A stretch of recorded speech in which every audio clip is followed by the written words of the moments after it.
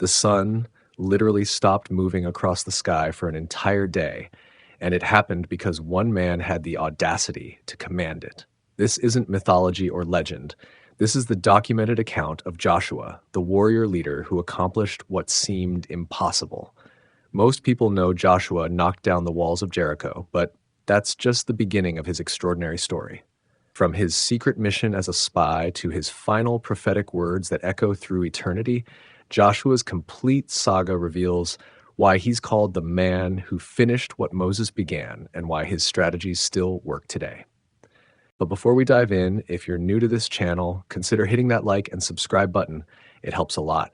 Also, let us know where you're watching from and what time it is. We'd love to hear from you. So without further ado, let's begin, shall we? Prologue: The death of Moses. The desert wind carries whispers of change across the camp of Israel. 40 years of wandering have carved deep lines into weathered faces. The man who led them from Egypt's chains lies silent now on Mount Nebo, his earthly journey complete. Joshua, son of Nun, stands at the edge of the Jordan Valley, his eyes fixed on the promised land beyond. The weight of 2 million souls presses upon his shoulders. Moses is gone. The shepherd who spoke with God face to face has been buried by divine hands in a valley no man will ever find. For decades, Joshua walked in Moses' shadow. He carried the great leader's staff, delivered his messages, and learned the rhythm of divine conversation. Now silence fills the tent where God's voice once thundered. The pillar of cloud rests motionless above the tabernacle. Israel waits. Memory floods Joshua's mind like river water after rain. He sees himself as a young man, sword in hand, fighting Amalek while Moses lifted holy arms on the hilltop. Victory came not through Joshua's skill, but through Moses' prayers. Always the lesson remained the same. Success flows from heaven, not from human strength. The night deepens around the camp. Cooking fires dim to glowing embers, children sleep while mothers hum ancient songs, but Joshua cannot rest. Tomorrow will bring questions he's never faced alone. Where should they march? When should they fight? How can mortal words replace the voice that split seas and brought water from stone? A gentle breeze stirs the tent flaps. Joshua lifts his head, sensing something more than wind. The air itself seems to shimmer with presence. Then comes the voice he's waited to hear, warm as a father's embrace, yet mighty as thunder over mountains. Moses, my servant, is dead. Now arise. Cross this Jordan with all Israel into the land I give them. Every place your foot treads becomes yours, as I promised Moses. From wilderness to Lebanon, from the great river Euphrates to the western sea, all shall be your territory. Divine words pour like honey over Joshua's anxious heart. God speaks of courage, not once, but thrice. Be strong and brave for the people. Be strong and brave for the law. Be strong and brave, for my presence goes with you. The repetition creates rhythm, like waves washing fear from a troubled shore. I will never leave you nor forsake you, the voice continues. As I was with Moses, so I am with you. No man shall stand before you all your days. Only be careful to obey everything written in the law. Meditate on it day and night. Then your way will prosper, and you will have good success. The presence lifts like morning mist, leaving Joshua alone, yet not alone. His trembling stops, his breathing steadies. The mantle passes from Moses to his chosen successor, invisible yet tangible as sunrise after the longest night. Joshua stands and walks through the sleeping camp, past the tribe of Judah with their lion banners, past Ephraim and Manasseh, children of Joseph, past Benjamin, smallest yet fierce. Each tent holds a family, each family a story, each story a thread in the great tapestry God weaves across generations. At Moses' tent, Joshua pauses. The great leader's cloak hangs empty on its peg. His staff leans against the tent pole, smooth from decades of faithful use. Everything waits in perfect order, as if Moses might return at any moment. But the tent feels hollow now, an empty shell beside the sea. Joshua touches the staff, feeling its familiar weight. Wood seasoned by years of service, carved by Moses' own hands during quiet desert evenings. This rod has pointed toward water in dry places, has been lifted in blessing over grateful crowds. Now it passes to younger hands, ready or not. The camp stretches endlessly in every direction. 12 tribes arranged by divine command around the sacred tabernacle. 2 million souls who remember Egypt's slavery, who've tasted manna's sweetness, who've seen water gush from solid rock. They've witnessed miracles beyond counting. Yet they've also grumbled, rebelled, and turned away from God's goodness time and again. Now they stand at the threshold of promise. 40 years of testing have prepared them for this moment. The generation that feared Canaan's giants lies buried in wilderness sand. Their children, born under desert stars, know only God's provision and protection. They've never carried Egyptian chains. They've never bowed to Pharaoh's whip. Freedom is their birthright, faith their inheritance. Joshua returns to his tent as dawn paints the eastern sky. The voice of God echoes in his memory like music. Moses is gone, but the mission continues. The promises remain. The God who split the Red Sea will part the Jordan's waters. The hand that fed them manna will give them milk and honey. The presence that guided them through wilderness will lead them into conquest. A new chapter begins with the rising sun. Joshua, once the faithful assistant, becomes Joshua the commander. The man who finished what Moses began stands ready. His heart beats steady now, strengthened by divine assurance. God has spoken. The people will follow. The land awaits. Who was Joshua? Before he became a conqueror, Joshua was a slave. Born in Egypt's brick pits, raised under Pharaoh's whip, he learned early that freedom costs blood. His Hebrew name, Hoshea, meant salvation, but Moses changed it to Joshua. The Lord saves. The name proved prophetic. Joshua's tribe was Ephraim, son of Joseph, heir to double portions and dreams of greatness. Yet greatness seemed impossible in Egypt's slave quarters. Hebrew children died at birth by royal decree. Hebrew men groaned under impossible burdens. Hebrew women wept over empty cradles. Hope flickered like candle flames in desert wind. Then came Moses, staff in hand and God's fire in his eyes. Plagues fell like hammer blows on Egypt's pride. The Red Sea parted like torn curtains. 600,000 Hebrew slaves walked free, carrying centuries of accumulated grief toward a promised tomorrow. Joshua walked among them, young and strong and ready for whatever came next. Freedom brought its own challenges. The wilderness stretched vast and trackless under burning skies. Water ran short. Food supplies dwindled. The people complained with voices that carried across empty miles. Moses bore their grumbling like Atlas carried the world, shoulders bent under the weight of tribal discontent. Joshua watched and learned. Leadership meant bearing burdens others couldn't carry. It meant standing firm when storms of criticism howled around your head. It meant trusting God's voice when human wisdom counseled retreat. Moses became his teacher, though neither man knew it at first. The first test came at Rephidim. Amalek's warriors swept down from the hills like wolves among sheep. Israel had no army, no weapons, no battle experience. They were escaped slaves facing seasoned fighters. But Moses called Joshua forward and spoke words that changed everything. "Choose men for us and go fight Amalek. Tomorrow I'll stand on the hilltop with God's staff in my hand." Choose men. Go fight. Simple commands that thrust Joshua into military leadership. He had no training for this moment, no academy education, no studied tactics. But sometimes God chooses the unlikely for the impossible. Joshua gathered Israel's strongest sons and prepared for battle. The fight raged from dawn to dusk. Joshua led from the front, sword singing through desert air. Yet victory depended not on his skill, but on Moses' lifted hands. When Moses raised his arms in prayer, Israel prevailed. When weariness dropped his hands, Amalek gained ground. Aaron and Hur propped up Moses' arms until sunset brought complete victory. The lesson burned deep into Joshua's soul. Battles are won in heaven before they're fought on earth. Prayer matters more than strategy. God's presence counts for more than human strength. The young warrior stored these truths like treasure in his heart. Years passed in desert wandering. Joshua served as Moses' aide, carrying messages and learning the weight of leadership. He accompanied Moses up Mount Sinai, waiting in holy silence while God wrote commandments in stone. He guarded the tent of meeting, watching divine glory settle like luminous cloud over sacred space. But Joshua's greatest test came at Kadesh Barnea. Moses chose 12 spies to scout the promised land, one from each tribe. Joshua represented Ephraim. Caleb spoke for Judah. 10 others completed the secret mission. For 40 days, they explored Canaan from desert to mountain, measuring cities and counting soldiers. The land exceeded every promise. Grapes hung in clusters so heavy 2 men couldn't carry them. Milk and honey flowed like rivers. Rich soil stretched fertile under generous skies. God's gift surpassed their wildest dreams, but giants lived there too. Anakim with spears like cedar trees and voices like thunder.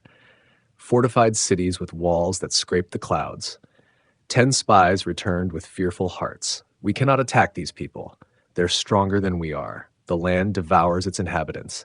We saw giants there, descendants of Anak. We seemed like grasshoppers in our own eyes, and that's how we look to them. Fear spreads faster than plague. Within hours, the entire camp wailed with despair. They spoke of choosing new leaders, of returning to Egypt's familiar chains, better slavery than death in Canaan's hills, better known suffering than uncertain conquest. Only two voices spoke against the tide. Caleb and Joshua stood before the assembled multitude, their clothes torn in grief, their hearts breaking over Israel's faithlessness. The land we passed through and explored is exceedingly good, Joshua declared. If the Lord delights in us, he'll bring us into this land and give it to us, a land flowing with milk and honey. Only don't rebel against the Lord. Don't fear the people of the land because they're bread for us. Their protection has departed from them, but the Lord is with us. Don't fear them. The crowd reached for stones to silence the faithful spies, but God's glory blazed sudden and terrible above the tabernacle. Divine wrath kindled against the rebels. Only Moses' intercession saved them from immediate destruction. Yet judgment fell nonetheless.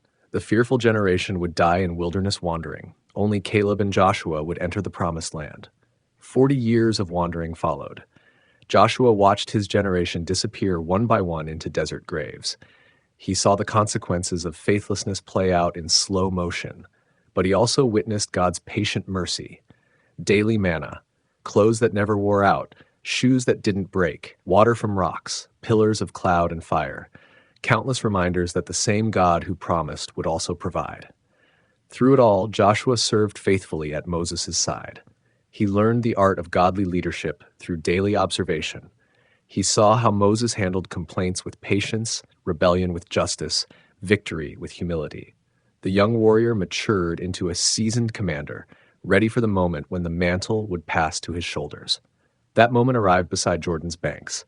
Moses was gone, the promises remained. Joshua stood at the threshold of destiny, shaped by slavery, tested in battle, proven in faithfulness. The boy born in Egypt's brick pits had become Israel's chosen general. His name meant the Lord saves. Soon all the world would learn what salvation looked like when God went to war. Joshua and the mantle of leadership. The morning came when Moses would climb his final mountain. Joshua stood beside the great leader as they looked across Jordan's valley toward the land of promise. 40 years of shared journeys had prepared them both for this moment, yet neither felt ready for goodbye. Moses' eyes still blazed with divine fire, though his body carried the weight of 120 years. His voice remained steady, his mind sharp as polished bronze. But God had spoken. This was Moses' final day among the living. The mountain would be his burial place, though no man would ever find his grave. "Gather the people," Moses commanded. His words carried across the camp like wind through wheat fields. Within the hour, all Israel assembled before the tabernacle. 12 tribes arranged in perfect order, faces turned toward their departing shepherd. Children pressed close to parents. Elders leaned on walking sticks. Everyone sensed the weight of this moment. Moses spoke with a voice that had commanded seas and summoned bread from heaven. "I am 120 years old today. I can no longer go out and come in. The Lord has said I shall not cross this Jordan. But Joshua will cross over before you, as the Lord has spoken. He will destroy the nations ahead of you, and you shall possess their land." The formal words carried deeper meaning. Leadership was passing from the old to the young, from the lawgiver to the warrior, from the one who brought them out to the one who would bring them in. Moses had led them from slavery. Joshua would lead them to victory. Then Moses turned to Joshua before all Israel. His weathered hands rested on younger shoulders.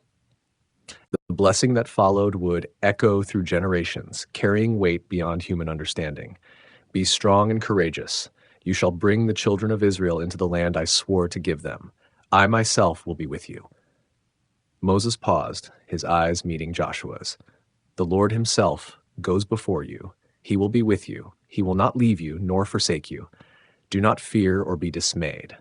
The words fell like gentle rain on thirsty ground. Joshua felt their power settling into his bones, strengthening him for battles yet to come. This was more than encouragement. This was prophetic blessing. divine appointment, the formal passing of authority from God's chosen servant to his successor. But Moses wasn't finished. His voice rose to address all Israel once more. Be strong and courageous, all you people of the land. Take care to observe all the law which Moses my servant commanded you. Do not turn from it to the right or left, that you may prosper wherever you go. The law, given at Sinai amid thunder and lightning, written by God's own finger on tablets of stone, expanded through 40 years of wilderness instruction.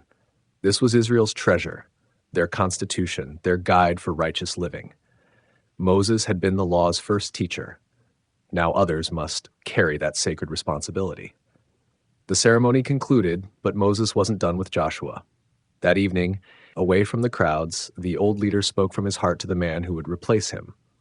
I've watched you grow from young warrior to seasoned commander, Moses said. You've seen God's power at work. You've witnessed his faithfulness through 4 decades of testing.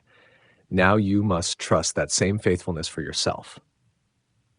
Joshua listened in respectful silence as Moses continued. The people will test you as they tested me.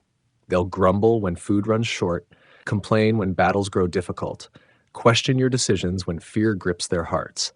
Remember then what you've seen with your own eyes. God who split the Red Sea can part the Jordan. God who fed us manna can give us victory in Canaan. The old prophet's voice grew tender. I won't be there to guide you, but God will be. Listen for his voice as you've heard me listen. Seek his face as you've watched me seek it. The same God who called me from the burning bush calls you to complete what I began.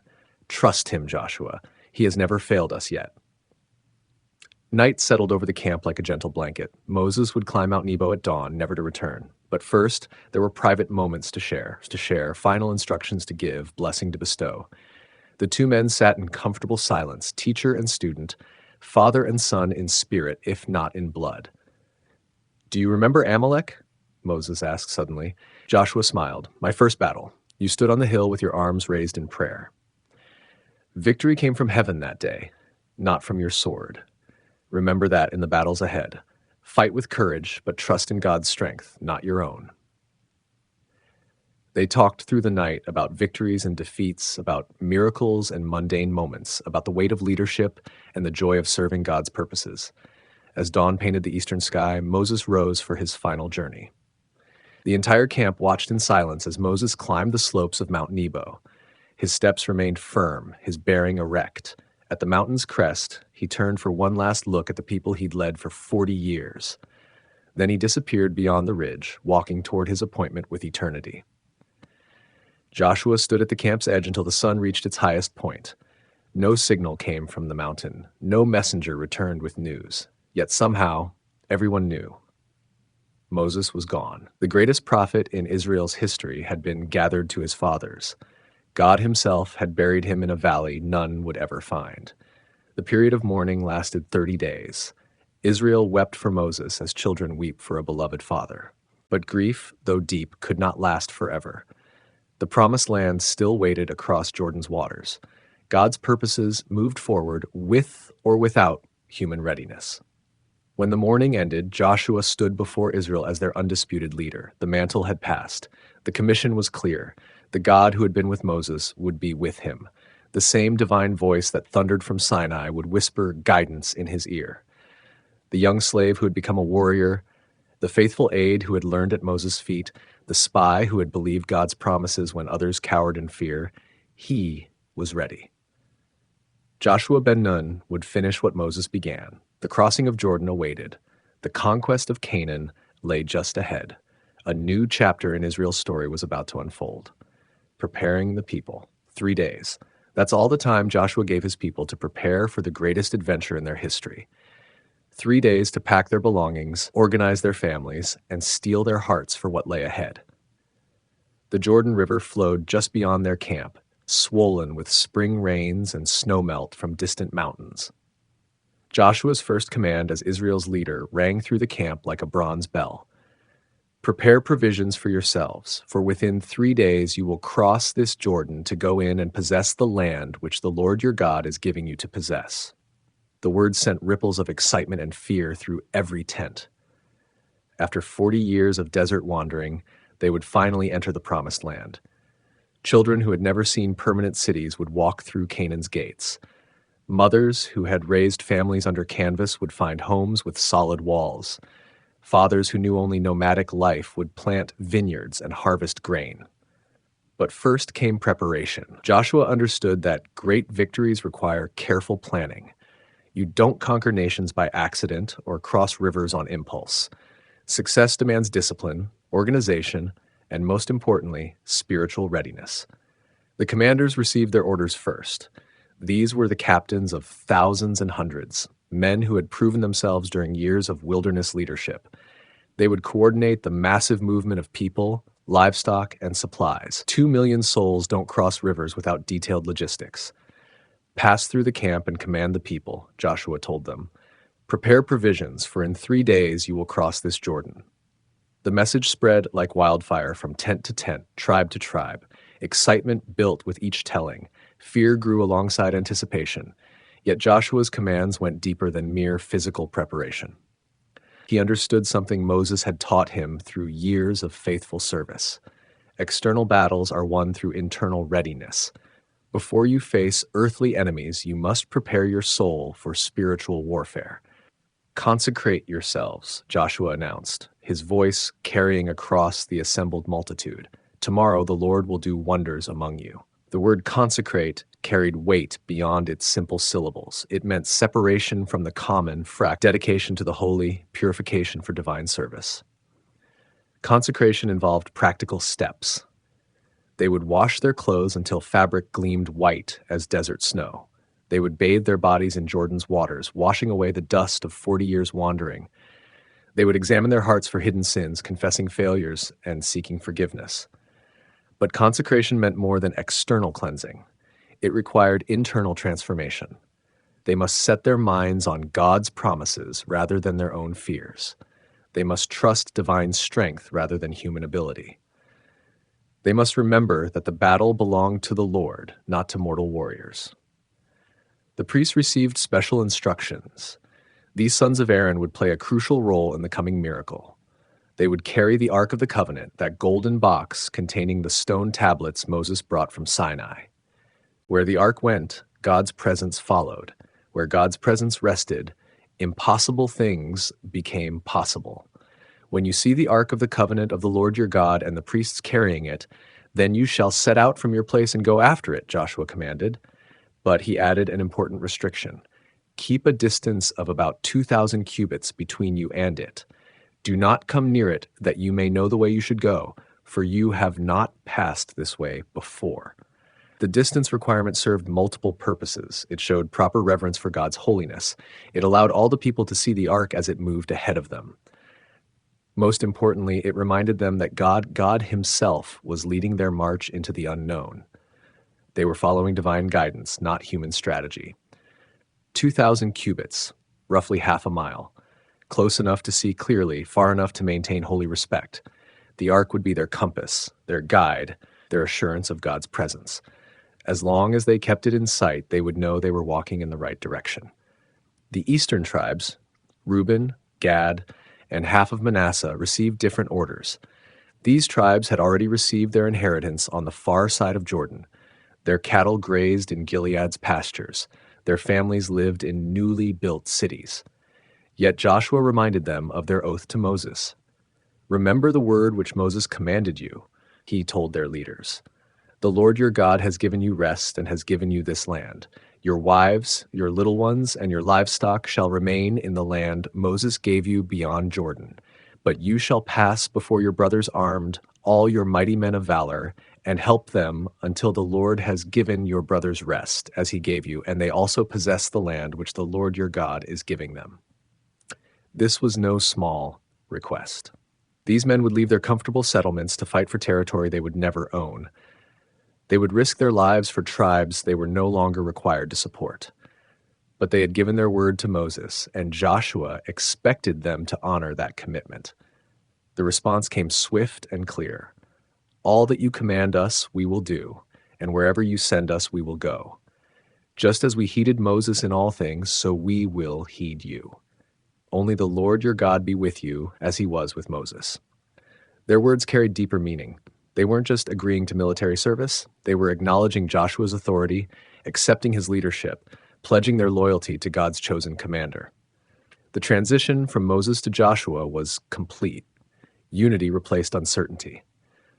As the 3 days progressed, the camp transformed from a collection of nomadic families into an organized military force. Men sharpened swords and checked armor.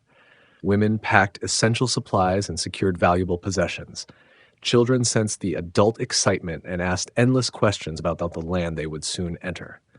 But beneath the surface preparations, something deeper was happening. Hearts were being prepared for miracle. Souls were being readied for divine intervention. The same God who had split the Red Sea was about to part Jordan's waters. The generation that had only heard about the first miracle would witness the second with their own eyes. Fear and faith wrestled in every heart. The spies' reports from 40 years ago still echoed in tribal memory. Giants lived in the Promised Land, fortified cities dotted the landscape, experienced armies defended every mountain pass. How could former slaves conquer such enemies? Yet they had seen God's power at work. Manna had fallen from heaven for 40 years. Water had gushed from solid rock. Clothes had never worn out. Shoes had never broken. Fire had protected them by night, cloud by day. The same God who had provided would surely give victory. Joshua walked through the camp during those 3 days of preparation. He spoke with tribal leaders, encouraged worried mothers, blessed excited children. His presence reminded everyone that they were not alone in this great adventure. God had chosen their leader. God would guide their steps. God would grant their success. The third evening arrived with Jordan still flowing between them and their destiny. Tomorrow would bring the crossing. Tonight brought final preparations, last prayers, ultimate consecration. 2 million people settled into sleep, knowing that dawn would change everything forever. The crossing of the Jordan dawn breaks over Jordan's banks with promise shimmering in the morning air. The river runs high and swift, fed by melting snow from Lebanon's peaks and spring rains from distant hills. Brown water churns between muddy banks, carrying debris from upstream settlements. This is Jordan at flood stage, impossible to ford, dangerous to approach, seemingly insurmountable. Yet God has spoken. Today his people will cross on dry ground. Today the impossible becomes inevitable through divine power. The same God who parted the Red Sea will stop Jordan's flow. The generation that only heard stories of the first miracle will witness the second with their own eyes. Joshua rises before sunrise and walks among the sleeping tribes. 2 million people stretch across the valley floor like scattered stars. 12 banners mark 12 tribal camps arranged in perfect order around the sacred tabernacle. Everything awaits the signal to move forward into history. The Ark of the Covenant rests in its appointed place, tended by priests who have prepared all night for this moment. Golden cherubim spread protective wings over the mercy seat where God's presence dwells. Inside the sacred box lie the stone tablets Moses brought from Sinai, Aaron's budded rod, and a pot of manna, tokens of God's faithfulness through 40 years of wilderness wandering. "Arise, commanders of the people," Joshua calls softly. His voice carries the quiet authority of divine appointment. Today we cross Jordan into the land of promise. Today we begin the conquest God has ordained. Today former slaves become conquerors through his mighty hand. The officers move through camp like gentle wind through wheat fields. "Rise up, children of Israel, prepare your hearts for miracle. Today the Lord your God will do wonders among you such as you have never seen." Families stir in their tents. Children rub sleep from wondering eyes. Mothers gather precious belongings while fathers check weapons and supplies. The great migration begins with whispered prayers and racing hearts. Today changes everything forever. Joshua stands before the priests who bear the ark. These sons of Aaron have carried the sacred burden through decades of desert wandering. They know the weight of God's presence, the responsibility of holy service, the privilege of approaching the unapproachable. Today, their faithfulness will be tested as never before.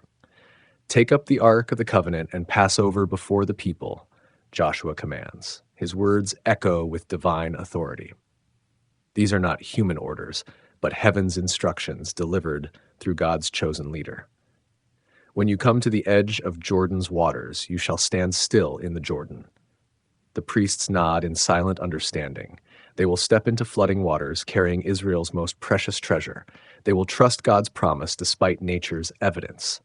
They will demonstrate faith when sight counsels fear. This is what it means to serve the living God. Behind the ark, Israel arranges itself for the greatest parade in human history. Judah's tribe takes the lead, their lion banners bright in morning sunlight. Behind them march the other tribes in appointed order: Issachar, Zebulun, Reuben, Simeon, Gad, Ephraim, Manasseh, Benjamin, Dan, Asher, Naphtali. Each family carries their earthly treasures. Each person bears hopes and dreams shaped by 4 decades of divine preparation. The eastern tribes, Reuben, Gad, and half of Manasseh, march at the front in full battle array. These men have left comfortable homes beyond Jordan to help their brothers claim the promised inheritance. Their wives and children remain in safety, while these warriors honor their oath to Moses.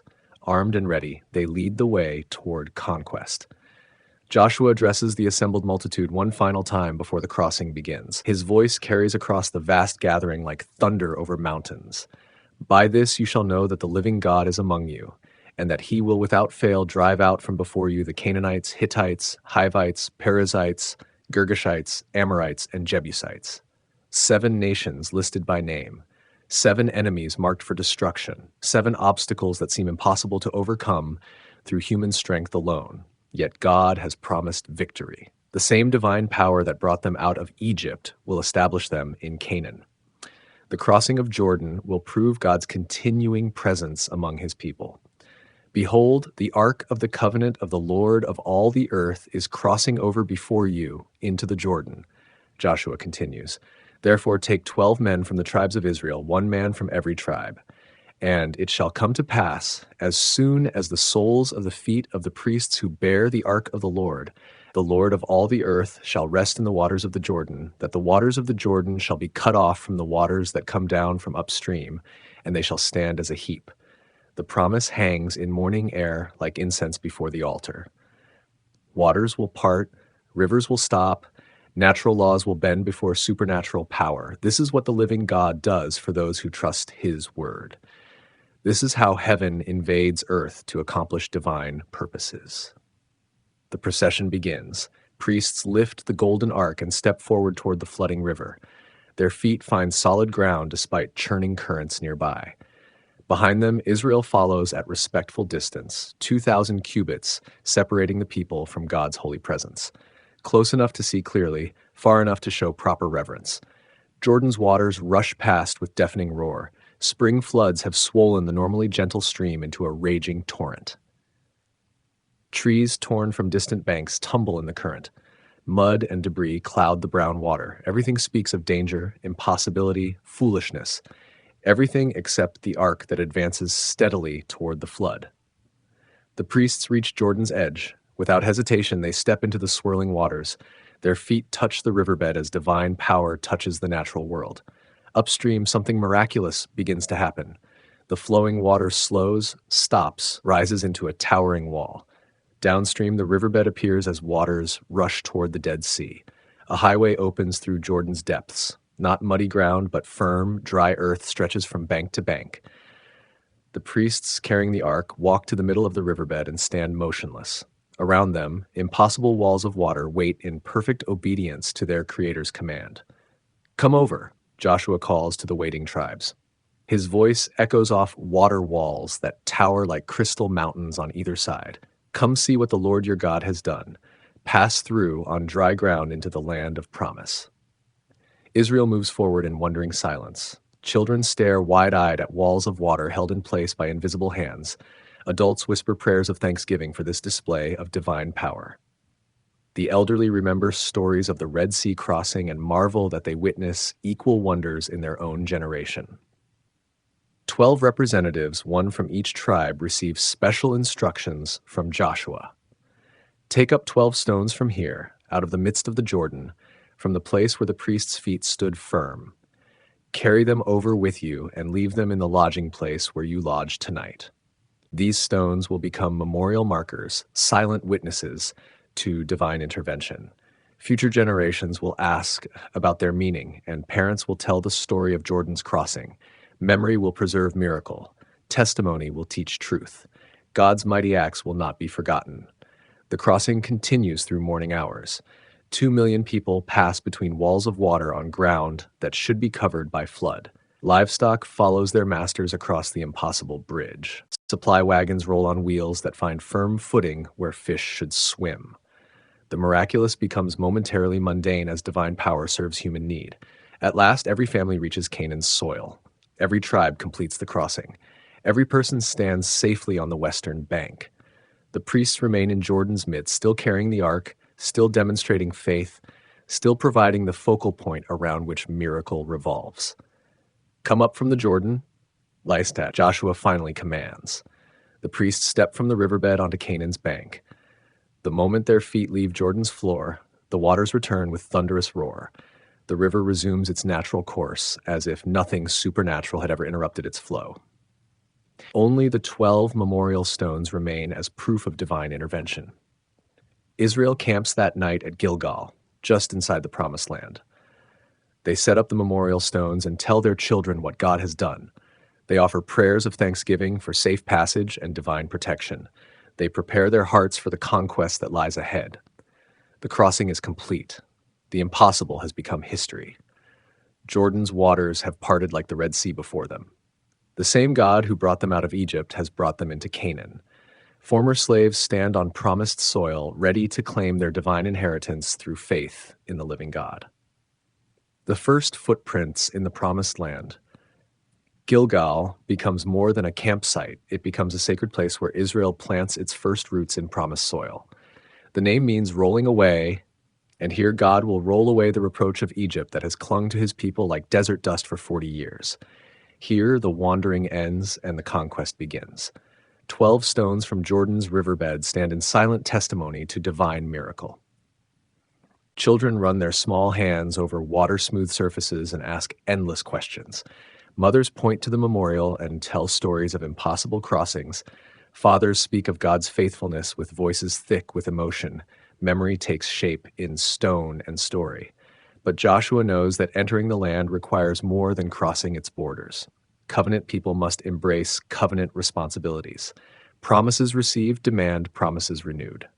Before they can claim God's gifts, they must acknowledge God's lordship over their lives. The command comes clear and unmistakable. Make flint knives and circumcise the sons of Israel again the second time. The words send ripples of understanding through the camp. A generation born in wilderness wandering has not received the sign of covenant relationship. Their fathers fled Egypt in haste with no time for proper ceremonies.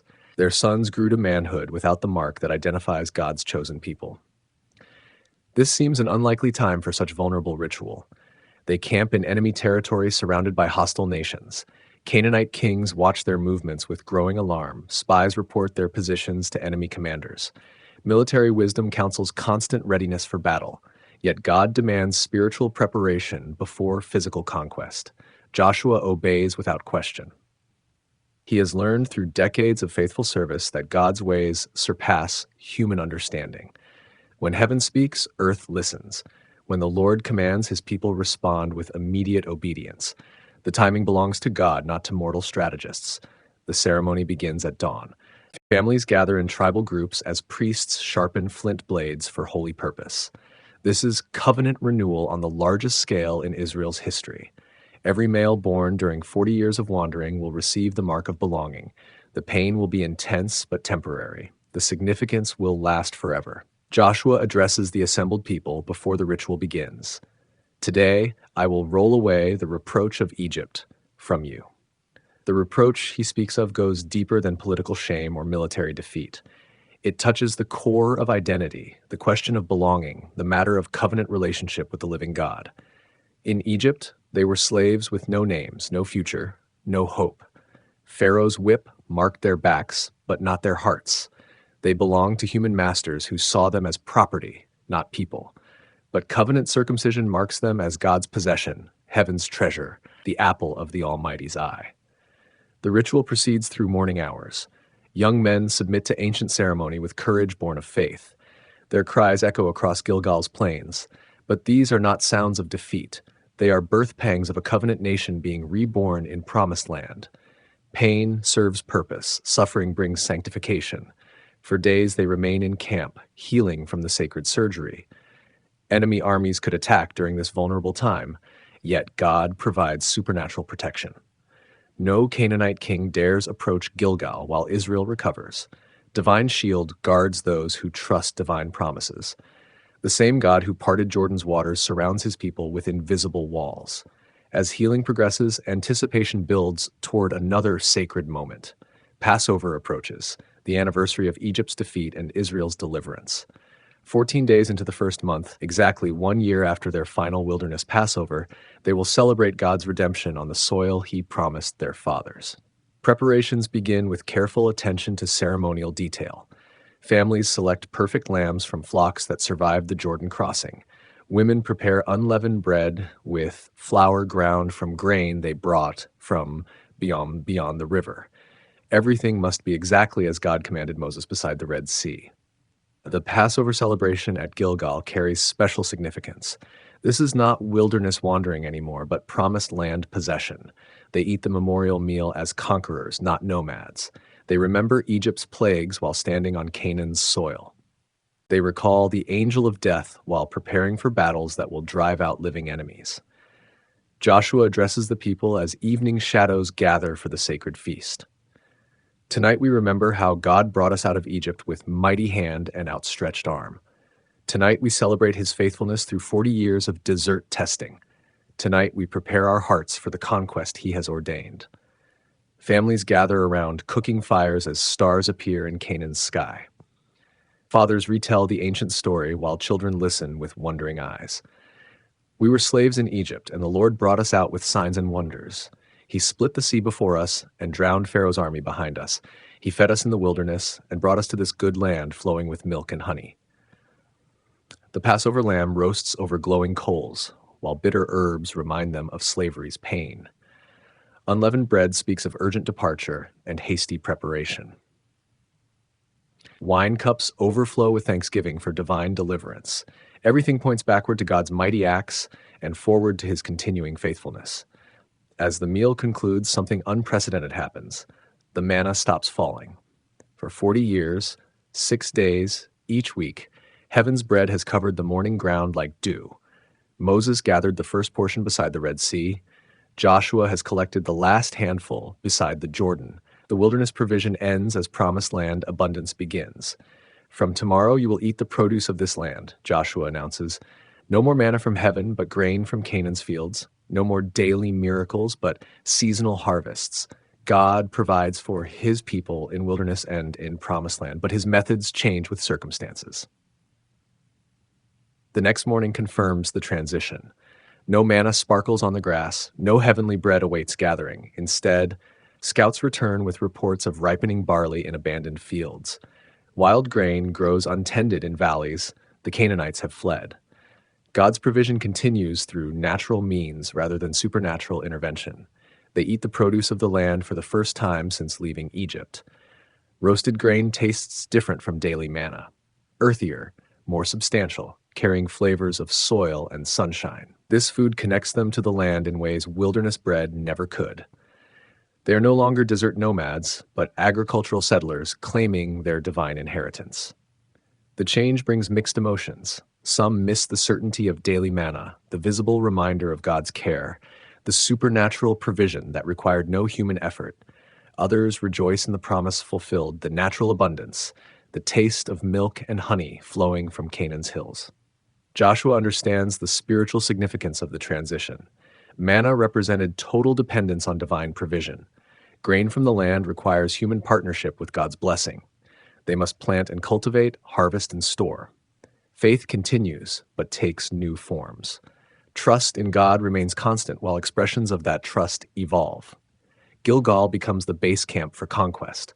Here they will return after each military campaign. Here they will divide the spoils of victory. Here they will remember Jordan's crossing and covenant renewal. Here they will teach their children about God's faithfulness through impossible circumstances. The memorial stones stand as permanent reminders of divine intervention.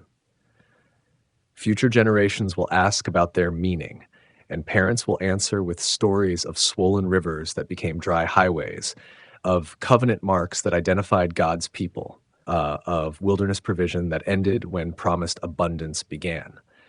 Israel's first footprints in Promised Land have been planted at Gilgal. The reproach of Egypt has been rolled away through covenant obedience. Passover has been celebrated on soil their fathers only dreamed of seeing. Manna has ended as natural provision begins. The transition from wandering to conquest, from nomads to settlers, from promise to possession has begun in earnest. Ahead lie battles that will determine whether faith proves stronger than fear, whether God's promises overcome human obstacles, whether former slaves can become conquerors through divine strength. The commander of the Lord's army appears. Joshua walks alone near Jericho's walls as evening shadows stretch across Canaan's plains. The city looms before him like a mountain of stone and timber, its massive fortifications rising toward heaven in defiant challenge. Guard towers punctuate the walls at regular intervals. Bronze spear points glint in fading sunlight. This will be Israel's first test in the Promised Land, and it appears impossible. The spy reports echo in Joshua's memory. Jericho's walls are thick enough for houses to be built upon them. The gates are barred with bronze and reinforced with iron. Seasoned warriors patrol the ramparts day and night. The city has never fallen to siege, never surrendered to enemy force. It stands like a fortress mountain between Israel and their destiny. Joshua's thoughts wrestle with strategy and doubt. How do former slaves conquer such strongholds? Moses led them out of Egypt, but Moses never faced fortified cities. The wilderness provided different challenges: finding water, gathering food, managing tribal disputes. But siege warfare requires skills Israel has never learned, weapons they don't possess, patience they've rarely shown. The sun drops behind distant hills as Joshua continues his solitary reconnaissance. He needs to see Jericho up close, to study its defenses, to understand what God expects him to accomplish. 2 million people camp at Gilgal, waiting for orders that seem impossible to give. Their leader must find wisdom somewhere beyond human understanding. Movement catches his eye. A figure approaches through the gathering dusk, walking with purposeful stride across the empty plain. At first, Joshua assumes this is one of his scouts returning with intelligence about enemy positions, but something about the stranger's bearing suggests more than mortal authority. The man draws near, and Joshua sees details that make his warrior's heart race with alarm. A drawn sword gleams in the figure's hand, not sheathed for peace, but ready for battle. The stranger's clothing suggests neither Israelite nor Canaanite origin. His face carries an otherworldly quality that speaks of realms beyond human experience. Joshua's hand moves instinctively to his own sword hilt. Friend or enemy? Ally or threat? The moment hangs between them like morning mist before sunrise. Then Joshua finds his voice and asks the question that will change everything. Are you for us or for our adversaries? The stranger's response comes with quiet authority that seems to shake the very ground beneath their feet. No, but as commander of the army of the Lord, I have now come. The words hit Joshua like lightning from a clear sky. This is no mortal warrior, but a heavenly general. Not an earthly ally, but the captain of celestial hosts. The sword in his hand commands legions of angels. The authority in his voice governs powers and principalities beyond human comprehension. Joshua's warrior pride crumbles into dust. His military concerns shrink to nothing before this divine encounter. Without hesitation, he falls on his face before the heavenly commander, worship replacing warfare in his heart. What does my Lord say to his servant? The prostrate posture feels more natural than standing upright. Joshua recognizes authority that surpasses his own, power that dwarfs human strength, wisdom that makes earthly strategy seem foolish. He is no longer Israel's general planning siege tactics, but a humble servant awaiting heavenly orders. Take your sandal off your foot, for the place where you stand is holy, the commander responds. The instruction echoes Moses' experience at the burning bush, when ordinary ground became sacred through divine presence. Wherever God appears becomes a sanctuary. Wherever heaven touches earth, transforms into holy ground.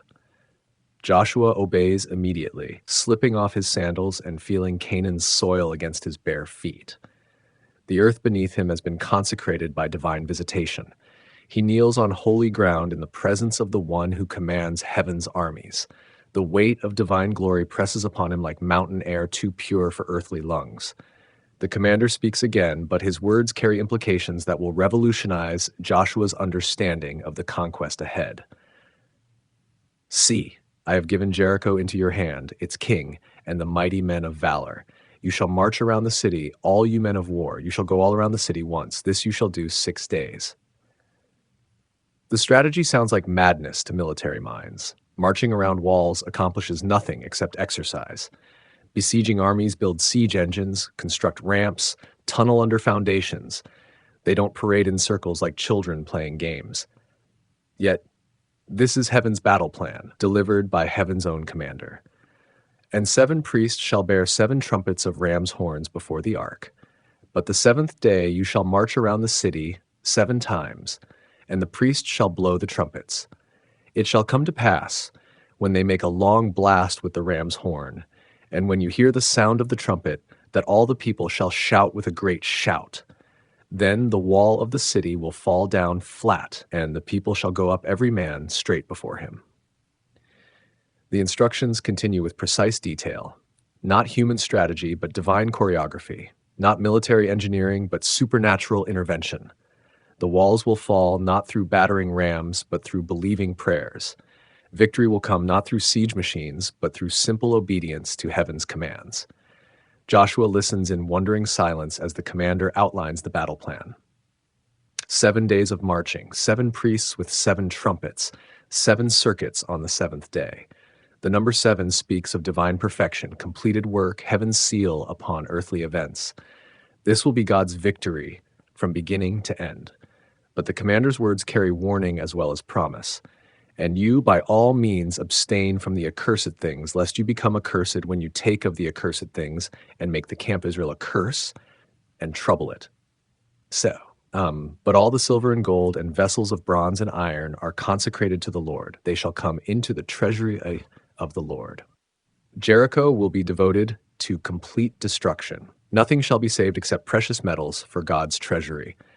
No plunder for personal gain, no trophies for human pride. This is holy war conducted according to heaven's standards. The city's destruction will demonstrate God's judgment upon Canaanite wickedness while providing for his sanctuary's needs. The encounter transforms Joshua's perspective on the entire conquest. This is not merely human warfare, but cosmic conflict. Not just Israelites against Canaanites, but heaven against hell, righteousness against wickedness, God's purposes against satanic opposition. The commander of the Lord's army fights alongside Israel, leading celestial forces into battle against spiritual enemies. Joshua understands now why the strategy seems impossible to human wisdom. When God fights, conventional tactics become irrelevant. When heaven's army marches, earthly strongholds crumble like sand castles before ocean waves. The same power that parted Red Sea and Jordan River will topple Jericho's walls through simple obedience to divine commands. The vision fades as mysteriously as it appeared. The commander vanishes like morning mist before sunrise. Joshua finds himself alone on the plain, his sandals beside him, his heart burning with divine encounter. But the memory remains burned into his soul like words written in fire. He rises from holy ground with new understanding. The conquest ahead belongs to God, not to mortal generals. Victory comes through faith, not through force. Israel's role is obedience, while heaven provides the power. The commander of the Lord's army has already won the battle. Joshua need only follow orders and watch divine strategy unfold. The warrior who approached Jericho with human concerns returns to camp with heavenly confidence. He has met the true general of this campaign. He has received marching orders from the supreme commander. He knows now that impossible walls will fall before the army of the living God. Tomorrow will bring the beginning of Jericho's end. 7 days of patient obedience will demonstrate that God's ways surpass human understanding. The first city in the Promised Land will fall not through military might, but through divine intervention. And all the world will know that the Lord of hosts fights for Israel. The siege of Jericho. Dawn breaks over Jericho with unusual quietness. The city that never sleeps stirs restlessly behind its towering walls. Guards peer nervously from watchtowers toward the Israelite camp at Gilgal. Rumors flow through narrow streets like water through dry channels. The people who crossed Jordan on dry ground are coming. The nation that conquered Egypt's gods prepares for war. Joshua rises before sunrise and walks among the tribes of Israel. 600,000 fighting men prepare for the strangest military campaign in human history. They sharpen no siege engines. They build no scaling ladders. They construct no battering rams. Instead, they prepare their hearts for a battle won through worship rather than warfare. The Ark of the Covenant stands ready in the morning light, tended by priests who have purified themselves for holy service. Golden cherubim spread protective wings over the mercy seat where God's presence dwells. This sacred box will lead the march, carrying heaven's power into earthly conflict. Where the ark goes, victory follows. 7 priests step forward with 7 ram's horn trumpets in their hands. These are not military instruments, but worship tools used in temple service and festival celebration. Yet today they become weapons of spiritual warfare, sounding notes that will shake foundations laid by human hands. The trumpets of God accomplish more than battering rams of men. Joshua addresses the assembled army with voice that carries divine authority. You shall not shout or make any noise with your voice, nor shall a word proceed out of your mouth until the day I say to you, shout, then you shall shout. The command seems strange to military minds. Armies advance with war cries and battle songs. They intimidate enemies with fierce shouts and clashing weapons. But this march requires different discipline. Silent obedience replaces noisy aggression. Quiet faith demonstrates greater power than loud threats. The procession forms according to heaven's blueprint. Armed men from the eastern tribes march first, their weapons gleaming in morning sunlight. Behind them walk the 7 priests with their ram's horn trumpets.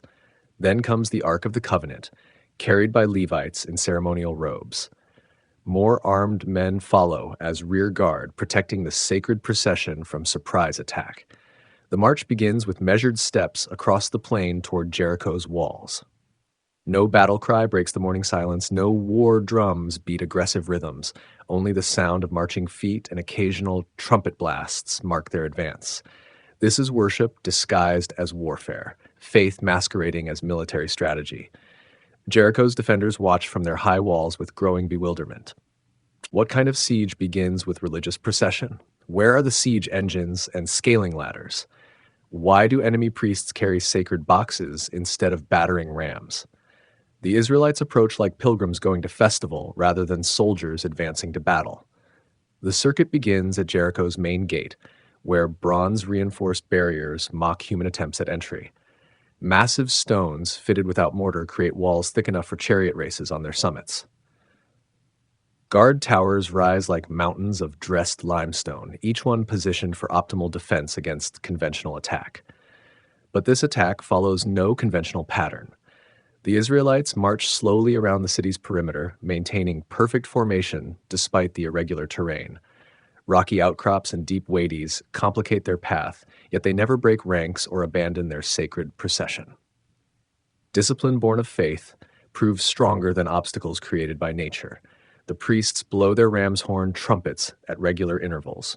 The haunting sound echoes off Jericho's walls like voices of ancient prophets calling for repentance. Long, low notes float across the morning air, carrying warnings that earthly strength cannot stand against heavenly power. The city's doom sounds in every trumpet blast. Behind Jericho's walls, people gather to watch the strange spectacle.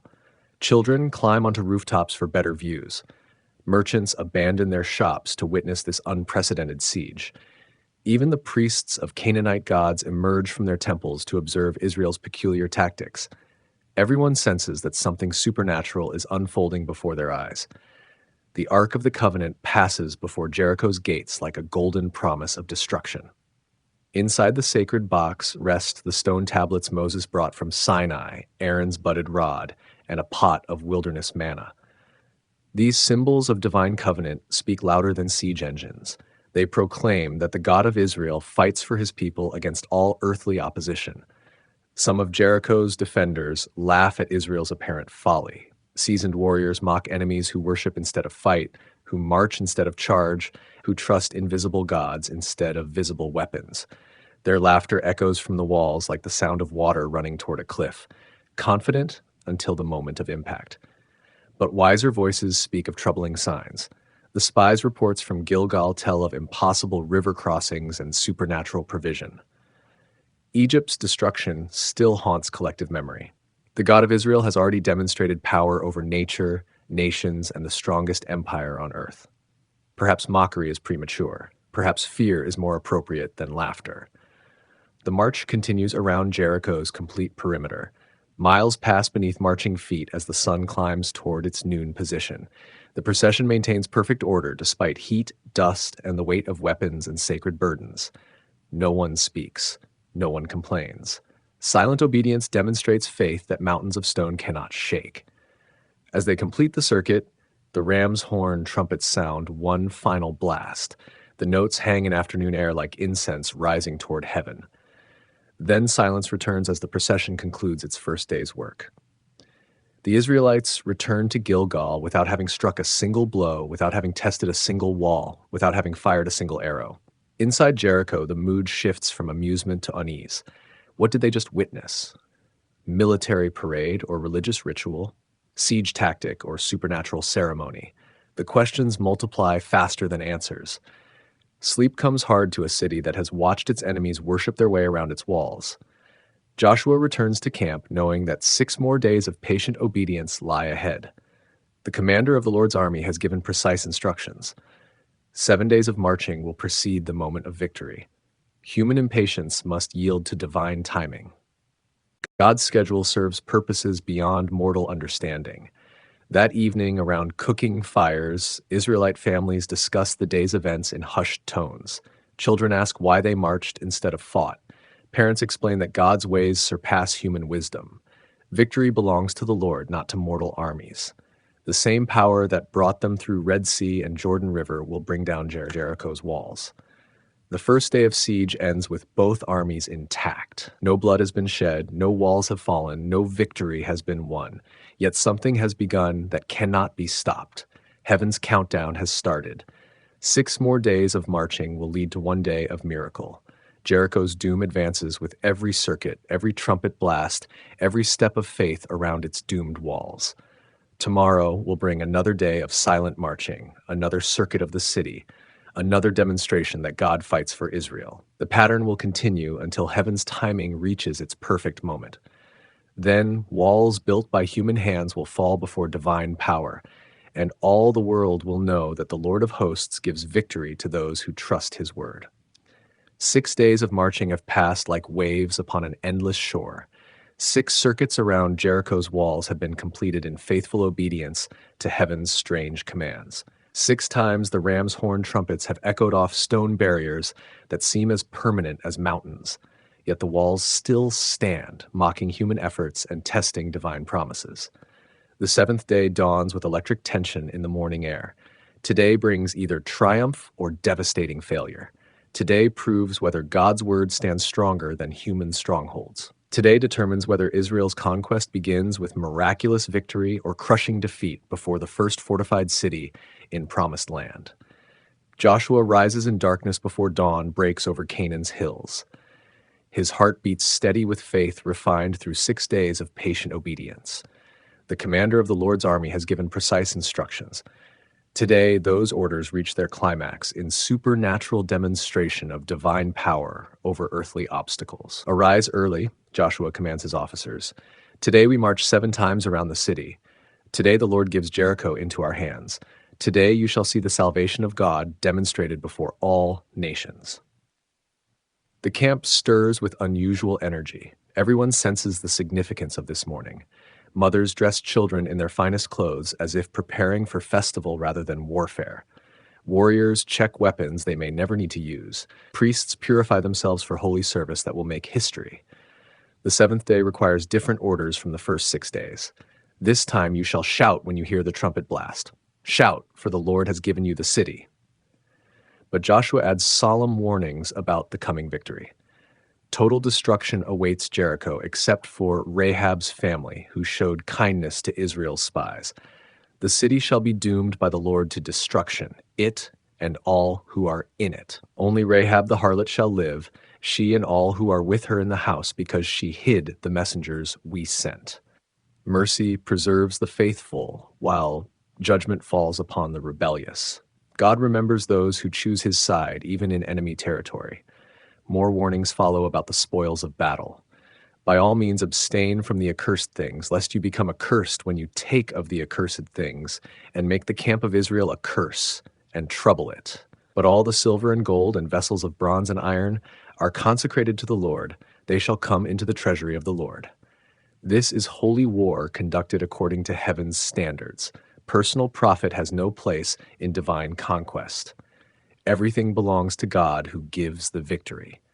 Human greed must not pollute spiritual triumph.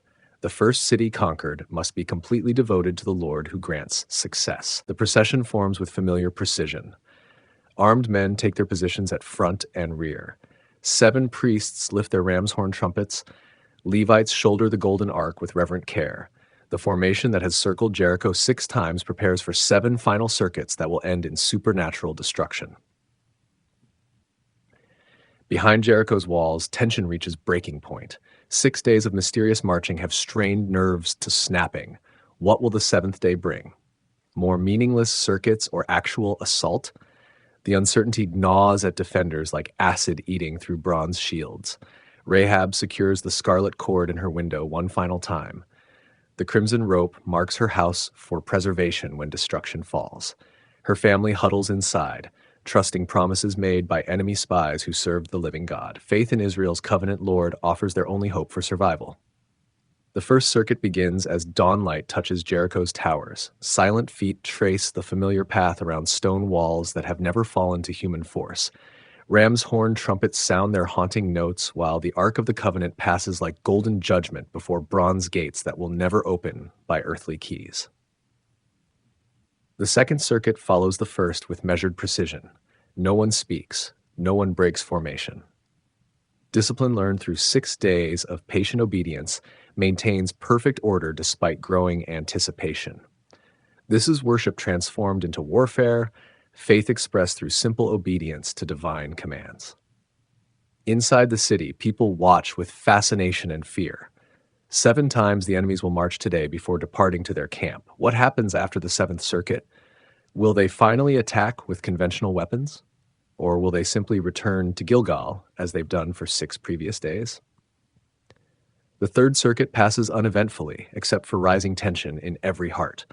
Jericho's defenders finger their weapons nervously.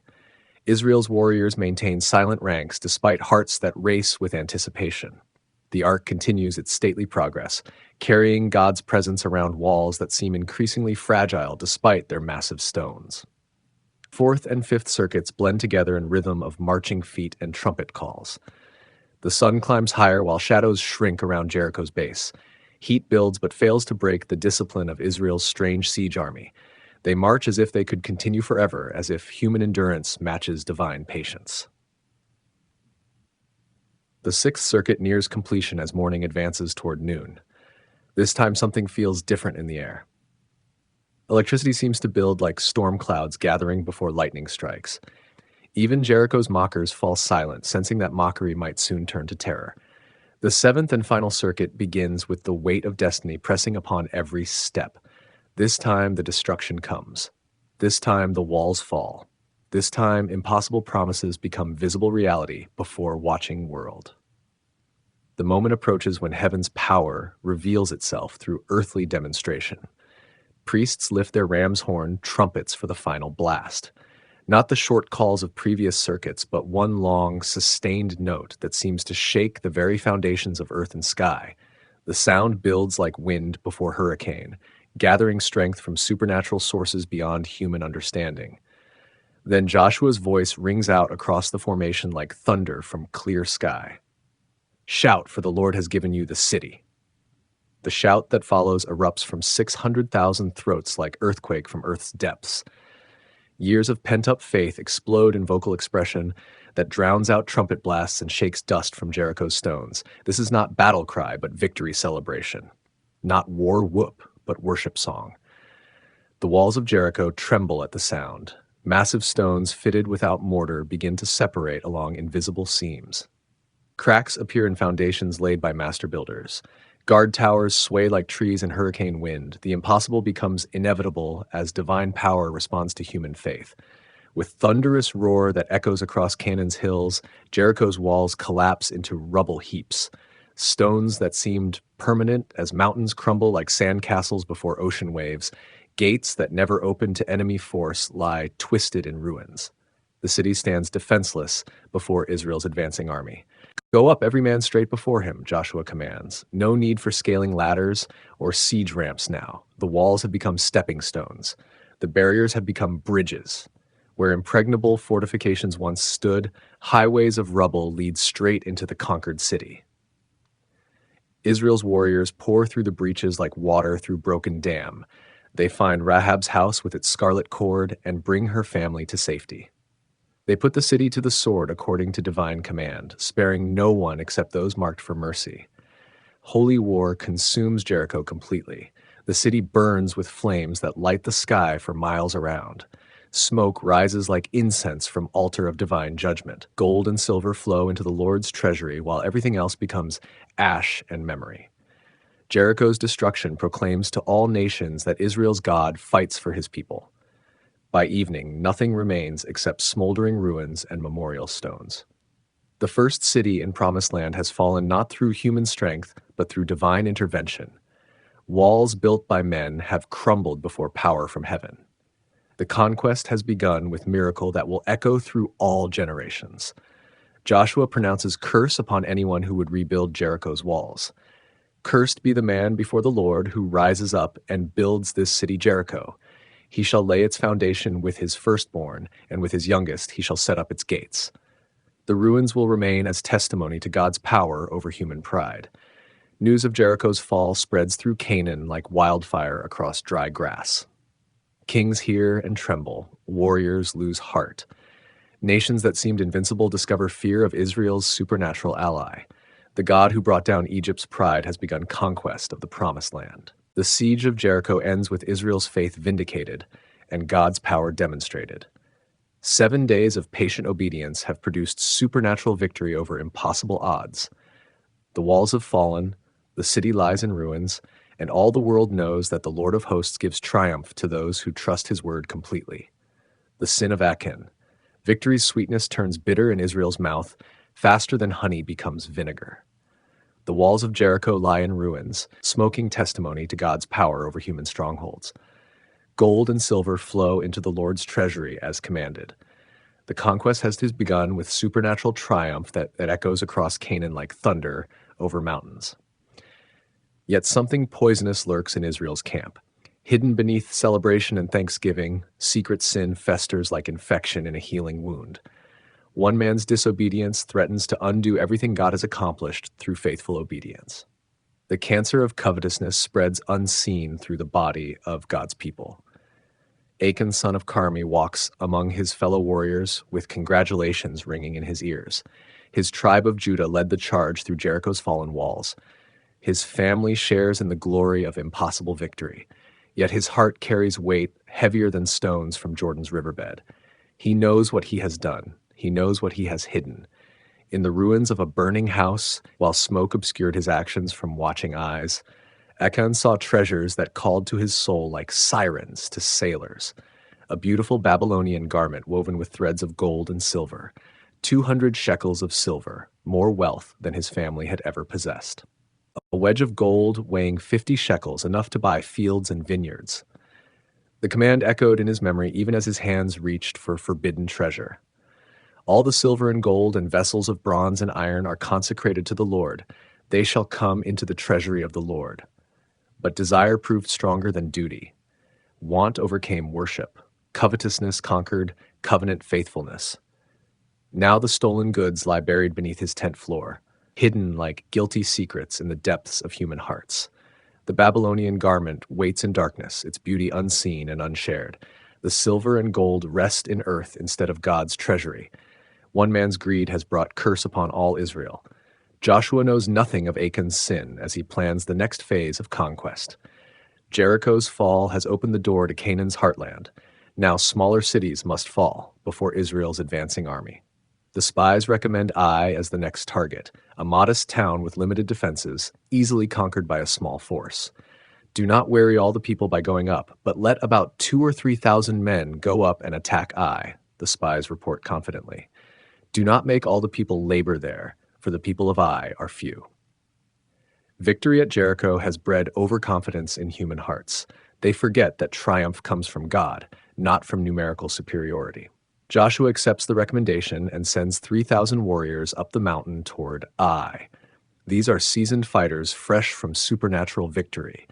They march with weapons that have tasted enemy blood, with hearts that have seen impossible walls fall. What could go wrong against a city that lacks Jericho's mighty fortifications? Everything goes wrong. The men of Ai pour from their gates like angry hornets from a disturbed nest. Instead of fleeing before Israel's reputation, they fight with desperate fury.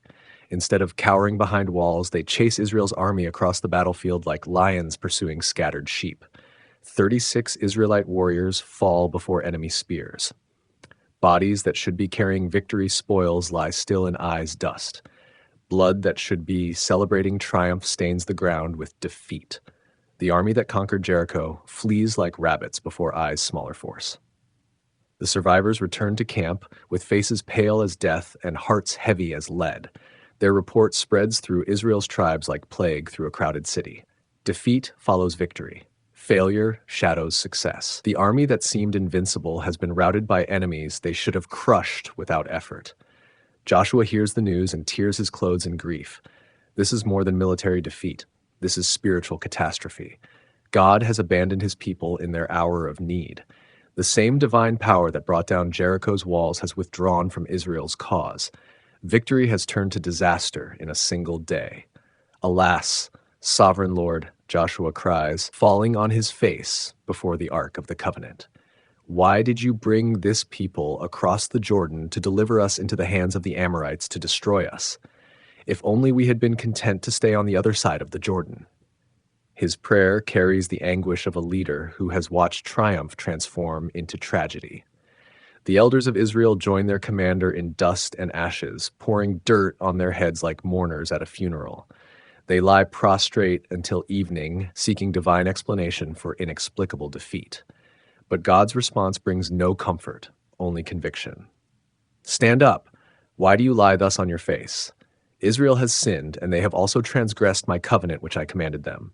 For they have even taken some of the accursed things, and have also stolen and also deceived, and also put it among their own stuff. The words strike Joshua's heart like lightning from clear sky. Sin in the camp, disobedience among the chosen. Someone has violated the ban on Jericho's treasures. Someone has brought curse upon all Israel through personal greed. Hidden transgression has produced public disaster. Therefore, the children of Israel could not stand before their enemies, but turned their backs before their enemies, because they have become doomed to destruction. God continues. Neither will I be with you anymore unless you destroy the accursed from among you. The divine diagnosis explains everything. Military defeat stems from spiritual failure. Physical enemies triumph when spiritual fellowship breaks down. God withdraws his presence from people who tolerate sin in their midst. Victory requires purity, not just superior numbers or better strategy. Joshua receives detailed instructions for finding the guilty party. Tomorrow will bring systematic examination of every tribe, every family, every individual until the hidden sin comes to light. The lot will reveal what human wisdom cannot discover. Divine justice will expose what human eyes cannot see. The night passes slowly in Israel's camp. Families whisper anxious questions around dying fires. Who has sinned? Which tribe harbors the guilty one? How can hidden transgression be discovered among 2 million people? Sleep comes hard when divine judgment hangs over the camp like storm clouds before lightning strikes. Dawn brings no relief, only the beginning of systematic investigation. Joshua rises early and calls for the sacred lots that will reveal God's choice. These are the Urim and Thummim, stones of decision that speak heaven's will through earthly means. What human wisdom cannot discover, divine revelation will expose. Come near according to your tribes, Joshua commands.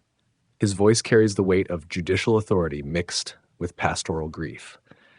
Somewhere among these 12 tribes stands a man whose greed has brought disaster upon all Israel. The lot will find him as surely as light exposes darkness. The tribe of Judah is taken. 400,000 people hold their breath as the sacred stones declare divine judgment. Not Reuben with his instability, not Simeon with his violence, not Levi with his zeal. Judah bears the guilt, The royal tribe that should lead in righteousness harbors rebellion in its ranks. The families of Judah come forward with trembling steps. Clan after clan presents themselves before the Ark of the Covenant. The lot falls upon the family of the Zarhites, descendants of Judah's son by Tamar. Among these households hides the guilty party who has brought curse upon God's people. The Zarhite families divide into smaller groups. Fathers stand with their sons while mothers clutch babies to anxious breasts. The lot narrows its focus like an arrow finding its target. The household of Zabdi is taken from among the Zarhites. The circle of suspicion tightens around fewer people. Finally, individual men from Zabdi's household stand before Joshua and the sacred lots. Hearts pound like war drums as divine justice narrows to its ultimate focus. Achan, son of Carmi, grandson of Zabdi, great-grandson of Zerah, stands trembling as the lot declares his guilt before all Israel. Joshua's heart breaks as he looks upon the condemned man. This is not an enemy warrior, but a brother in covenant, a fellow heir of God's promises, a man who should be celebrating victory instead of facing execution. Yet sin makes no distinction between friend and foe. Disobedience brings judgment, regardless of family connections. My son, I beg you, give glory to the Lord God of Israel and make confession to him, Joshua says with gentle authority. Tell me now what you have done. Do not hide it from me. His words offer final opportunity for honest repentance, last chance for truth to triumph over deception. Achan's resistance crumbles like walls before divine power. The weight of hidden guilt proves too heavy for human shoulders to bear. Words tumble from his lips like water through broken dam, carrying away months of accumulated shame and fear. Indeed, I have sinned against the Lord God of Israel, and this is what I have done, he confesses. When I saw among the spoils a beautiful Babylonian garment, 200 shekels of silver, and a wedge of gold weighing 50 shekels, I coveted them and took them, and there they are, hidden in the earth in the midst of my tent, with the silver under it. The confession brings no relief, only deeper anguish. Beauty became temptation. Wealth became idol. Desire became destruction. One moment of weakness has produced months of hidden guilt and national disaster. Personal sin has public consequences that ripple through entire communities. Joshua sends messengers running toward Achan's tent. They dig where he directs and find everything exactly as confessed. The Babylonian garment emerges from its hiding place, its golden threads tarnished by contact with earth and guilt. The silver appears beneath it, 200 shekels of wealth that has purchased only sorrow. The gold wedge reflects morning sunlight like tears on grieving faces. The evidence lies spread before all Israel like accusations written in silver and gold. Here is the cause of military defeat. Here is the reason for divine displeasure. Here is the proof that hidden sin inevitably comes to light when God investigates human hearts. Justice must be swift and complete. Why have you troubled us? The Lord will trouble you this day, Joshua declares. The sentence has already been pronounced by divine law. Touching devoted things brings death. Stealing from God's treasury demands capital punishment. The covenant allows no exceptions for honest confession or family connections. All Israel participates in the execution. Achan and his family, along with the stolen goods, are brought to the valley of Achor, the valley of trouble.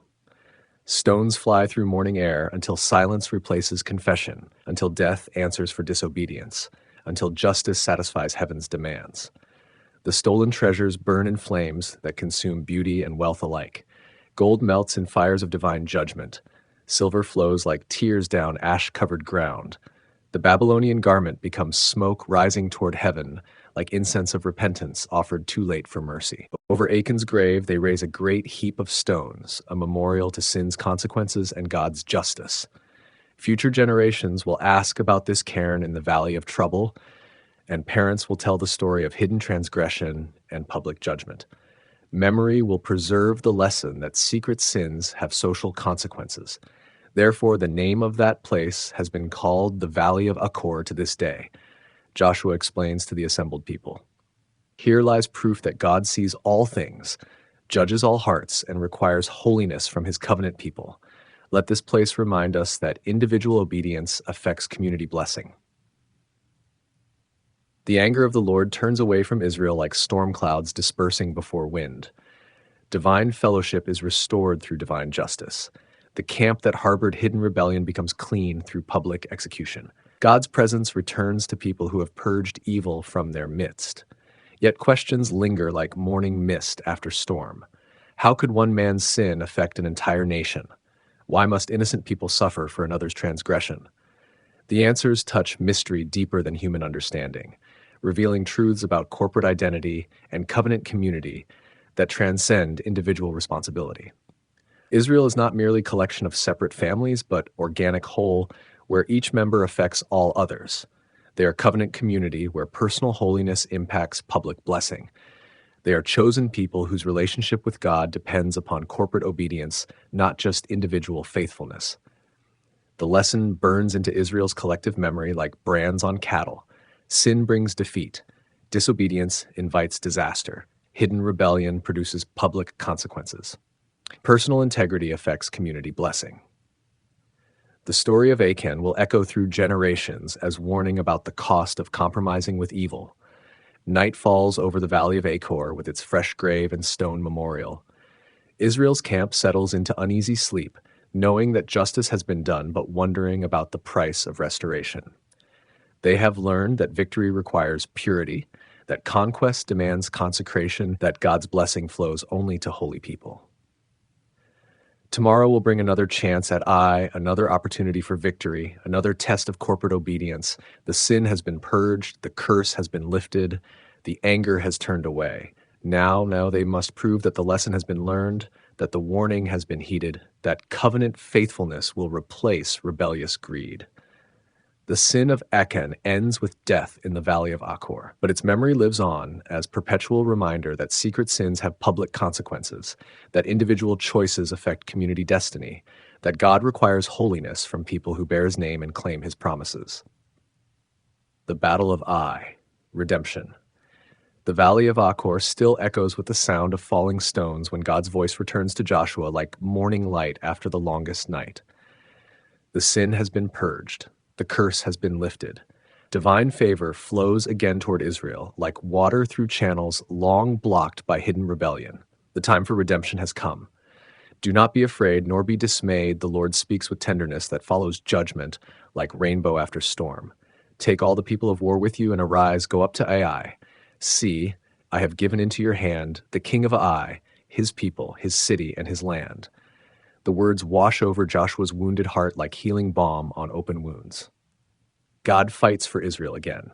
Divine presence returns to guide earthly conquest. The same voice that promised Jericho's fall now guarantees Ai's destruction. Yesterday's defeat becomes tomorrow's victory through restored fellowship with heaven. But this battle will differ from Jericho's supernatural siege. You shall do to Ai and its king as you did to Jericho and its king, God continues. Only its spoil and its cattle you shall take as booty for yourselves. Lay an ambush for the city behind it. Strategy replaces miracle. Military tactics follow divine blessing. Where Jericho fell through pure supernatural intervention, Ai will be conquered through sanctified warfare. God grants victory, but human wisdom must plan the battle. Heaven provides blessing while earth supplies effort. The permission to take spoil carries special significance after Achan's tragic example. What was forbidden at Jericho becomes allowed at Ai. Divine wisdom distributes blessing according to heavenly purposes, not human understanding. Sometimes total consecration is required, sometimes personal profit is permitted. God's people must learn to discern the difference. Joshua rises with renewed energy flowing through his battle-tested frame. The leader who fell on his face in defeat stands tall in restored confidence. Divine fellowship transforms human weakness into supernatural strength. When God returns to his people, impossible victories become inevitable conquests. The battle plan takes shape with cunning that honors both divine guidance and military wisdom. This will be no frontal assault against prepared defenses. Instead, carefully coordinated ambush will exploit enemy overconfidence while demonstrating that Israel has learned from previous failure. Humility replaces arrogance. Strategy succeeds where presumption failed. 30,000 mighty men of valor receive orders to circle behind Ai under cover of darkness. These are Israel's finest warriors, veterans of Egyptian bondage and wilderness wandering, men whose faith has been tested in supernatural battles. They will hide in the mountains until signal comes for the decisive strike. Lie in ambush against the city, behind the city. Joshua commands his chosen fighters.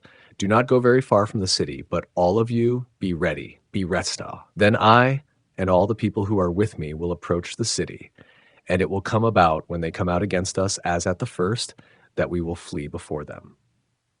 The plan requires courage disguised as cowardice. Israel's main army must run from enemies they could defeat in open battle. Retreat must look convincing enough to draw Ai's entire force into pursuit. Pride that led to defeat must be transformed into trap that ensures victory. For they will come out after us till we have drawn them from the city. For they will say, they are fleeing before us as at the first, Joshua explains to his captains. Therefore we will flee before them. Then you shall rise from the ambush and seize the city, for the Lord your God will deliver it into your hand. The warriors selected for ambush move out in pre-dawn darkness, their footsteps muffled by careful training and desperate purpose. They carry firebrands along with swords prepared to burn Ai once capture is complete. The city that defeated Israel will become sacrifice to divine justice and memorial to restored blessing. Mountains behind Ai provide perfect concealment for 30,000 hidden soldiers. Rocky outcrops and thick vegetation offer natural camouflage for men who know how to wait in patient silence. These are desert-trained fighters who learned patience during 40 years of wilderness wandering. Dawn reveals Joshua forming the remainder of Israel's army in the valley north of Ai. This is the bait that will draw enemy forces from their fortified position. 5,000 additional troops hide closer to the city, ready to support the main ambush when battle begins. Every detail reflects careful planning, guided by divine wisdom. The men of Ai see Israel's approach and feel yesterday's victory surging through their veins like strong wine. These are the same enemies who fled in panic just days ago. The same cowards who abandoned their dead and ran like frightened children now return for more humiliation. Victory seems certain as sunrise. King of Ai leads his army from the gates with confidence that borders on arrogance. Every warrior in the city joins the pursuit, leaving only women, children, and old men behind undefended walls. The trap is set, the bait is taken. Ai's strength becomes its weakness as overconfidence leads to overextension. Joshua raises his spear toward the city like Moses lifted his rod over the Red Sea. This is the signal his hidden warriors have been watching for since dawn broke over the mountains. 30,000 men rise from concealment like floodwaters over a broken dam. The ambush springs with perfect timing. The men in hiding sprint toward Ai's undefended gates while the city's army pursues Israel across the valley floor. No guards remain to sound warning. No warriors stay to mount defense. The city lies open as a maiden's chamber to men who run with divine purpose burning in their hearts. Smoke rises from Ai's burning buildings like incense from heaven's altar. The signal every Israelite has been waiting for climbs toward morning sky in dark columns that speak of victory snatched from defeat. The city that celebrated triumph yesterday burns in judgment today. When the men of Ai looked behind them, they saw, and behold, the smoke of the city ascended to heaven, Joshua will later record. So they had no power to flee this way or that way, and the people who had fled to the wilderness turned back on the pursuers. Panic replaces confidence in enemy hearts. The hunters become the hunted. The pursuers become the pursued. Men who chased Israel with eager bloodlust now face enemies on two sides with no escape route available. The trap closes like divine justice upon human pride. Joshua and his retreating army turn to fight with renewed fury. These are not fleeing cowards, but strategic warriors executing brilliant plan. Their running was tactical maneuver, not genuine defeat.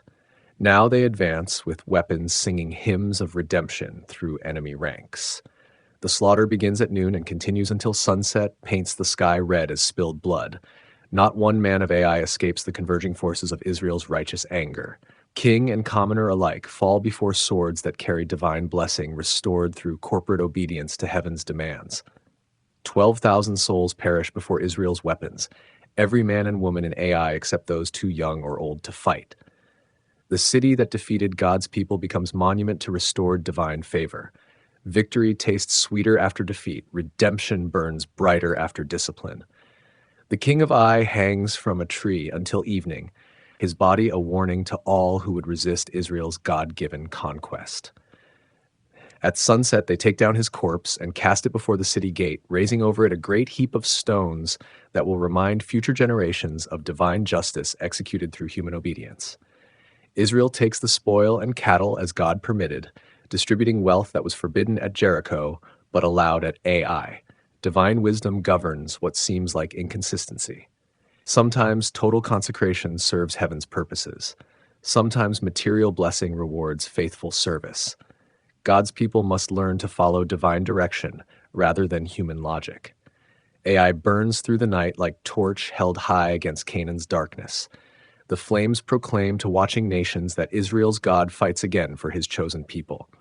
The defeat at this same city yesterday becomes distant memory before tonight's overwhelming victory. Joshua walks through smoldering ruins with heart full of thanksgiving for divine mercy and restored blessing. The leader who questioned God's faithfulness now witnesses renewed demonstration of heavenly power. Sin removed brings blessing restored. Corporate obedience produces community victory. The Battle of Ai ends with Israel's confidence rebuilt and God's power demonstrated once again. The army that fled in shame returns in triumph. The people who experience divine displeasure now bask in heavenly favor. Redemption follows discipline as harvest follows planting. Yet questions remain for thoughtful hearts. Why did God require Achan's death before granting victory? Why does divine blessing depend upon human holiness? The answers lie deeper than military strategy, touching mysteries of covenant relationship between heaven and earth. Israel is learning that conquest requires more than superior numbers or better weapons.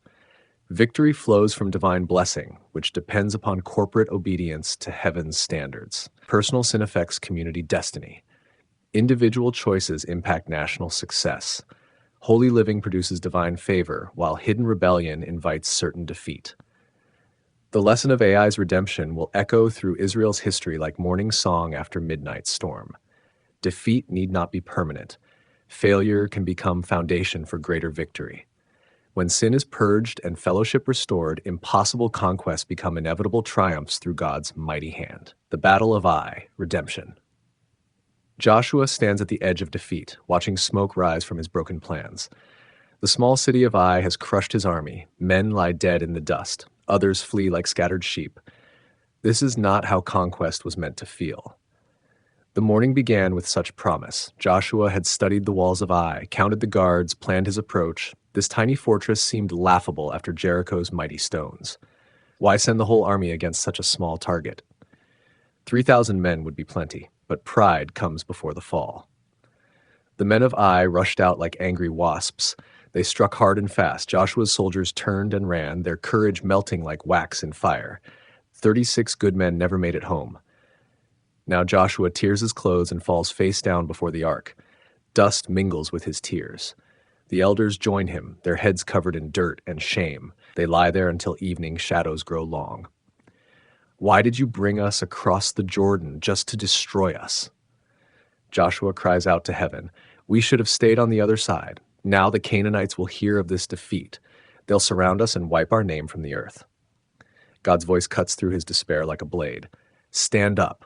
Why are you lying there? Israel has sinned. They have broken my covenant. They have taken what belongs to me and hidden it among their things. The truth hits like cold water. Someone in the camp has stolen from Jericho's ruins. The devoted things the gold and silver meant for God's treasury have been touched by greedy hands. This hidden sin has brought disaster on them all. You cannot stand against your enemies until you remove this wickedness, God continues. Tomorrow morning, present yourselves tribe by tribe. I will show you the guilty one. Joshua rises slowly, his heart heavy with understanding. Victory was never about superior numbers or clever tactics. It was about purity, about wholeness, about a people set apart for something holy. The next morning comes too soon. The tribes gather in silence. Lot by lot, family by family, the finger of judgment narrows its focus. Finally, it points to one man, Achan, son of Carmi, from the tribe of Judah. Joshua's voice grows gentle as he faces the condemned man. My son, give glory to God and tell the truth. What have you done? Do not hide it from me. Achan's shoulders sag under the weight of his secret. I have sinned against the Lord God of Israel. I saw among the spoils a beautiful robe from Babylon, 200 shekels of silver, and a bar of gold. I wanted them. I took them. They are buried beneath my tent. The messengers run to his dwelling and return with the stolen goods. The evidence glitters in the morning sun, beautiful and deadly. Joshua spreads it all before the people, these treasures that cost so much. What happens next is swift and final. The law demands complete removal of the corruption. Achan and his family are taken to the valley of Achor. Stones fly through the air. Fire consumes what remains. A great heap of rocks marks the spot where greed met justice. The pile of stones will stand for generations, a silent reminder. Some sins affect more than just the sinner. Some choices ripple out like waves, touching innocent lives. The camp is pure again, but the price was steep. Now God speaks again to Joshua, and his voice carries warmth instead of anger. Do not be afraid or lose heart. Take all your fighting men and go up to Ai. I have given the king of Ai into your hands. Why is that? Along with his people, his city, and his land. This time will be different. This time, Joshua may keep the plunder for his people. The lesson of purity has been learned. The relationship has been restored. Joshua plans his attack with careful thought. He divides his army into two groups. 30,000 warriors move by night, circling behind the city to hide in the hills. Joshua keeps 5,000 men with him, camping in full view of Ai's walls. The deception unfolds like a well-rehearsed dance. At dawn, Joshua leads his smaller force toward the city gates. The men of Ai see them coming and rush out to fight, just as they did before. Their confidence runs high. These Israelites are the same ones they defeated so easily. Joshua and his men turn and flee just as the enemy expects. They run toward the wilderness, drawing the defenders far from their walls. Every man in Ai joins the chase, leaving their city empty and unguarded. This is the moment Joshua has waited for. He lifts his spear high in the air, a signal visible across the valley. The hidden army sees it and springs into action. They race down from the hills and pour into the abandoned city. Smoke begins to rise behind the men of Ai. They turn and see flames reaching toward the sky. Horror fills their faces as they realize the trap. Their city burns while they stand in the wilderness, caught between two armies with nowhere to run. The battle ends quickly. Joshua keeps his spear raised until every enemy lies still. The king of Ai is captured alive and brought before Joshua, then hanged on a tree until evening. When the sun sets, they take down his body and bury it beneath a pile of stones at the city gate. Ai becomes a heap of ruins, never to be rebuilt. But this time, the soldiers are allowed to keep the livestock and goods for themselves. The cattle low as they're driven to the Israelite camp. Silver and bronze shine in the soldiers' hands. This victory tastes sweeter because it was earned through obedience. Joshua has learned something precious in this valley of trouble. Military skill matters, but not as much as spiritual purity.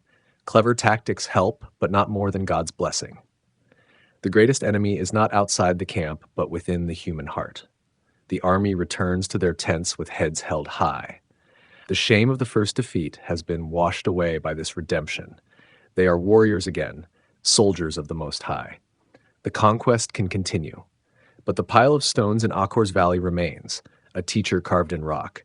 It whispers to every passing generation, hidden sin will find you out. What we do in secret shapes what happens in public. The price of unfaithfulness is always higher than we think. Covenant renewal at Mount Ebal. The drums of war fall silent for a moment. Joshua calls a halt to the conquest and turns his army north toward two ancient mountains. Ebal and Gerizim rise like sentinels over the land, their slopes holding memories older than kingdoms. Moses had given clear instructions about this moment. After crossing the Jordan, after the first victories, the people must gather at these peaks to renew their covenant with God. Some things matter more than military campaigns. Some ceremonies cannot wait. The march to Shechem takes them through valleys still held by Canaanite tribes. Yet no one attacks the long column of Israelites. Perhaps word of Jericho and Ai has spread fear through the land. Perhaps God goes before them, clearing the path. The journey passes in strange peace. Shechem itself holds deep meaning for Abraham's children. Here their forefather first built an altar to God in this promised land. Here Jacob bought land and dug a well. Here Joseph's bones wait in their temporary grave, carried all the way from Egypt. The The ground beneath their feet whispers of generations and promises kept. Joshua divides the tribes as Moses commanded. 6 tribes climb the slopes of Mount Gerizim, the mountain of blessing. Simeon, Levi, Judah, Issachar, Joseph, and Benjamin position themselves on the green hillside. Their voices will call down hope and life. The other 6 tribes ascend Mount Ebal, the mountain of cursing. Reuben, Gad, Asher, Zebulun, Dan, and Naphtali spread across the rocky heights. From here they will speak of consequences and judgment. The geography itself becomes a sermon. But first, Joshua builds an altar on Ebal's summit. Not just any altar, but one made exactly as Moses prescribed. Whole stones, untouched by iron tools. Natural rock shaped only by God's hand. No human craft must mar this sacred place. The altar rises slowly under the desert sun. Each stone fits perfectly, as if the mountain itself offers its bones for worship. When complete, it stands like a table set for the divine guest, ready for the sacred meal of sacrifice. Joshua offers burnt offerings first, the sweet smoke rising straight up in the still air. Then come the peace offerings, shared between God and people. The smell of roasting meat mingles with incense. Heaven and earth meet in this feast of reconciliation. Now comes the moment Moses had planned for. Joshua takes out the law, written on prepared stones. Not just the 10 words given at Sinai, but the detailed instructions for living as God's people. He carves each letter carefully, making sure every word can be read clearly. The stones become books. The alphabet of the divine will spelled out for all to see. Future generations will climb this mountain and read these words, learning what it means to belong Most High. The law takes permanent form in the Promised Land. When the writing is finished, Joshua calls the people to attention. His voice carries across the valley between the mountains. The Levites position themselves in the center, ready to lead the great recitation. Cursed is the one who makes an idol and sets it up in secret. The words echo from Ebal's heights, bouncing off stone walls and settling into every heart. From Gerizim comes the response, Amen. The sound rolls like thunder across the valley. Cursed is the one who dishonors father or mother. Again the echo, again the response. 12 curses in all, covering the hidden sins that destroy communities. Each one finds its mark in guilty consciences. The weight of these words grows heavier with each repetition. These are not distant theories, but present realities. Every person in that valley has stumbled, has fallen short, has felt the pull of these very temptations. But then, the tone shifts. The blessings begin to flow from Gerizim's greener slopes. Blessed are those who obey the voice of the Lord their God. Hope rises like morning mist. Grace answers judgment. Light pushes back darkness. 14 blessings follow, each one a promise of what life can be when lived in harmony with heaven. Long life, many children, abundant crops, victory over enemies, rain in its season, prosperity in all their work. The good life comes to those who choose the good way. Joshua reads on, his voice growing stronger with each paragraph. He speaks of the choice before them, life and death set like 2 paths diverging in the wilderness. One leads to flowing springs and fruitful vineyards. The other ends in drought and exile.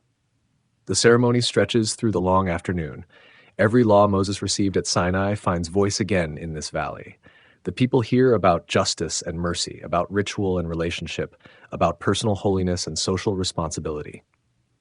Children listen wide-eyed as their parents' voices join the great responses. This is education at its deepest level, the Word of God written not just on stone, but on the soft tablets of young hearts. They will remember this day when their own children ask about the meaning of these laws. As evening approaches, Joshua speaks his final words to the assembly. You have heard the blessings and the curses. You know the way that leads to life and the way that leads to death. The choice is yours, but choose carefully. Your decision will affect not just you, but your children and your children's children. The sun sets behind Mount Gerizim, painting the sky in shades of promise. The people descend from both mountains, their hearts full of solemn joy. They have renewed their ancient covenant, reaffirmed their identity as God's chosen people. The altar remains on Ebal's peak, its stones still warm from the day's sacrifices. Future generations will find it there, a witness to this moment when an entire nation chose blessing over curse, life over death, faithfulness over rebellion. The march south will resume tomorrow. Cities still wait to be conquered. Enemies still need defeating. But tonight the people sleep as covenant children, their relationship with heaven freshly sealed. They are not just an army, but a holy nation, not just conquerors, but servants of the Most High. The stones on Mount Ebal will outlast them all, carrying their words into centuries yet unborn. Someday, other seekers will climb that mountain and read those ancient laws, finding in them the same choice that faced Joshua's generation. Which path will you take? The deception of the Gibeonites. 3 days into their journey home, the messengers bring disturbing news to Joshua's tent. The Gibeonites, who came begging for a treaty, were not distant travelers at all. Their cities lie just a day's march away, nestled in the hills north of Jerusalem. Joshua stares at the leather treaty scroll in his hands, its ink still fresh, its promises now feeling like chains. The oath has been sworn before God and witnessed by the leaders of Israel. There is no taking it back, no matter how bitter the taste of deception. But let us return to the beginning of this story, to the day when strangers appeared at Israel's camp near Gilgal. They came with a carefully crafted lie, dressed in the costume of long-distance travelers. Their clothes were patched and worn as if from months on dusty roads. Their sandals were cracked and bound with strips of leather. Their bread was dry and moldy, the kind that develops after weeks in a pack. Even their wineskins were old and torn, stitched together like the garments of beggars. Beggars.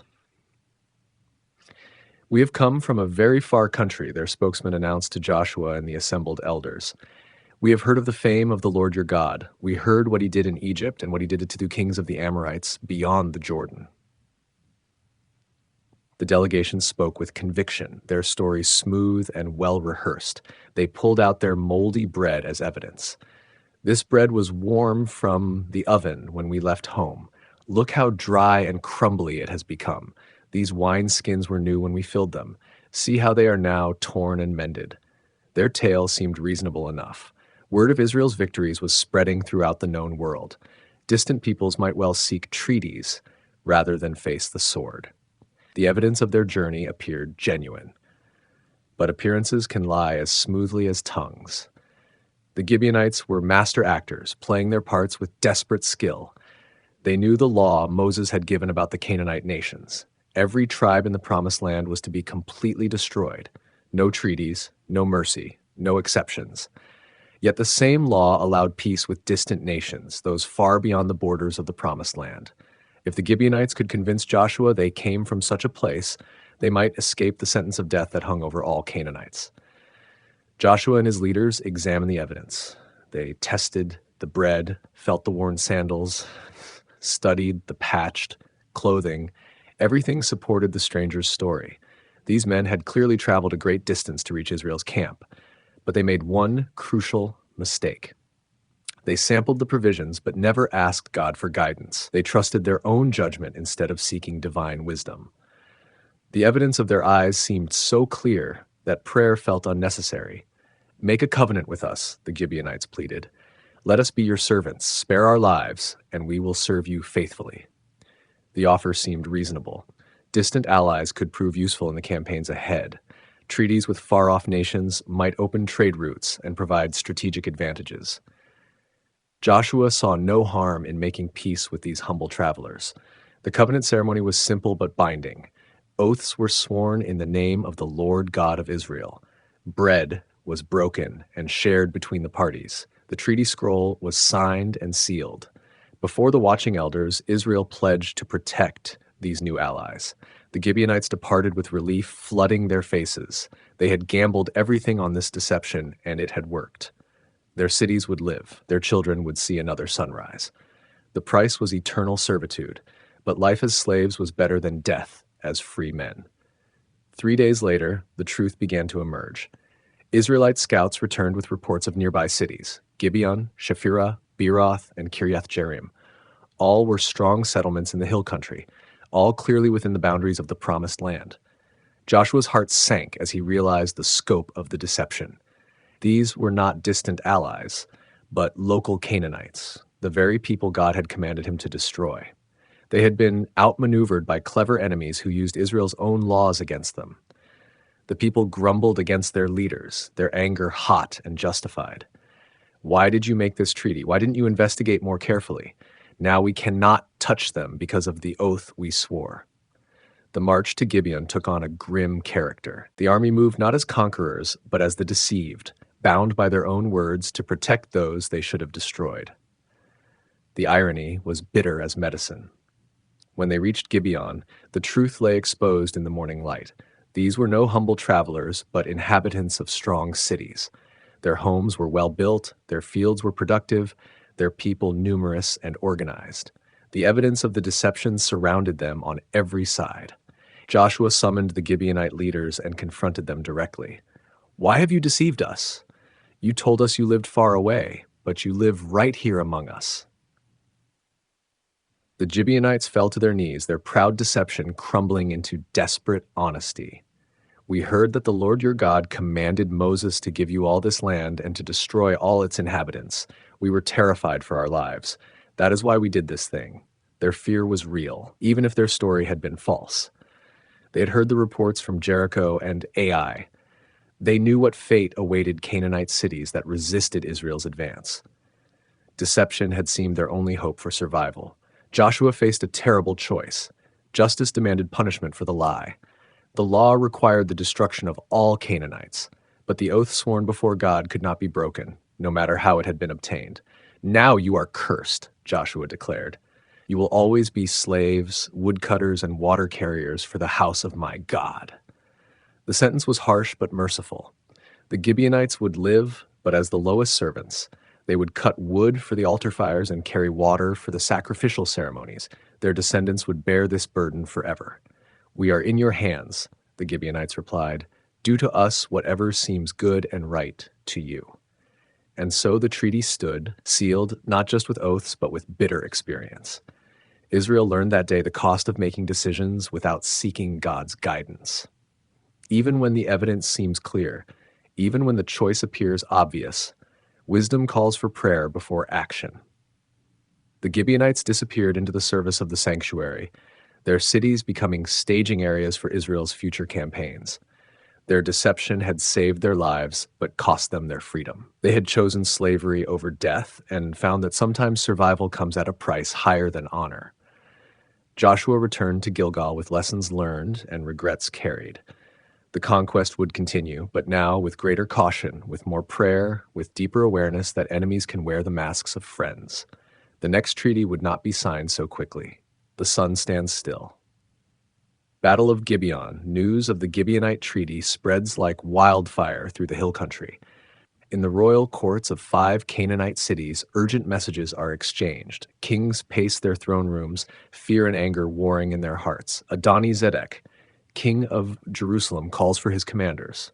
His city sits like a crown on the mountains, controlling the passes between north and south. If the Gibeonites have made peace with Israel, his own position becomes impossible. Gibeon was a great city, he tells his war council, as great as any royal city. Its men were mighty warriors. If they have surrendered without a fight, what hope do the rest of us have? The king of Jerusalem sends swift messengers to 4 other royal cities, to Hebron in the south, to Jarmuth in the lowlands, to Lachish near the coast, to Eglon in the foothills. The message is urgent and clear. "Come up and help me attack Gibeon, because it has made peace with Joshua and the Israelites." The 5 kings understand what is at stake. If they allow the Gibeonite defection to stand, other cities might follow. The alliance of Canaanite resistance will crumble like walls in an earthquake. They must make an example of the traitors, show the cost of making peace with Israel. Their armies converge on Gibeon like rivers flowing toward the sea. Chariots thunder across the hills, their bronze wheels glinting in the sun. Spearmen march in tight formations, shields locked together like moving walls. Archers string their bows and count their arrows. The siege begins at dawn. 5 armies surround the city, cutting off all routes of escape. The Gibeonites man their walls and watch the enemy camps spread like dark stains across the valleys. They have chosen their side, but now they must live with the consequences. Inside Gibeon, the city elders hold an emergency council. Their treaty with Joshua seems like a distant dream now, faced with the immediate reality of enemy spears. Some argue for surrender, others for resistance. But their king makes the decisive choice. "Send messengers to Joshua," he commands. Run through the siege lines if you must, but reach him quickly. Remind him of his oath to protect us. Tell him we need help now, not tomorrow. Swift runners slip out of the city under cover of darkness. They know every goat path and hidden valley in these hills. By morning, they stand before Joshua's tent at Gilgal, their chests heaving from the desperate journey.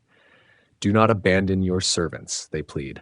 All the Amorite kings from the hill country have joined forces against us. Come quickly and save us, for we are hard pressed. Joshua feels the weight of his oath settling on his shoulders. He has sworn to protect these people, even though they gained the treaty through lies. A promise made before God cannot be broken, regardless of how it was obtained. But this is more than a matter of honor. God himself speaks into Joshua's uncertainty. Do not be afraid of them. I have given them into your hand. Not one of them will be able to withstand you. The army of Israel mobilizes with practiced efficiency.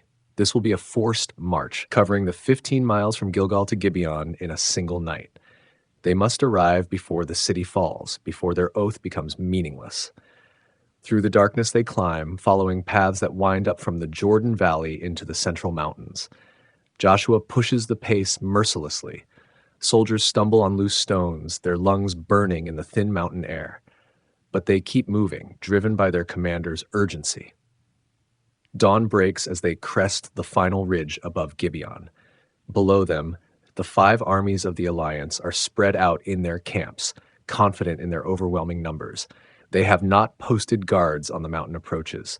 Why should they fear attack from such an unlikely direction? Joshua deploys his forces quickly along the ridge. The surprise will not last long once the battle begins. Everything depends on the first charge. The shock of the unexpected assault from the heights. The attack comes like an avalanche. Israel's warriors pour down the mountainside, their war cries echoing off the stone walls of Gibeon. The enemy soldiers stumble from their tents, grabbing weapons, trying to form battle lines in the chaos. But God has already decided the outcome. Panic spreads through the allied armies like plague through a crowded city. Units break and run before they are even attacked. Officers shout contradictory orders. Chariots collide with fleeing infantry. The rout is total and immediate. 5 armies that came as conquerors flee as scattered mobs. They stream down the mountain paths toward Beth Horon, every man seeking only his own survival. Joshua presses the pursuit relentlessly. This is the moment to break Canaanite power in the Central Highlands forever. His army races after the fleeing enemies, cutting down stragglers, capturing equipment, spreading terror throughout the countryside. Then the sky begins to war alongside Israel. Dark clouds gather over the battlefield, heavy with supernatural purpose. The first hailstones fall like fists from heaven, each one the size of a man's palm. The hail strikes only the fleeing Canaanites. Chariots thunder across the hills, their bronze wheels glinting in the sun. Spearmen march in tight formations, shields locked together like moving walls. Archers string their bows and count their arrows. The siege begins at dawn. 5 armies surround the city, cutting off all routes of escape. The Gibeonites man their walls and watch the enemy camps spread like dark stains across the valleys. They have chosen their side, but now they must live with the consequences. Inside Gibeon, the city elders hold an emergency council. Their treaty with Joshua seems like a distant dream now, faced with the immediate reality of enemy spears. Some argue for surrender, others for resistance, but their king makes the decisive choice. Send messengers to Joshua, he commands. Run through the siege lines if you must, but reach him quickly. Remind him of his oath to protect us. Tell him we need help now, not tomorrow. Swift runners slip out of the city under cover of darkness. They know every goat path and hidden valley in these hills. By morning, they stand before Joshua's tent at Gilgal, their chests heaving from the desperate journey. Do not abandon your servants, they plead. All the Amorite kings from the hill country have joined forces against us. Come quickly and save us, for we are hard pressed. Joshua feels the weight of his oath settling on his shoulders when he has sworn to protect these people, even though they gained the treaty through lies. A promise made before God cannot be broken, regardless of how it was obtained. But this is more than a matter of honor. God himself speaks into Joshua's uncertainty. Do not be afraid of them. I have given them into your hand. Not one of them will be able to withstand you. The army of Israel mobilizes with practiced efficiency. This will be a forced march, covering the 15 miles from Gilgal to Gibeon in a single night. They must arrive before the city falls, before their oath becomes meaningless. Through the darkness they climb, following paths that wind up from the Jordan Valley into the central mountains. Joshua pushes the pace mercilessly. Soldiers stumble on loose stones, their lungs burning in the thin mountain air, but they keep moving, driven by their commander's urgency. Dawn breaks as they crest the final ridge above Gibeon.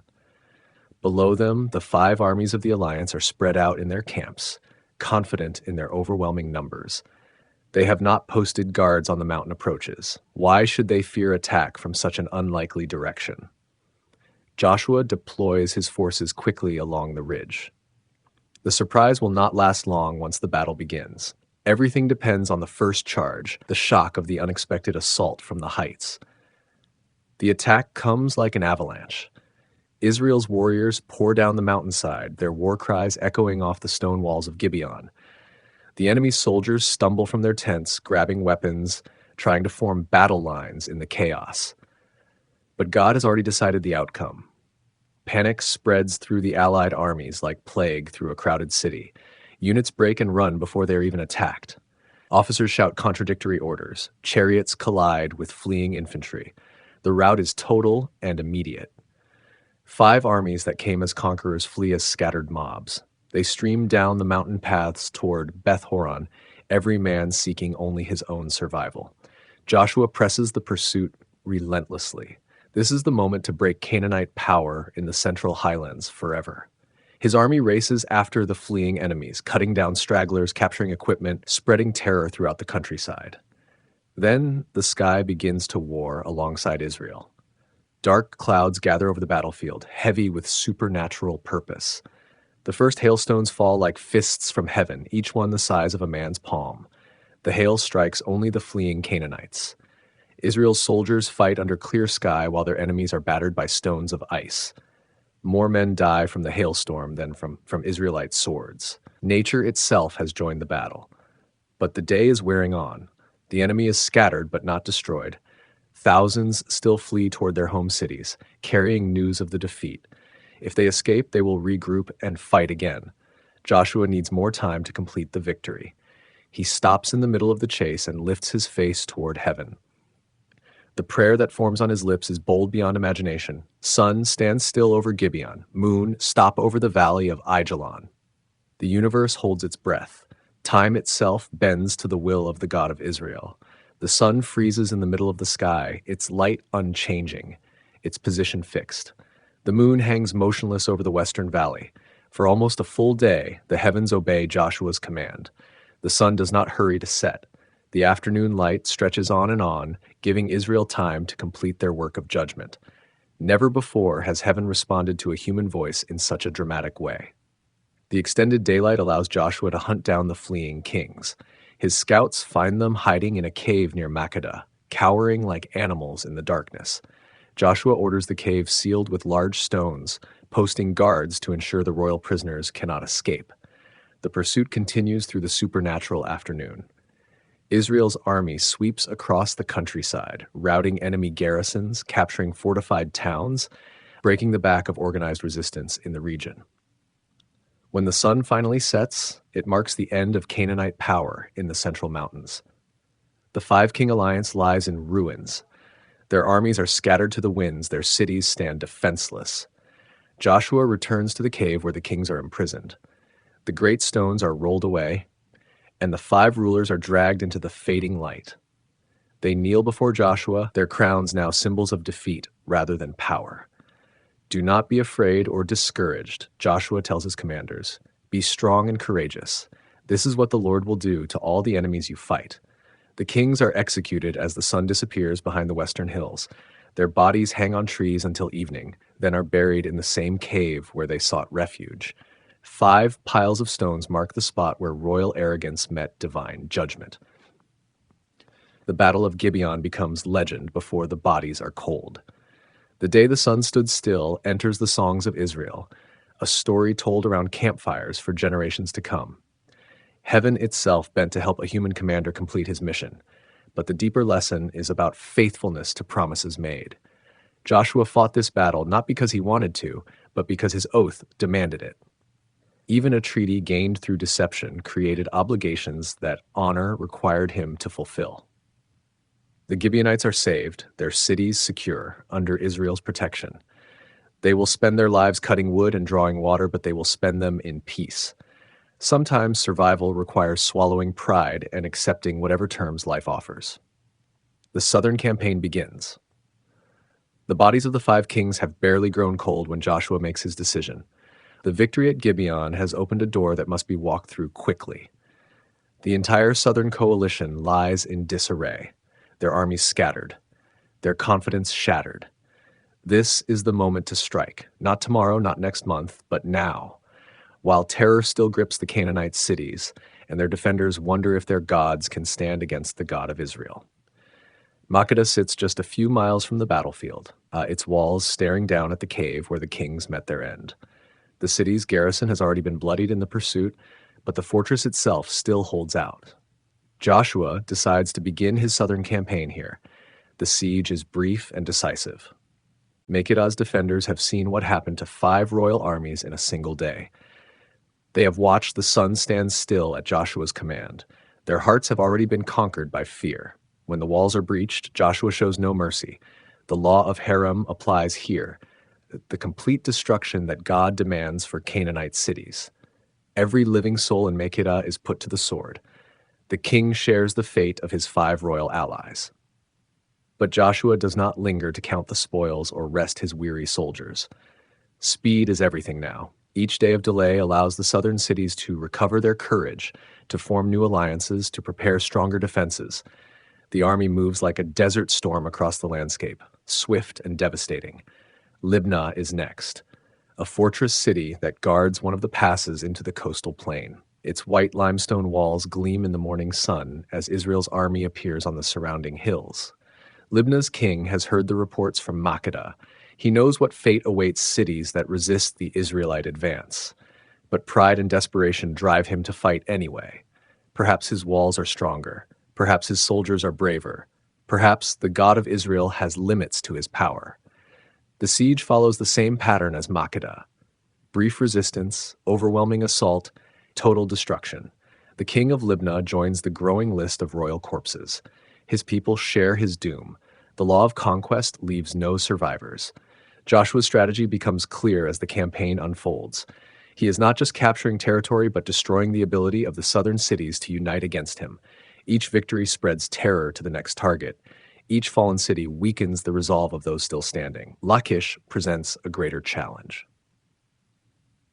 This fortress controls the main route from the mountains to the sea. Its walls are higher, its garrison larger, its strategic importance greater. If any city can halt Joshua's advance, it will be this one. The army of Israel spreads around Lachish like a tightening noose. This siege will take longer than the others. The defenders are more numerous and better prepared. They rain arrows and stones down on the attackers, making every approach costly. But help comes from an unexpected direction. Horam, king of Jezer, marches his army south to relieve the siege. He arrives to find Joshua ready for him, fresh troops deployed on the hills overlooking the plain. The battle is short and brutal. Horam's army breaks against Israel's positions like waves against rock.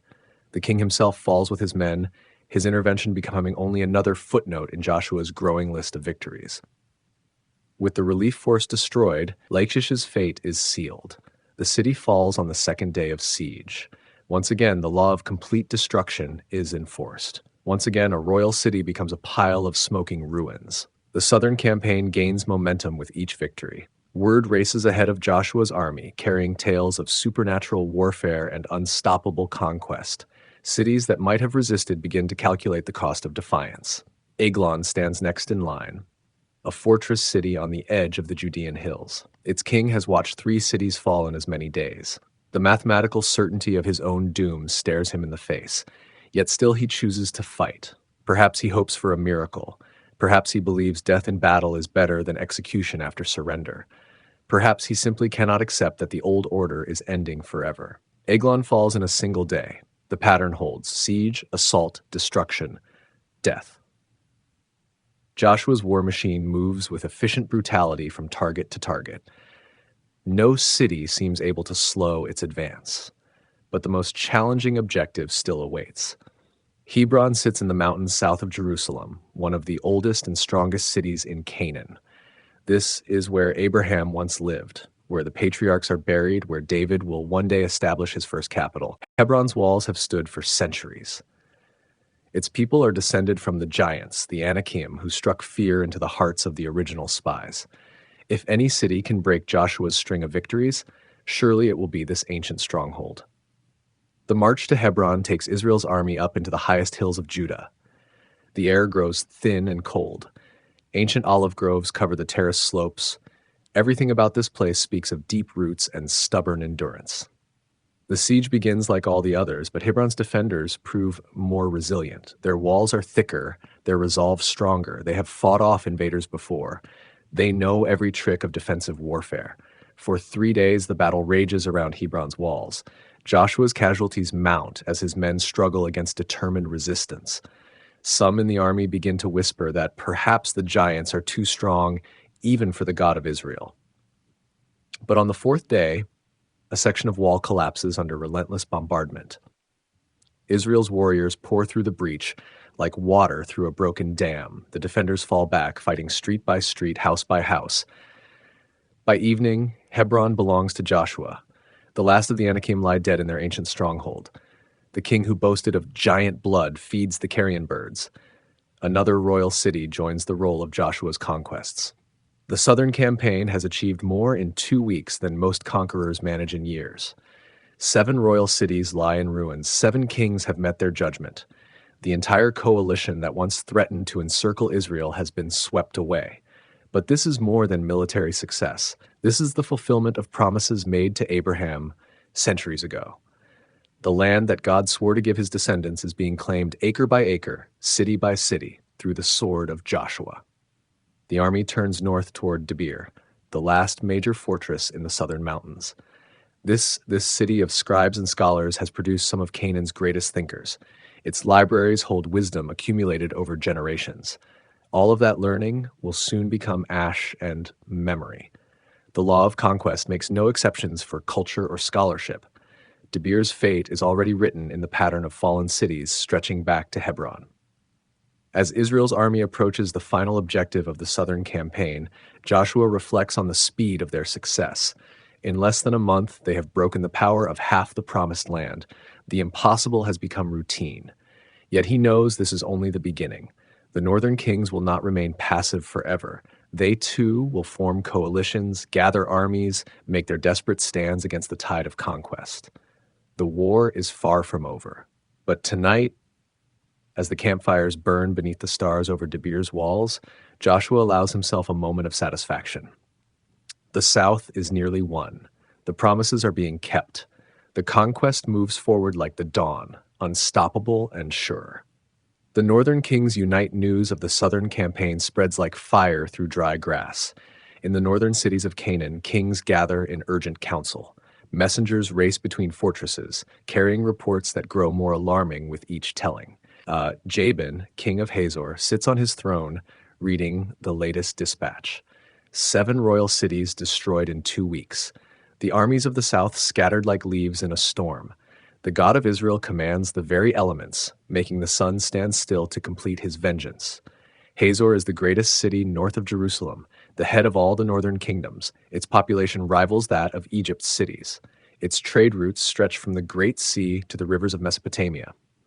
If anyone can organize resistance to Joshua's advance, it must be Jabin. The king of Hazor sends urgent messages throughout the north, to Jobab, king of Madon in the hills, to the king of Shimron by the sea, to the king of Akshaph in the coastal valleys. The message is simple and desperate: unite or perish separately. The response comes swiftly. Kings who have fought each other for generations suddenly find common cause in the face of extinction. Ancient rivalries fade before the immediate threat of annihilation. Survival makes strange allies of old enemies. But Jabin's vision extends beyond the royal cities. He sends envoys to the hill tribes, the desert nomads, the coastal peoples. Every group that calls Canaan home must join this final stand. This is not just another war between kingdoms, but a battle for the very soul of the land. The Canaanites answer his call in numbers that astound even Jabin. From the mountains come the Hittites, descendants of a great empire now reduced to scattered tribes.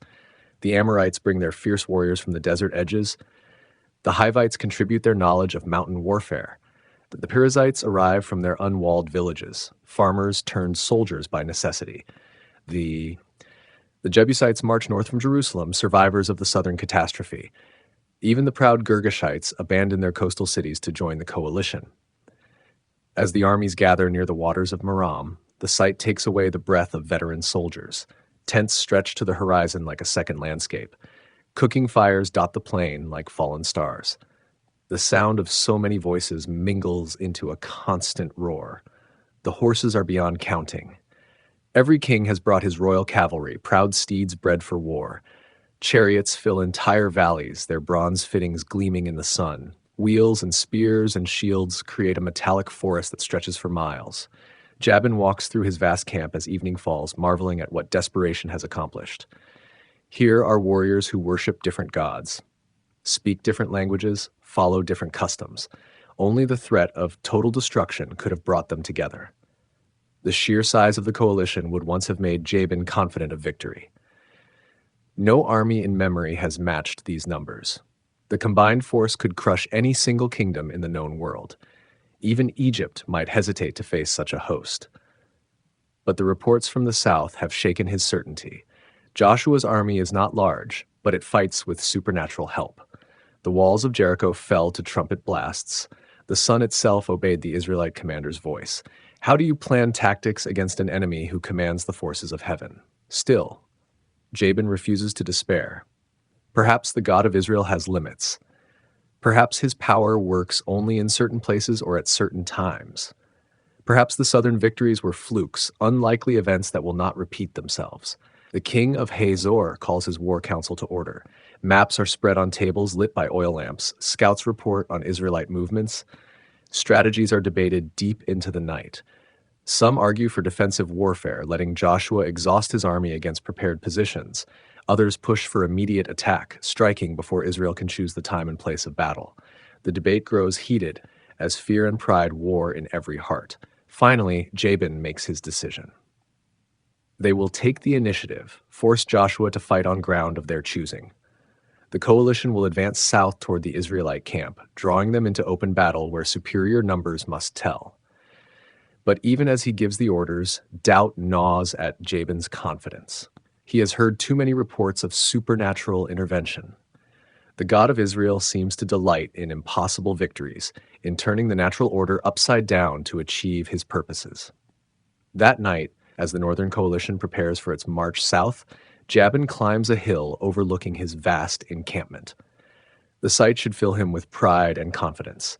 Never has such a force been assembled in Canaan. Never have so many enemies of Israel joined hands.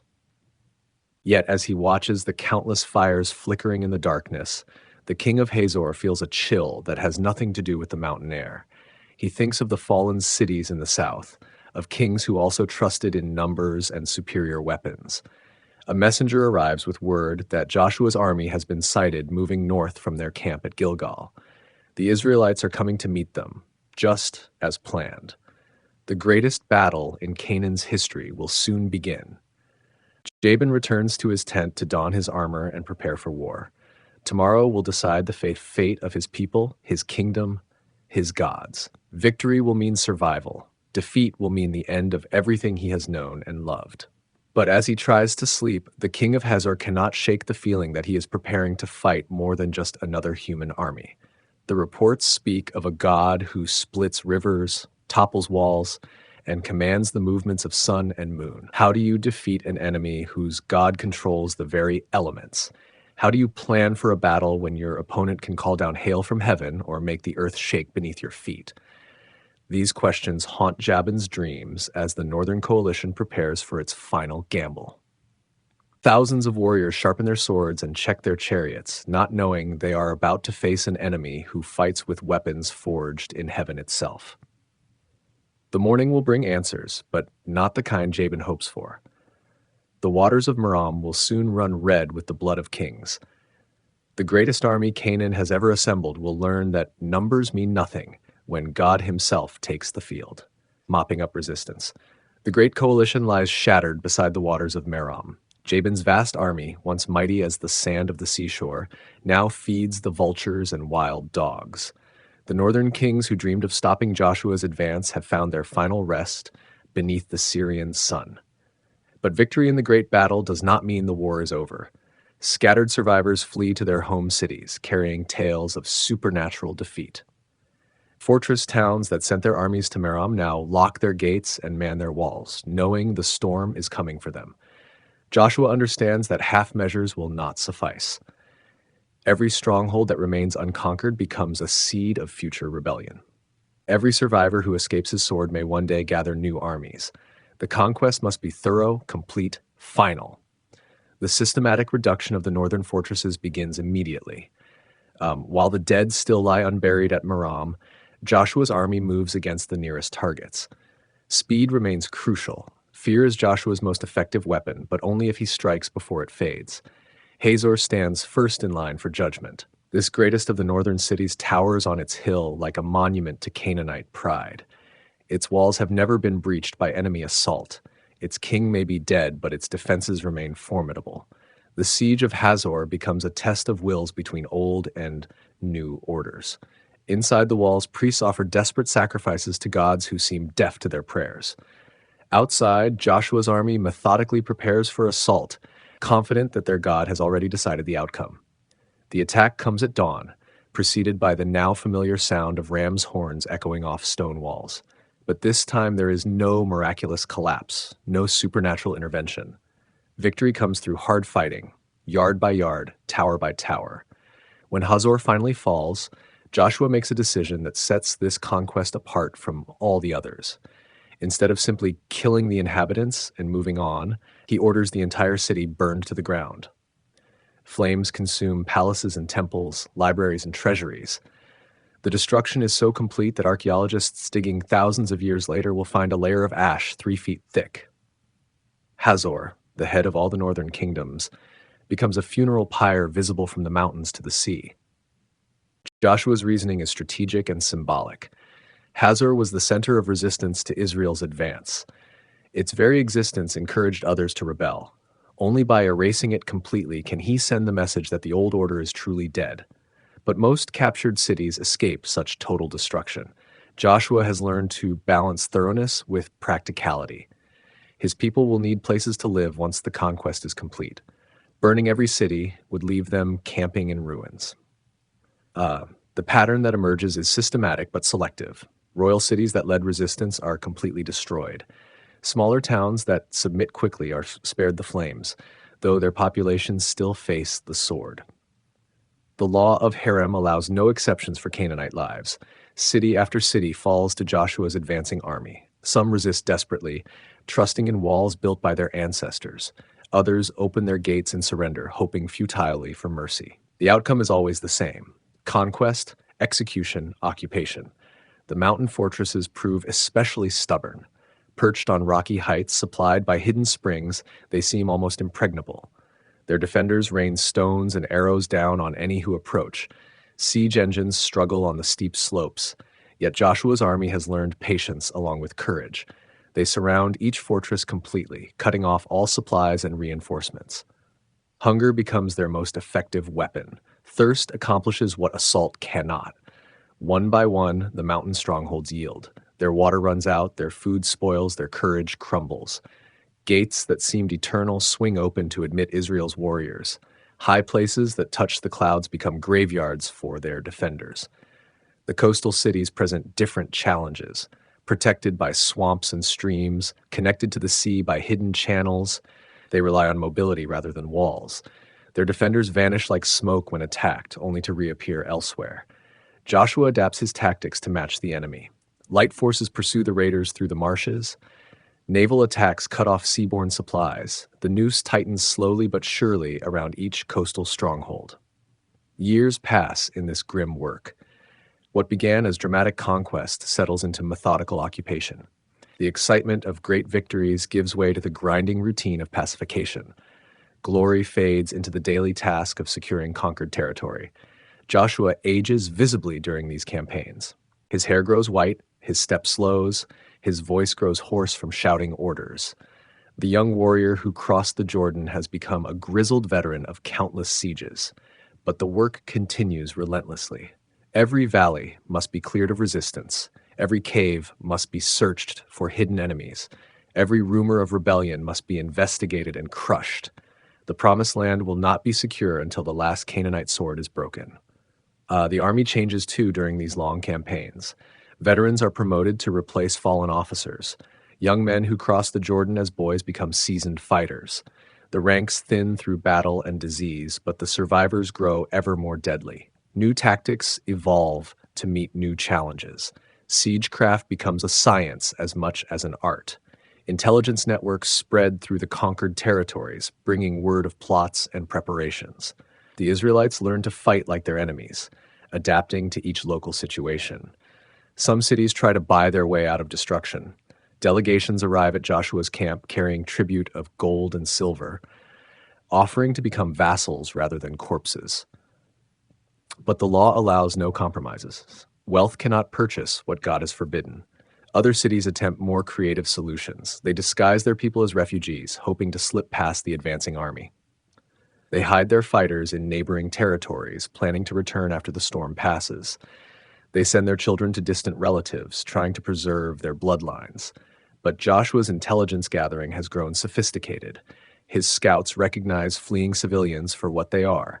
His spies infiltrate enemy councils and report their plans. The net of conquest closes around every attempted escape. The mopping up campaigns take on a grim efficiency. Resistance becomes predictable, almost routine. City walls fall to practiced siege techniques. Defenders die according to familiar patterns. Victory becomes a matter of time and patience rather than inspiration. Yet even in the mechanical repetition of conquest, moments of drama emerge. A young king dies defending his people with magnificent courage. A city fights for months against impossible odds. A group of refugees makes an epic journey to freedom. These stories will be remembered long after the strategic details fade. They remind later generations that even in a divinely ordained conquest, individual human choices still matter. Courage and cowardice, loyalty and betrayal, sacrifice and selfishness all find their place in the larger narrative. As the northern campaigns wind down, Joshua can finally see the end approaching. Most of the major cities have fallen. The surviving populations are scattered and broken. Organized resistance has collapsed across the breadth of the Promised Land. But the general knows better than to declare victory too soon. Guerrilla warfare may continue for years. Isolated strongholds may hold out longer than expected. The land may be conquered, but it is not yet at peace. The final phase of conquest requires different skills than the first. Joshua must transform from warrior to administrator, from conqueror to governor. The sword that won the land must be replaced by the wisdom that will keep it. The long war ends. 20 years have passed since the walls of Jericho fell to trumpet blasts and shouting voices. Joshua stands on a hill overlooking the Jordan Valley, his weathered hands resting on a staff that has replaced the sword of his youth. The conquest is finally complete. The transformation has been gradual, almost imperceptible from day to day. But looking back across 2 decades, the change is total. Where once Canaanite cities dotted the landscape, Israelite settlements now cluster around wells and fertile valleys. The Promised Land has become home. Joshua's hair has turned white as mountain snow during these years of war. His back bends under the weight of command decisions that numbered in the thousands. Lines mark his face like roads on a map, each one carved by responsibility and loss. The army that once moved like lightning from victory to victory now shows its age as well. Veterans limp on legs scarred by old wounds. Young men who began the conquest as boys now lead their own companies.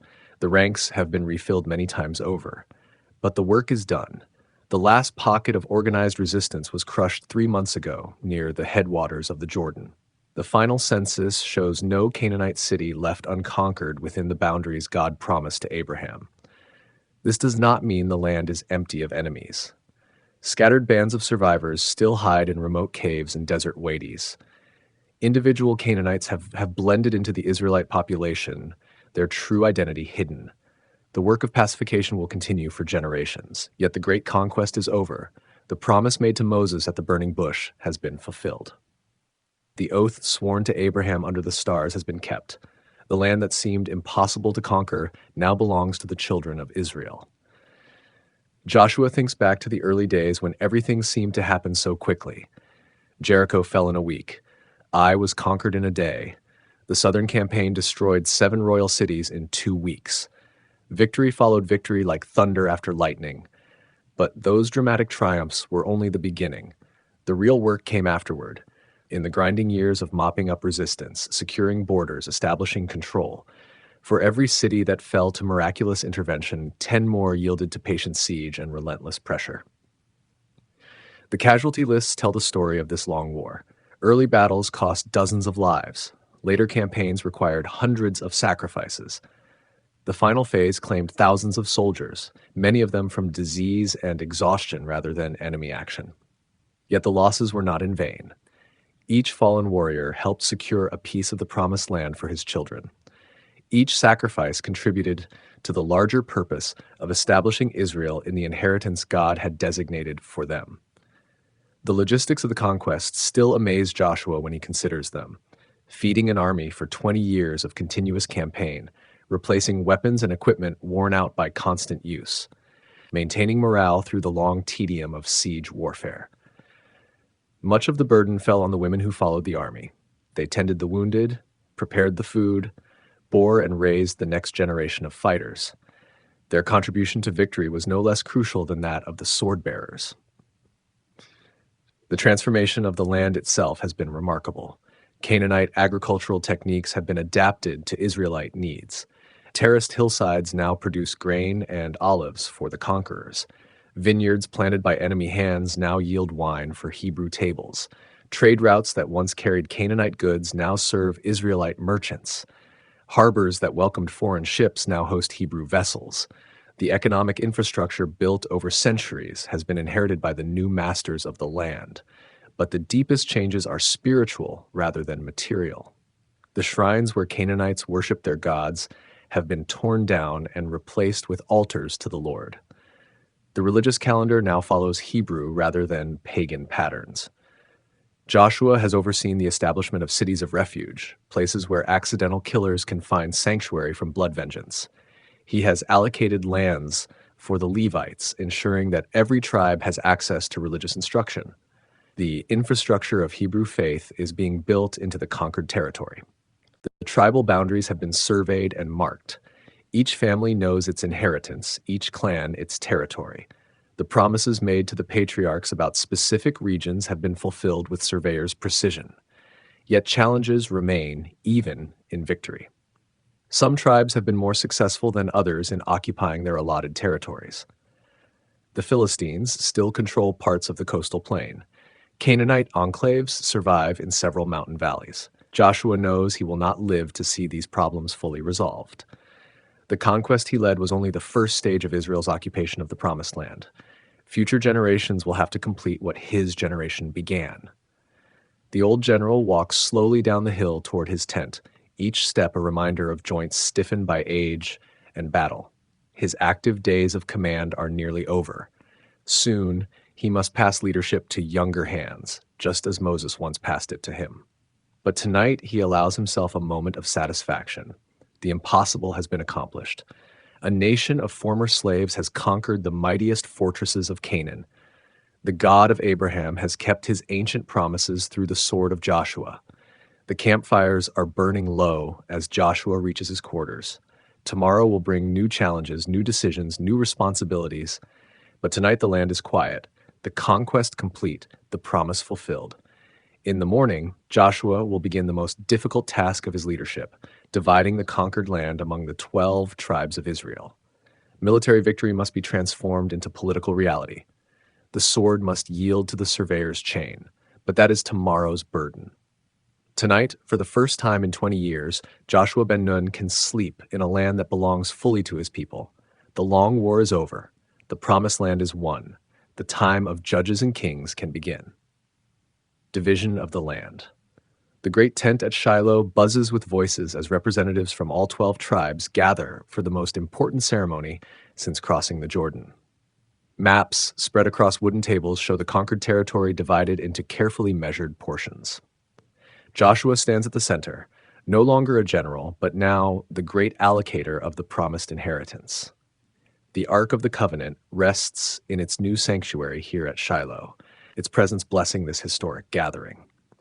After years of moving from camp to camp, Israel finally has a permanent center for worship. The tent of meeting stands where it will remain for generations. Eleazar the high priest joins Joshua at the main table, his ceremonial robes reflecting the solemnity of the occasion.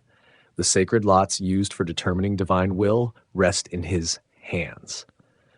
Today's decisions will shape Israel's future for centuries to come, but some portions of the land have already been allocated.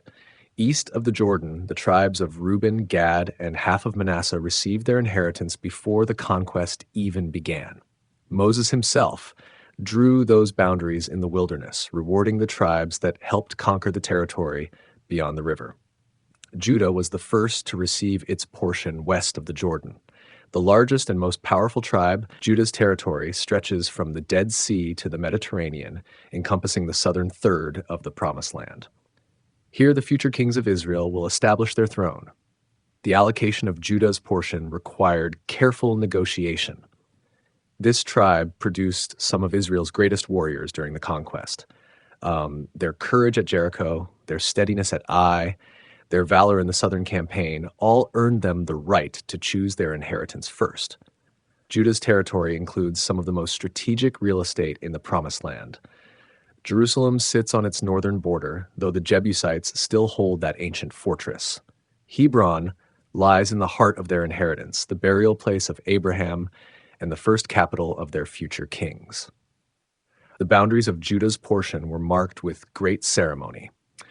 Stones were set at key points, creating permanent markers that future generations could recognize. Springs and hills, valleys and ridges all became part of the legal description of tribal territory. But not every family within Judah received equal portions. The bravest warriors and most faithful servants were granted the choicest lands near water sources and fertile valleys. Those who had shown cowardice or disloyalty found themselves allocated to marginal areas. Caleb's special inheritance stands as an example of how individual faithfulness was rewarded. This old warrior, now 85 years old, stepped forward to claim his personal promise from Moses. He asked for the hill country around Hebron, the very region inhabited by the fearsome Anakim. "Give me this mountain," Caleb declared, his voice still strong despite his advanced age. "The Lord promised it to me 45 years ago when I spied out the land. I am still as strong today as I was then. Let me drive out these giants and claim my inheritance." Joshua smiled as he granted Caleb's request. Here was the same bold faith that had sustained them both through 4 decades in the wilderness. While other spies spoke of giants and fortified cities, Caleb had focused on God's promises and Israel's destiny. The hill country of Hebron became Caleb's personal domain. At an age when most men rest by their fires, this ancient warrior launched a personal campaign against the sons of Anak. The giants who had terrified the original spies fell before Caleb's determined assault. Ephraim received the next major allocation, their territory stretching across central Palestine from the Jordan to the sea. As the dominant tribe of the house of Joseph, Ephraim claimed the right to a central position in the promised land. The boundaries of Ephraim were drawn with particular care, taking into account both military and economic considerations. Their territory included some of the most fertile valleys in Palestine, capable of supporting a large population. Key trade routes passed through their inheritance, promising future prosperity. Yet even Ephraim faced challenges in fully occupying their allotted territory. Canaanite strongholds still dotted their landscape, some of them virtually impregnable. The Ephraimites would have to complete by force what Joshua's conquest had left unfinished. The delegation from Ephraim brought complaints about their allocation to Joshua's tent. "Why have you given us only one portion as an inheritance?" they demanded. "We are a numerous people, blessed by the Lord." Joshua's response revealed both wisdom and gentle rebuke. "If you are so numerous, go up to the forest and clear land for yourselves. If the hill country of Ephraim is too small for you, expand into the wooded areas. The hill country is not enough for us, they replied, and all the Canaanites in the valleys have iron chariots. The old general's eyes flashed with the fire of his younger days. You are numerous and powerful. You can drive out the Canaanites, even though they have iron chariots and are strong. Clear the forest. The whole region shall be yours. The exchange revealed a growing problem that would plague Israel for generations. Some tribes were more aggressive than others in claiming their full inheritance. Military conquest was only the first step. Occupation and settlement required sustained effort over many years. Manasseh, the other half of Joseph's house, received territory on both sides of the Jordan. Their western portion bordered Ephraim to the south and extended north into the Jezreel Valley. Rich agricultural land mixed with strategic military positions. But Manasseh's case proved particularly complex. 5 daughters of Zelophehad stepped forward to claim their father's inheritance, challenging the normal pattern of male succession. Their case had been decided years earlier in the wilderness, establishing a precedent for female inheritance rights. Our father died in the wilderness, they explained to Joshua and Eleazar. He was not among those who rebelled against the Lord, but he died for his own sin and left no sons. Why should our father's name disappear just because he had no male heir? The law Moses had established was clear. Daughters could inherit if there were no sons, provided they married within their tribe to keep the land intact. Zelophehad's daughters received their portions, adding their names to the roster of landowners in Israel. The allocation process revealed the complexity of transforming a nomadic people into settled landowners. Questions arose about water rights, boundary disputes, urban versus rural allocations. Each decision created precedents that would influence Israelite law for centuries. Joshua established courts to handle these disputes, appointing judges from among the tribal leaders. The same organizational skills that had won the military conquest now tackled the challenge of peaceful settlement. As the sun sets on this first day of land division, Joshua surveys the organized chaos of the great tent at Shiloh. Maps lie scattered across tables, marked with the boundaries of the first 3 tribal territories. Tomorrow will bring new challenges as the remaining tribes present their cases. The transformation from conquest to settlement has begun. Warriors must become farmers, soldiers must become citizens, nomads must become landowners. The promised land is being divided, but the real work of building a nation has only just started. Outside the tent, campfires burn as tribal representatives discuss the day's decisions. Some are pleased with their allocations, others are already planning appeals. The land may be conquered, but the arguments over its division will continue for generations. Joshua retires to his quarters, knowing that tomorrow will bring more complex decisions. 7 tribes still await their inheritance. The most difficult negotiations may lie ahead as the remaining territory is divided among those who wait. There was still land left to claim. Though the fighting had slowed, much of Canaan had not yet been fully settled. Joshua, now older, moved slower. His face carried the wear of long years. Still, the work had to continue. Israel needed a home. 7 tribes had not yet received their share. They waited, unsure. Perhaps they were weary. Perhaps they feared the hills and valleys filled with strange names and old enemies. Joshua saw this hesitation. He called them together. There was no anger in his voice, only purpose. "How long will you wait?" he asked.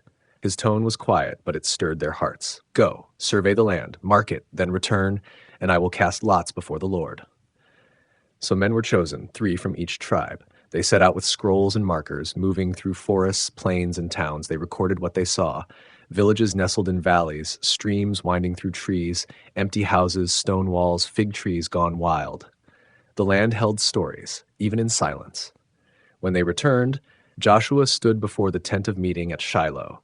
It was there the lots were cast, not by guesswork, but under God's watch. Each portion was sacred. Benjamin received land between Judah and Ephraim. His portion held the city of Jericho and other border towns. It was narrow, but full of history. The tribes settled near places where battles had been fought, prayers whispered, and miracles seen. Next came Simeon. His land was drawn from within the portion of Judah who had more than enough. This was not a punishment, but a sharing. Judah gave freely. Simeon rested among their brothers in the dry southlands where shepherds wandered and wells were guarded. Zebulun's lot brought them to fertile hills near the sea. Grain grew easily there. They lived near trade paths and sunrise winds. The people of Zebulun became known for journeying, coming, and going with ease. Issachar received land in the heart of the valley, rich soil and wide skies. Their fields would feed many. They lived close to Mount Tabor, a quiet hill that would one day echo with future battles. Asher found their home along the northern coast. Olive groves, cliffs above the sea, and cities near foreign lands. Their borders touched other nations.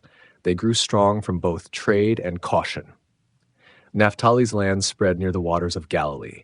Hills wrapped around lakes. Cold streams flowed from the heights.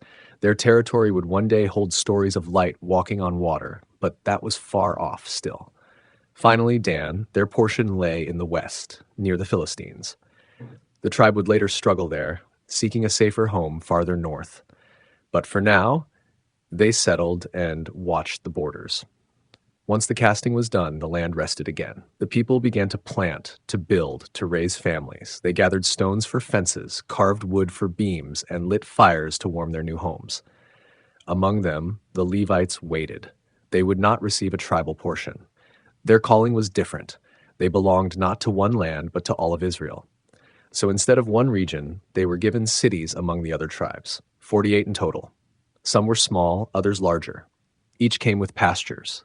These cities dotted the land like stars in a dark sky, quiet centers of teaching and prayer. 6 of the Levite cities were special, cities of refuge, places where someone who caused harm could flee.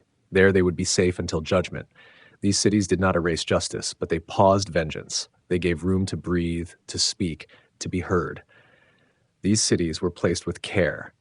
3 on one side of the Jordan, 3 on the other. Easy to reach, signs marked the roads. Mercy needed to be close. As people settled, Joshua kept walking. He visited tribes, blessed homes, offered counsel. He said little, but his presence reminded them. The journey was not over. Possession was more than land. It was about keeping covenant. He watched as walls went up, fields turned green, and laughter returned to evening fires. The tribes were no longer wandering. They were becoming rooted. But even as they settled, some places remained unconquered. Pockets of resistance, foreign gods hidden in high places, old habits not yet gone. Joshua saw it. He said nothing yet. That moment would come. For now, the land had been given, divided but not broken, shared but still one. 12 tribes, one people, a promise beginning to unfold. Night fell often on quiet fields. Mothers sang to babies, elders told stories under fig trees. Children ran among stones older than memory. And overhead, stars shimmered over a land once promised, now becoming home. Caleb's bold request. The wars had ended. Israel's tribes gathered at Gilgal to receive their promised inheritance. Dust settled on abandoned battlefields. Farmers began clearing stones from forgotten fields. Peace, fragile and new, spread across the land like morning mist. Among the crowd of elders and tribal leaders stood Caleb. His weathered hands gripped a walking staff. His beard, white as winter snow, caught the desert wind. 85 years had passed since he first set foot in this land as a spy. 4 decades in the wilderness, 7 years of conquest. Now, finally, his moment had come. Joshua recognized the familiar figure approaching. The same steady gait, the same unwavering eyes. Time had bent Caleb's shoulders, but his spirit remained unbroken. The old warrior stepped forward, and the assembly fell silent. "My lord Joshua," Caleb began, his voice carrying across the gathering, "you remember what Moses promised me at Kadesh Barnea. I was 40 years old when he sent us to explore this land. I brought back an honest report, while others filled the people with fear." The crowd listened as Caleb recounted those distant days. How 10 spies had spoken of giants and walled cities, how they had trembled before the Anakites, those legendary warriors who towered over ordinary men.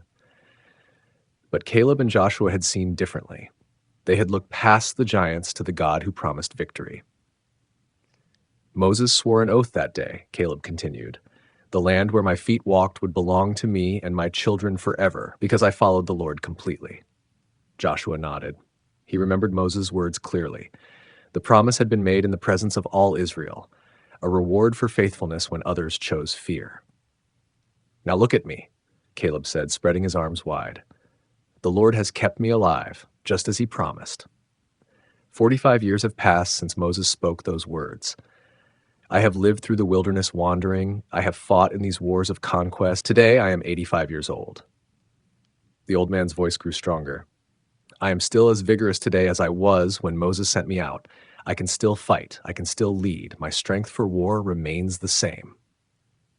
Murmurs rippled through the assembly. Men half Caleb's age struggled to match his energy. His claim seemed impossible, yet none could deny what they witnessed with their own eyes.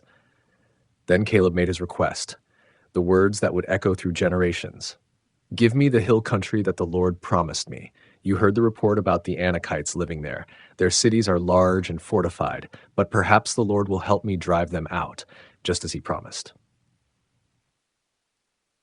The hill country of Hebron, the very heart of giant territory, where Abraham had once walked with God, where Sarah lay buried in the cave of Machpelah, the most sacred ground in all the promised land, yet inhabited by the most fearsome warriors. Other men might have chosen easier territory, fertile valleys where farmers could plow in peace, coastal plains where merchants could build their wealth. But Caleb asked for the hardest prize, the place where giants still roamed. Joshua smiled. Here stood the same man who had crossed the Jordan at his side, who had marched around Jericho's walls, who had fought at Ai and Gibeon and countless other battles. Age had not diminished his faith. If anything, the years had refined it like silver in fire. Your request is granted, Joshua declared. The blessing was immediate and complete. No hesitation, no conditions. The promise made by Moses would be honored by Joshua. The crowd watched in amazement as Joshua formally transferred Hebron to Caleb's clan. The city of giants would belong to the old warrior.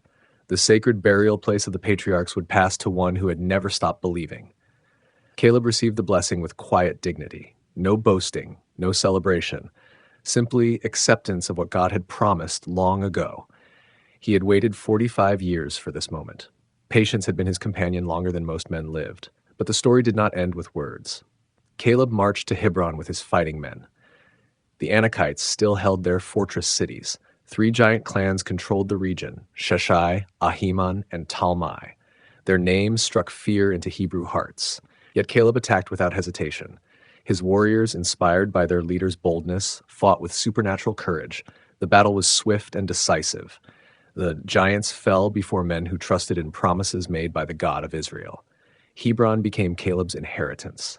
The city of giants became the possession of faith. Abraham's blessing ground passed to one who walked in Abraham's footsteps. The impossible became reality through simple trust. News of Caleb's victory spread throughout the tribes. If an 85-year-old man could defeat giants, what excuses remained for others? His example shamed the timid and inspired the faithful. One old warrior had reminded all Israel what courage looked like. Later generations would remember Caleb's request. When faced with impossible odds, they would recall the man who asked for giants. When tempted to choose safety over promise, they would think of Hebron. When age whispered limitations, they would hear Caleb's bold declaration of undiminished strength.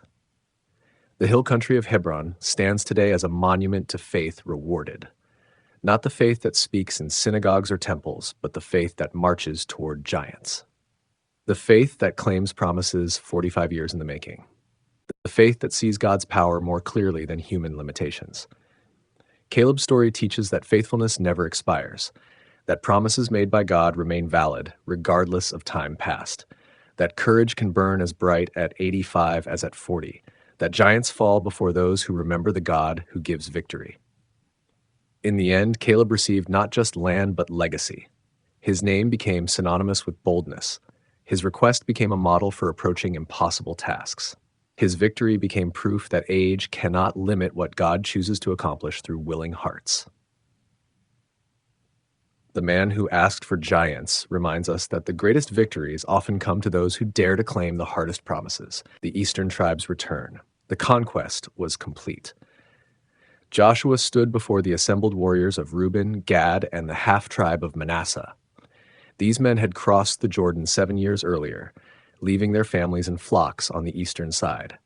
They had kept their word. Now Joshua prepared to honor his. "You have done everything Moses commanded," Joshua began. His voice carried across the ranks of battle-hardened soldiers. "You have obeyed me in all I asked. or Jeff, you have not deserted your brothers during these long years of war. The eastern tribes listened with mixed emotions. Joy at returning home battled with sadness at leaving their brothers. They had fought side by side through countless battles. They had shared bread and blood, victory and loss. Now the time had come to separate. The Lord your God has given rest to your brothers as he promised, Joshua continued. You may return to your homes across the Jordan to the land Moses gave you. Relief flooded the warriors' faces. 7 years away from wives and children felt like a lifetime. Letters and messages had crossed the river, but nothing replaced a father's embrace or a husband's presence. Their duty was done. Home called. Joshua raised his hand for attention. His final words would shape their future. Be careful to keep the commandment Moses gave you. Love the Lord your God. Walk in all his ways. Keep his commands. Hold fast to him. Serve him with all your heart and soul. The blessing followed naturally. Joshua spoke over each tribe, invoking God's protection for their journey and their future. Then he dismissed them with honor. Their service had been complete and faithful. They deserved to return as heroes. The eastern tribes gathered their weapons and supplies. They loaded wagons with their share of the spoils, gold and silver from conquered cities, livestock from defeated enemies, bronze weapons and fine clothing. The wealth of Canaan would cross the Jordan with them. Their departure was bittersweet. Warriors embraced brothers they might never see again. Commanders who had shared tents and strategy now faced goodbye. The army that had conquered the Promised Land was breaking apart. But as the eastern tribes traveled toward the Jordan, something unexpected happened. When they reached the river's edge ahead, they stopped. Instead of crossing immediately, they began gathering stones, large stones, foundation stones, altar stones. Word spread quickly. The eastern tribes were building an altar by the Jordan, a massive structure visible from both sides of the river, larger than necessary for ordinary sacrifices, clearly designed to make a statement. News reached the western tribes within days. Messengers ran through the camps with alarming reports. The eastern tribes had built an altar. They were offering sacrifices. They had established their own center of worship, separate from the tabernacle at Shiloh. Anger erupted across the land. Had their brothers turned away from the true faith?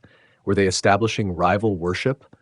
Had they forgotten the law of Moses, which demanded one altar, one priesthood, one center of sacrifice? The western tribes gathered for war.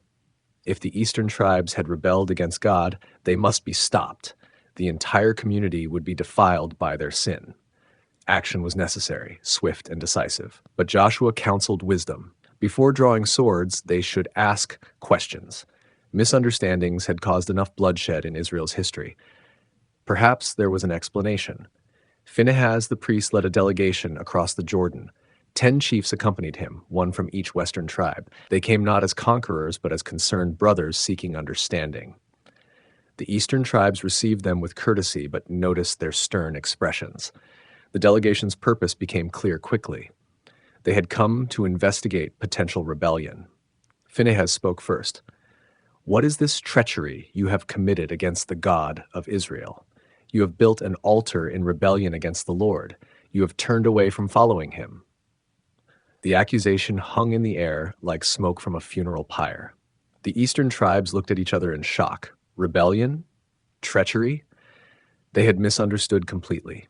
The leaders of Reuben, Gad, and Manasseh requested permission to explain. What they said changed everything.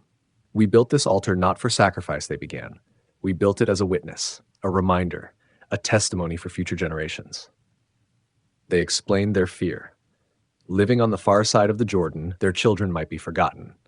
Future generations of Western tribes might say, "You have no share in the Lord. The Jordan is a boundary between us and you." We feared our descendants would be cut off from the worship of God, they continued. So we built this altar as a copy of the Lord's altar, not for sacrifice, but for witness. When your children ask our children about it, we can say, "See this replica of the Lord's altar. Our ancestors made it, not for sacrifice, but as a witness that we too serve the Lord." Understanding dawned on the delegation's faces. The altar was not rebellion, but insurance. Not separation, but connection. The eastern tribes feared being forgotten, not faithless. Phinehas spoke again, his voice warm with relief. Today we know the Lord is among us because you have not acted treacherously. You have rescued Israel from the Lord's hand. The delegation returned with joyful news. No rebellion had occurred. No war was necessary. The eastern tribes remained faithful. Their altar stood as a bridge, not a barrier. The western tribes rejoiced at the news. Their brothers had not abandoned the faith. The massive altar by the Jordan would remind all Israel that geography could not divide God's people. The river was a boundary of land, not loyalty. The eastern tribes named their altar Witness. It would testify for generations that those who lived beyond the Jordan served the same God as those within the Promised Land. Distance could not diminish devotion. Joshua's wisdom had prevented civil war. By counseling investigation before action, he had preserved Israel's unity. A simple conversation had solved what might have become a devastating conflict. The story of the altar reveals how easily misunderstanding can masquerade as rebellion, how fear of exclusion can appear as unfaithfulness, how good intentions can be misinterpreted as betrayal. But it also shows the power of patient inquiry, the strength of giving others the benefit of doubt, the wisdom of seeking explanation before passing judgment. The eastern tribes crossed the Jordan in peace. Their altar stood as a permanent reminder that God's people remain united regardless of the rivers that separate them. Faith transcends geography. Devotion defies distance. Their return marked the end of an era. The conquest generation was finally going home. The land finds rest. Silence settled over the hills of Canaan. For the first time in memory, no war trumpets echoed across the valleys. No armies marched through the morning mist. No cities burned on distant horizons. The land exhaled, releasing 7 years of held breath. Joshua walked through his own portion near Timnath-Serah. His footsteps disturbed only rabbits and songbirds. Where once he had planned battles, now he planned olive groves. Where armies had camped, farmers were clearing fields. The transformation felt almost miraculous. Children played in villages that had known only terror. Their laughter replaced the clash of bronze and iron. Mothers no longer scanned the horizon for approaching enemies. Fathers returned to their fields instead of their swords. The change happened gradually, like dawn breaking over mountains. First, the major cities fell silent, then the smaller towns. Finally, even the remotest settlements laid down their weapons. The last pockets of resistance melted away like snow in spring. Markets reopened in cities that had been battlegrounds. Merchants who had hidden their goods began traveling the roads again. Trade routes abandoned during the conquest slowly came back to life. Caravans appeared on paths that had carried only soldiers. In Shiloh, the tabernacle stood peacefully among the tents of worshipers. No longer did priests hurry through ceremonies between battles. No longer did sacrifices focus on victory in war. The offerings spoke of harvest and thanksgiving, birth and blessing. The priests noticed the change in their daily routines. Requests for guidance in battle were replaced by questions about farming and family. Warriors brought weapons to be beaten into farming tools. The sounds of worship grew softer, more contemplative. Joshua's commanders found themselves with an unfamiliar problem: too much time. Men who had lived for strategy and combat struggled to find meaning in peaceful days. Some took up farming, others became judges in their tribes.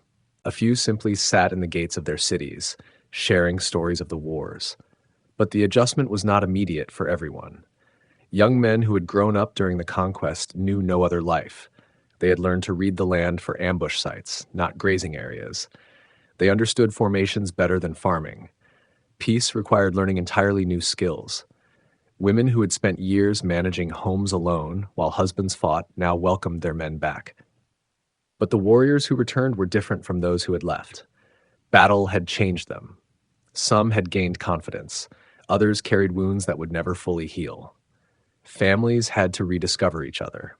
Children born during the wars had never known their fathers in peacetime. They watched their warrior fathers struggle to become farmers and builders. The transition from soldier to civilian was harder for some than actual combat had been. Yet slowly, beautifully, the land began to bloom. Fields that had been trampled by armies sprouted grain. Orchards that had been cut down for siege works grew new branches.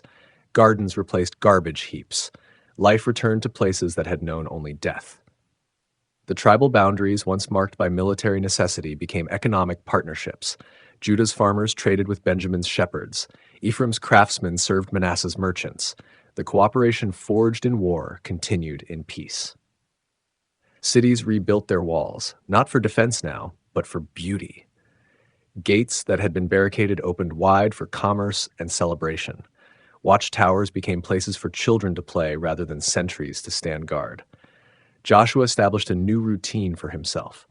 Instead of morning briefings with commanders, he met with tribal elders about civil matters. Instead of planning battles, he mediated disputes.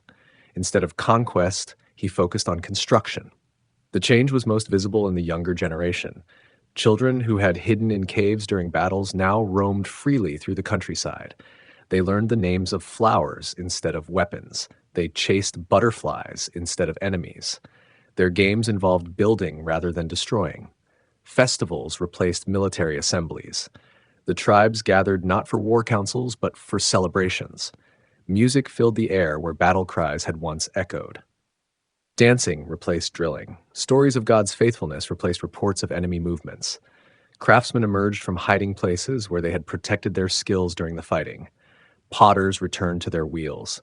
Weavers set up their looms. Metalworkers began creating tools for peace instead of weapons for war. Art began to flourish. The roads that had carried armies now hosted pilgrims traveling to worship. Families journeyed to Shiloh for the great festivals.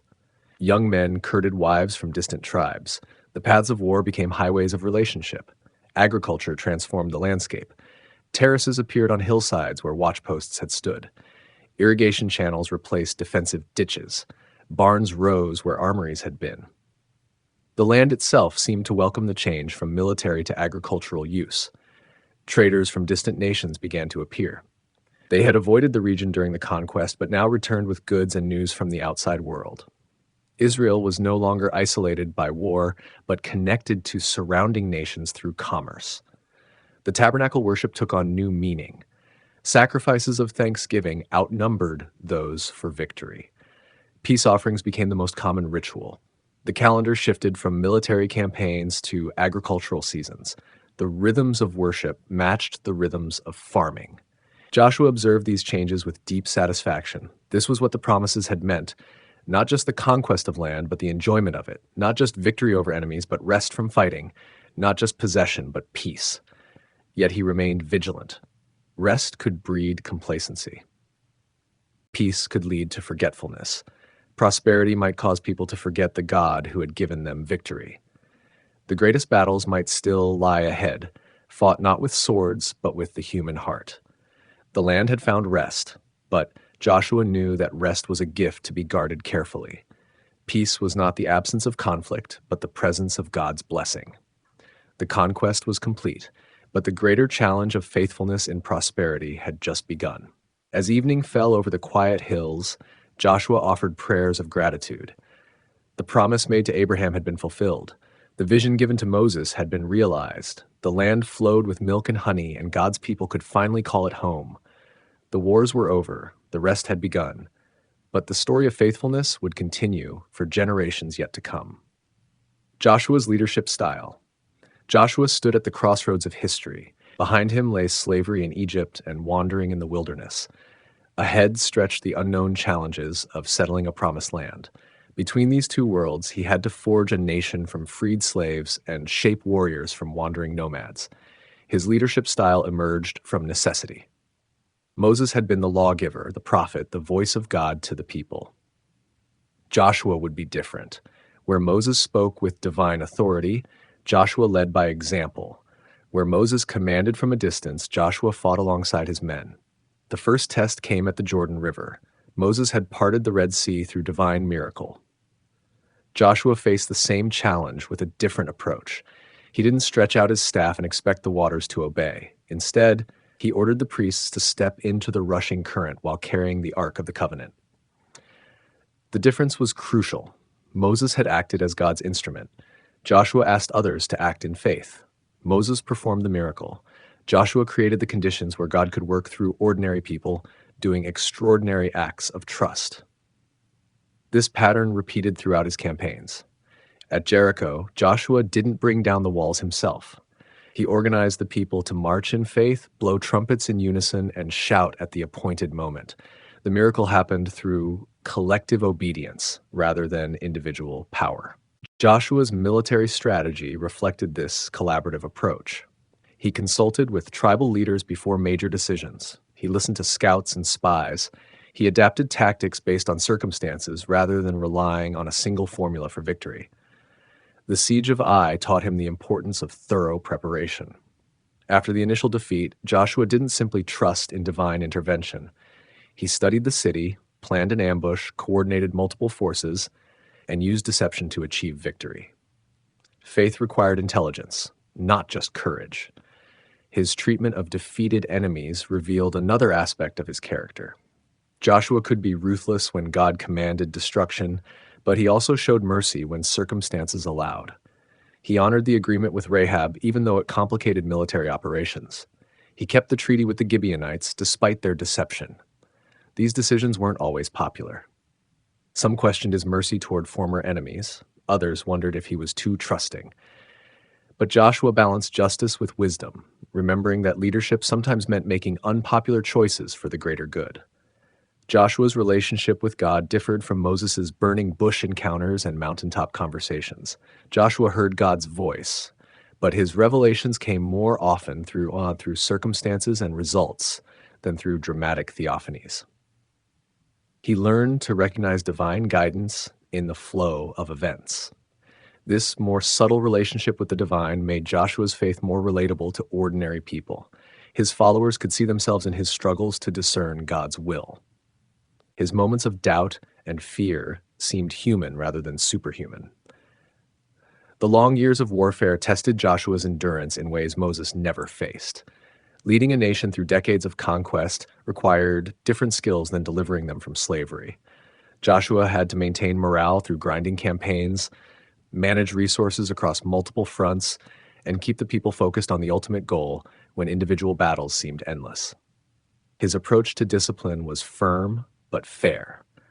When Achan's sin brought defeat at Ai, Joshua conducted a thorough investigation rather than making hasty accusations. He followed proper procedures, allowed the guilty party to confess, and carried out justice publicly to restore the community's integrity. But Joshua also made mistakes. His failure to consult God before making the treaty with the Gibeonites showed that even experienced leaders could be deceived. His response to this error revealed character. He honored the flawed agreement rather than breaking his word, accepting the consequences of his oversight. The distribution of land among the tribes showcased Joshua's administrative abilities. This complex task required careful surveying, fair allocation, dispute resolution, and long-term planning. Joshua managed the process with patience and wisdom, ensuring each tribe received appropriate territory while maintaining national unity. His handling of the eastern tribe's altar demonstrated mature leadership. Rather than reacting in anger to what appeared to be religious rebellion, Joshua encouraged dialogue. His restraint prevented civil war and preserved unity through understanding rather than force. Joshua's leadership style evolved throughout his career. The young warrior who fought Amalekites in the wilderness became the mature statesman who divided the promised land. His methods adapted to changing circumstances while his core values remained constant. He never sought personal glory. Victory belonged to God and the people, not to their commander. This humility made others willing to follow him even through difficult campaigns. They trusted him because he trusted God and treated them with respect. Joshua's delegation of authority revealed confidence rather than weakness. He appointed judges, military commanders, and tribal leaders, then supported their decisions. He understood that effective leadership meant developing other leaders, not micromanaging every detail. His communication style was direct but not harsh. He explained strategies to his commanders, shared intelligence with tribal leaders, and kept the people informed about major decisions. Transparency built trust even when circumstances were challenging. The farewell addresses revealed Joshua's long-term perspective. He wasn't just concerned with immediate military success, but with the spiritual health of future generations. His warnings about idolatry and compromise showed a leader thinking beyond his own lifetime. Joshua's legacy lay not in personal achievements, but in institutional success. He transformed a wandering people into a settled nation. He established systems of government that would endure for centuries. He created a military tradition that future generations could build upon. His leadership style offers timeless lessons.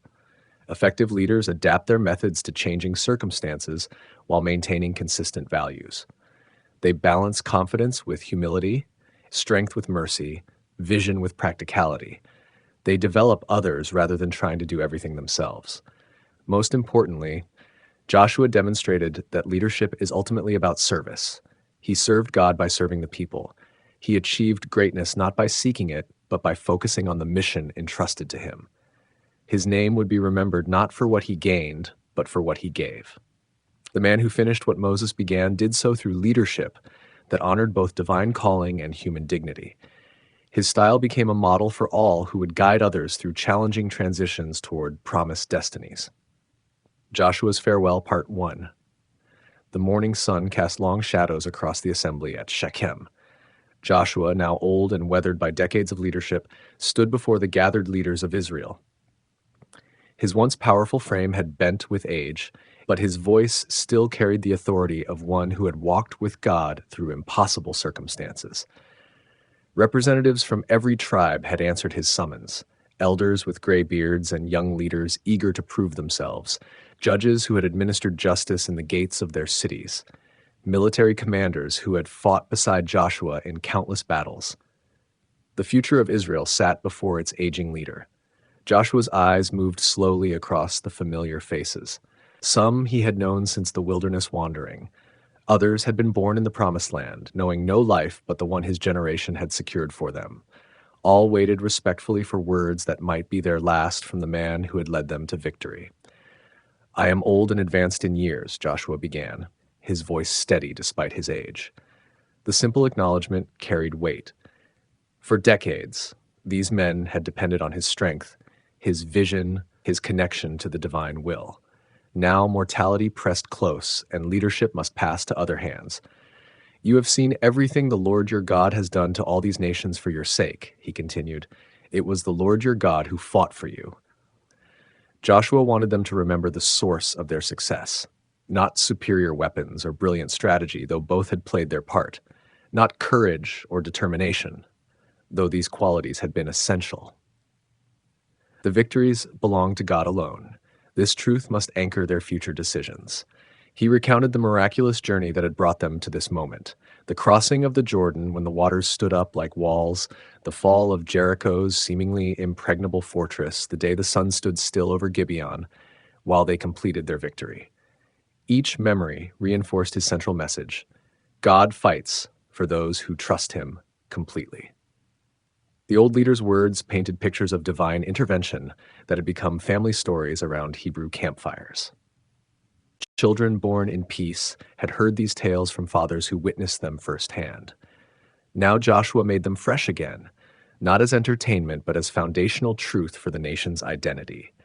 "Remember how I have divided by lot for an inheritance to your tribes the land that remains, along with all the nations I have already destroyed, from the Jordan to the Mediterranean Sea in the west."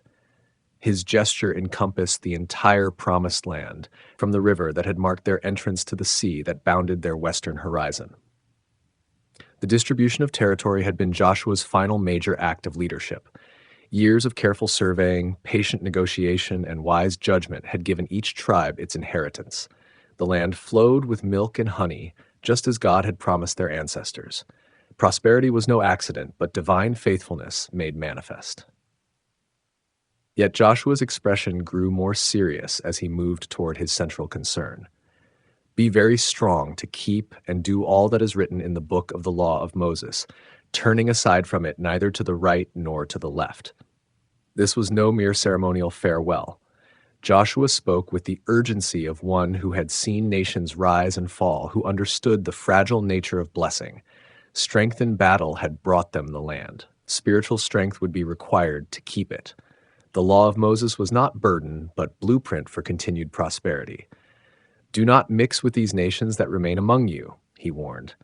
The Canaanite peoples had not been completely eliminated. Some had been absorbed into Israelite society. Others maintained separate communities within the land. The temptation to adopt their customs and worship their gods would be constant. Joshua's concerns were not theoretical. He had seen how quickly victory could turn to compromise, how easily the spectacular could give way to the mundane, how prosperity could breed forgetfulness of the God who provided it. The greatest battles lay not behind them, but ahead, fought not with swords, but in the human heart. Do not invoke the names of their gods or swear by them, he continued. The warnings grew more specific. Religious compromise often began with seemingly innocent accommodations, a business deal sealed with a foreign oath, a marriage celebrated with pagan rituals, small steps that led to great falls. His words carried the weight of experience. Joshua had witnessed Israel's tendency towards spiritual drift. Even during the wilderness years, the people had worshipped a golden calf while Moses received the law on Mount Sinai. Even during the conquest, Achan's secret sin had brought defeat at Ai. The pattern was clear. Disobedience brought disaster, as surely as obedience brought blessing. But you are to hold fast to the Lord your God, as you have until this day, Joshua declared. This was the key to everything, not mere ritual observance or cultural separation, but active, ongoing relationship with the God who had called them out of Egypt and brought them into the promised land. The old leader's voice softened as he reminded them of God's faithfulness. No one has been able to withstand you to this day. One of you routs 1,000 because the Lord your God fights for you, just as he promised. These were not empty boasts, but historical facts. Israel's military success had defied all natural explanation. Smaller armies had defeated larger ones. Untrained farmers had outfought professional soldiers. Walled cities had fallen to nomadic tribes. The evidence of divine intervention was overwhelming. Yet Joshua's next words carried an edge of warning that silenced the assembly. But if you turn away and ally yourselves with the survivors of these nations that remain among you, and if you intermarry with them and associate with them, then you may be sure that the Lord your God will no longer drive out these nations before you. The conditional nature of God's promises became clear. Blessing was not automatic, but required ongoing faithfulness. The same God who had fought for them would fight against them if they abandoned the covenant that had made them his people. Instead, they will become snares and traps for you, whips on your backs and thorns in your eyes, until you perish from this good land which the Lord your God has given you. The imagery was vivid and unsettling. Joshua had seen what happened when nations forgot their God. The Canaanites themselves had been dispossessed for their spiritual corruption. Israel was not immune to the same judgment if they followed the same path of disobedience. The assembly sat in silence as the implications sank in. Their greatest enemy was not foreign armies, but their own hearts. Their greatest challenge was not military, but moral. Their future depended not on the strength of their weapons, but on the strength of their commitment to the God who had made them a nation. Joshua paused, letting his words settle into their hearts like seeds in fertile soil. This was his legacy moment, his final opportunity to shape the future of the people he had served so faithfully. Everything depended on whether they would remember these truths when prosperity made them seem unnecessary. The sun climbed higher as the old leader prepared to deliver the rest of his message. His farewell was not yet complete. The most crucial words remained to be spoken. The choice that would determine Israel's destiny still lay before them. Joshua's Farewell, Part 2. The assembly remained silent as Joshua gathered his strength for the most important words of his long life. The morning sun had reached its zenith, casting sharp shadows across the stones of Shechem. Here, between Mount Gerizim and Mount Ebal, where Moses had commanded the reading of blessings and curses, Joshua would issue his final challenge to the nation he had led to victory. Now I am about to go the way of all the earth, Joshua said, his voice carrying the weight of approaching mortality. Death was the one enemy he could not defeat, the one battle he would not win. But his concern was not for himself, but for the people who would continue after him. You know with all your heart and soul that not one of all the good promises the Lord your God gave you has failed, he declared. The evidence surrounded them. Cities they had not built sheltered their families. Wells they had not dug provided their water. Vineyards they had not planted yielded their fruit. Every promise had been kept with perfect faithfulness. Joshua's recitation of God's goodness was not nostalgia but foundation. He wanted them to remember not just the battles they had won, but the faithfulness that had made victory possible. In future generations, when challenges arose and faith wavered, this record of divine reliability would be their anchor. Every promise has been fulfilled, not one has failed, he repeated, letting the truth sink deep into their consciousness. But then his tone shifted, carrying a more ominous note. But just as all the good things the Lord your God has promised you have come to you, so he will bring on you all the evil things he has threatened until the Lord your God has destroyed you from this good land he has given you. The warning was stark and unmistakable. The same faithfulness that had brought blessing would bring judgment if they violated the covenant. God's promises worked both ways. Obedience led to life. Disobedience led to death. The choice was theirs, but the consequences were certain. If you violate the covenant of the Lord your God, which he commanded you, and go and serve other gods and bow down to them, the Lord's anger will burn against you, and you will quickly perish from the good land he has given you. Joshua paused, letting the gravity of his words settle over the assembly. Then he moved toward his climactic challenge, the moment that would define not just this gathering, but the future of Israel itself. Now fear the Lord and serve him with all faithfulness, he commanded. This was not mere religious observance, but total life commitment. Fear meant reverence, awe, recognition of God's absolute sovereignty. Service meant active obedience in every aspect of life. Faithfulness meant unwavering loyalty regardless of circumstances. Throw away the Gaiansers' worship beyond the Euphrates River and in Egypt and serve the Lord, Joshua continued. Even now, even after all they had witnessed, some still harbored attachments to foreign gods, small idols hidden in household goods, amulets worn for luck, customs that honored other deities. All must go. The old leader's eyes swept across the assembly, reading faces, gauging hearts. Then he issued the challenge that would echo through centuries of Hebrew history. But if serving the Lord seems undesirable to you, then choose for yourselves this day whom you will serve. Choice. The word hung in the air like incense from an altar. Not compulsion, but decision. Not obligation, but opportunity. Joshua had led them to the promised land, but he could not choose their hearts for them. That decision belonged to each person, each family, each tribe. Whether the gods your ancestors served beyond the Euphrates or the gods of the Amorites in whose land you are living, Joshua continued, laying out their options with stark clarity. They could serve the ancient gods of Mesopotamia, where Abraham had first heard the call to leave his homeland. They could serve the local gods of Canaan, whose worship promised prosperity and pleasure. But then Joshua made his own position unmistakably clear. His voice rang with conviction that had been forged through decades of walking with God. But as for me and my household, we will serve the Lord. The declaration struck the assembly like lightning. Here was their leader, the man who had seen more of God's power than any of them, making his choice public and permanent, not just for himself, but for his entire family, not as suggestion, but as unshakable commitment. The people responded immediately. Far be it from us to forsake the Lord to serve other gods. Their voices rose in unison, but Joshua was not satisfied with emotional response. He had seen too many moments of enthusiasm followed by periods of drift.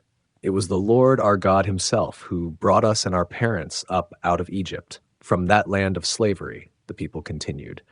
He performed those great signs before our eyes. He protected us on our entire journey and among all the nations through which we traveled.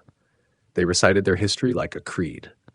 The plagues that had broken Pharaoh's power, the Red Sea crossing that had secured their escape, the wilderness provision that had sustained them for 40 years, the conquest victories that had secured their inheritance.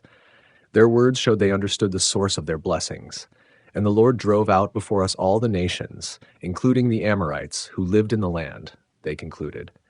We too will serve the Lord because he is our God. But Joshua was not finished testing their commitment. You are not able to serve the Lord, he said bluntly. The statement shocked them. Had their leader lost faith in them after leading them so successfully? He is a holy God. He is a jealous God, Joshua explained. He will not forgive your rebellion and your sins. If you forsake the Lord and serve foreign gods, he will turn and bring disaster on you and make an end of you after he has been good to you. Joshua's harsh words were not discouragement, but reality check. Serving God was not casual commitment, but total surrender. The same holiness that made God trustworthy made him dangerous to those who took his covenant lightly. Better to count the cost honestly than to make promises they could not keep. No, we will serve the Lord, the people insisted, their voices even stronger than before.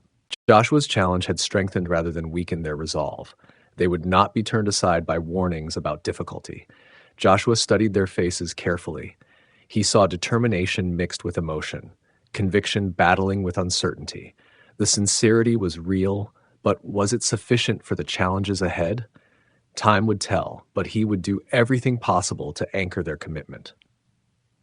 You are witnesses against yourselves that you have chosen to serve the Lord, he declared solemnly.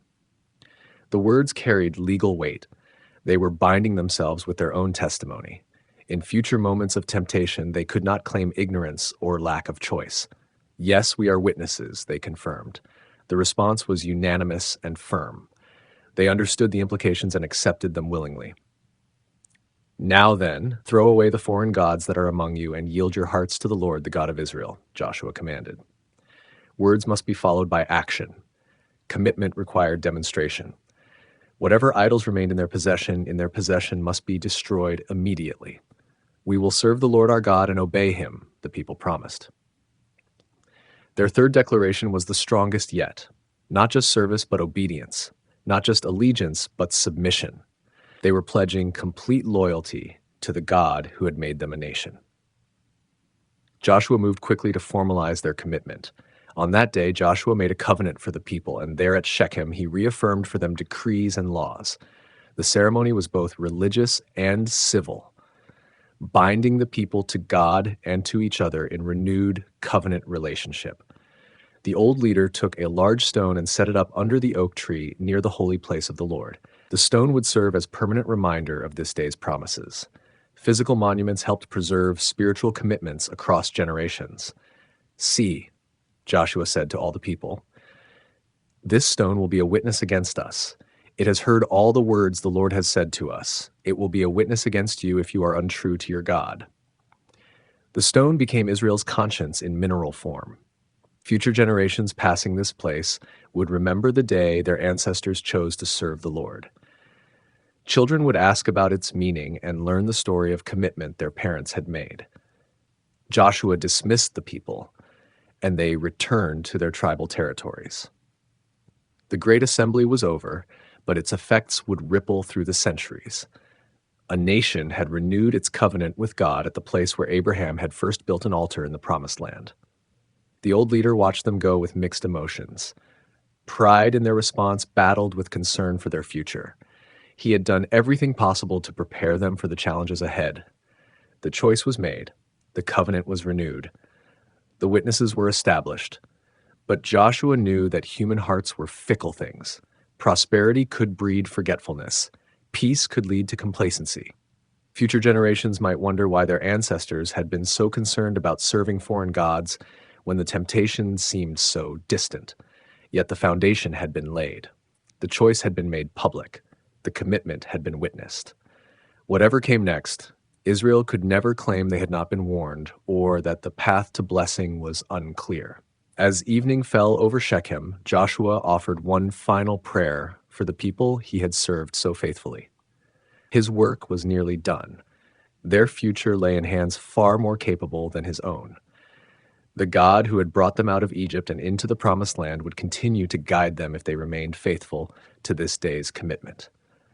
The stone stood silent witness under the ancient oak, waiting for history to test the promises made in its shadow. Joshua's death. The seasons turned with quiet regularity in the hill country of Ephraim. Joshua's hair had grown white as winter snow. His steps, once decisive and swift, had become careful and measured. The great commander who had led armies across the Jordan and through the battles of conquest now struggled with the simple task of rising from his bed each morning. Yet his mind remained sharp.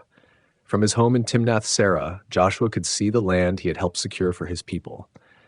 Olive groves dotted the hillsides where enemy camps had once threatened Israel's future. Children played in valleys that had echoed with war cries. The transformation filled his heart with quiet satisfaction. Visitors came regularly to seek his counsel. Tribal elders brought disputes for his wisdom. Young leaders asked for guidance in matters of governance. Parents sought his blessing for their children. Even in frailty, Joshua remained the father figure of a nation still learning to live in peace. His final illness came gently, like evening shadows gathering in familiar valleys. No dramatic collapse or sudden crisis marked the beginning of the end. Instead, the accumulated weight of 110 years slowly pressed upon his aging frame. The body that had endured slavery in Egypt, wilderness wandering, and decades of warfare finally began its surrender to mortality. Word spread quietly through the tribes that Joshua was failing. Representatives from each family group made pilgrimages to Timnath-Serah. They came not to disturb his rest, but simply to be near the man who had led them from promise to fulfillment. His presence had been their anchor for so long that imagining life without him seemed impossible. Joshua received these visitors with the same grace that had marked his leadership. His voice, though weakened, still carried the authority of one who had walked closely with God. His eyes, dimmed by age, still sparkled with the joy of seeing God's faithfulness proven again and again. To his family, Joshua spoke of the future with confidence rather than concern. He had done what God called him to do.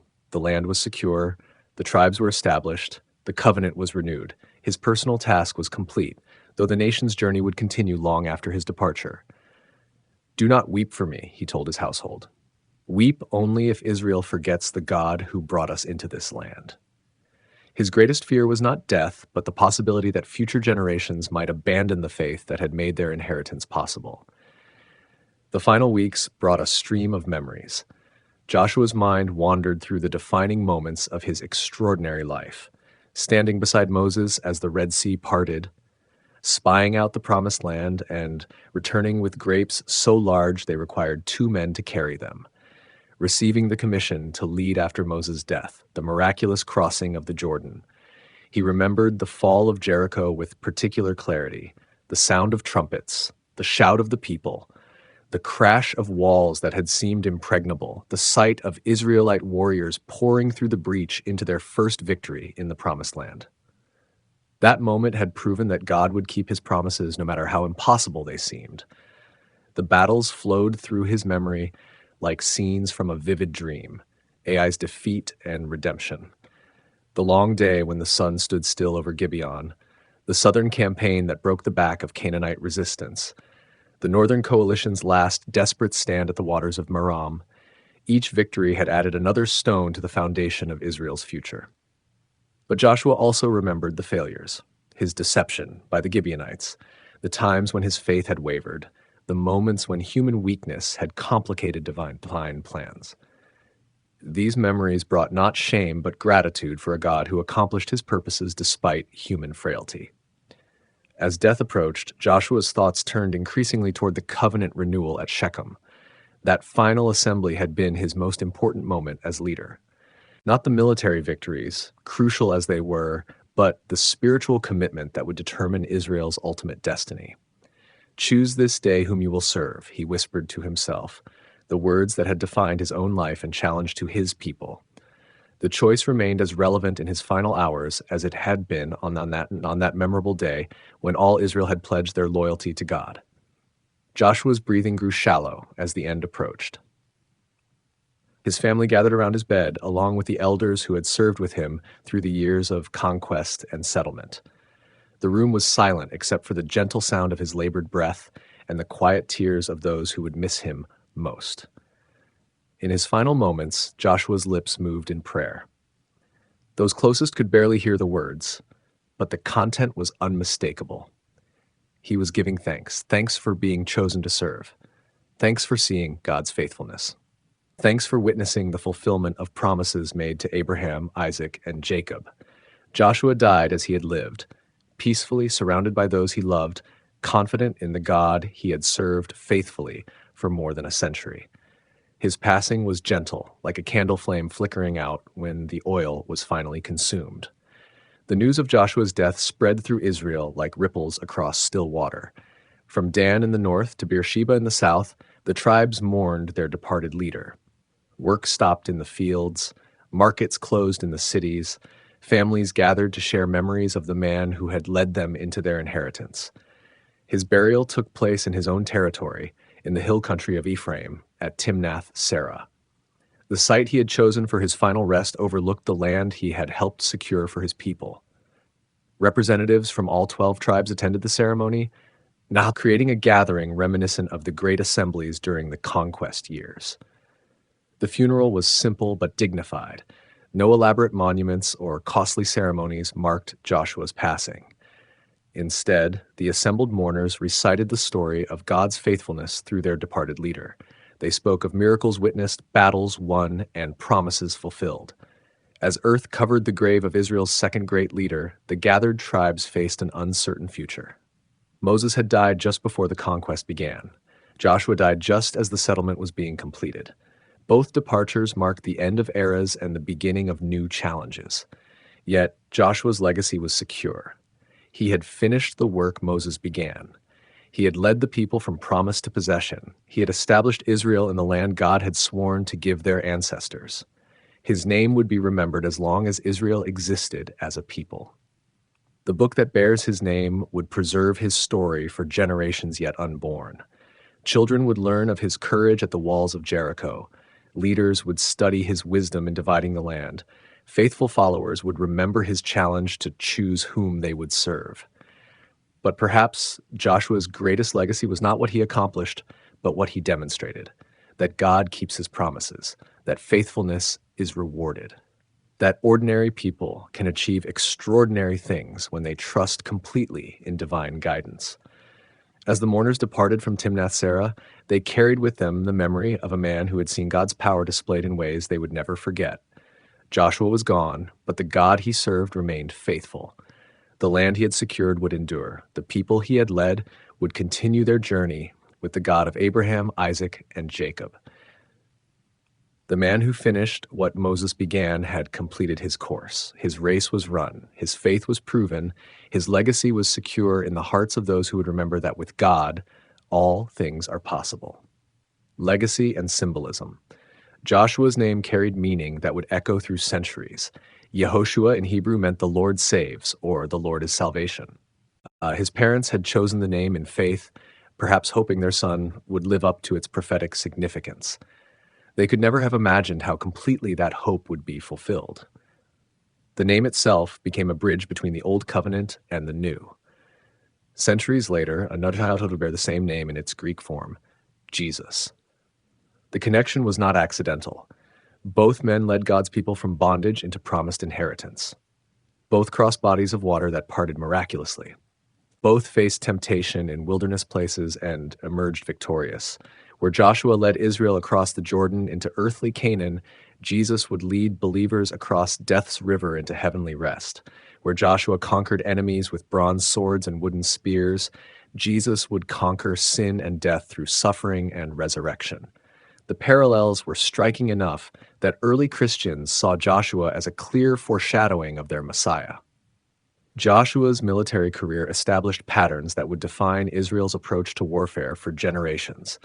His combination of careful planning and absolute trust in divine intervention became the template for faithful leadership. Future kings and commanders would study his campaigns, learning that victory came not through superior numbers or weapons, but through obedience to God's instructions. The conquest narratives revealed principles that transcended military application. Joshua's experience taught that divine promises require human participation. God had promised the land, but Israel still had to fight for it. Miracles happened, but they came in response to acts of faith.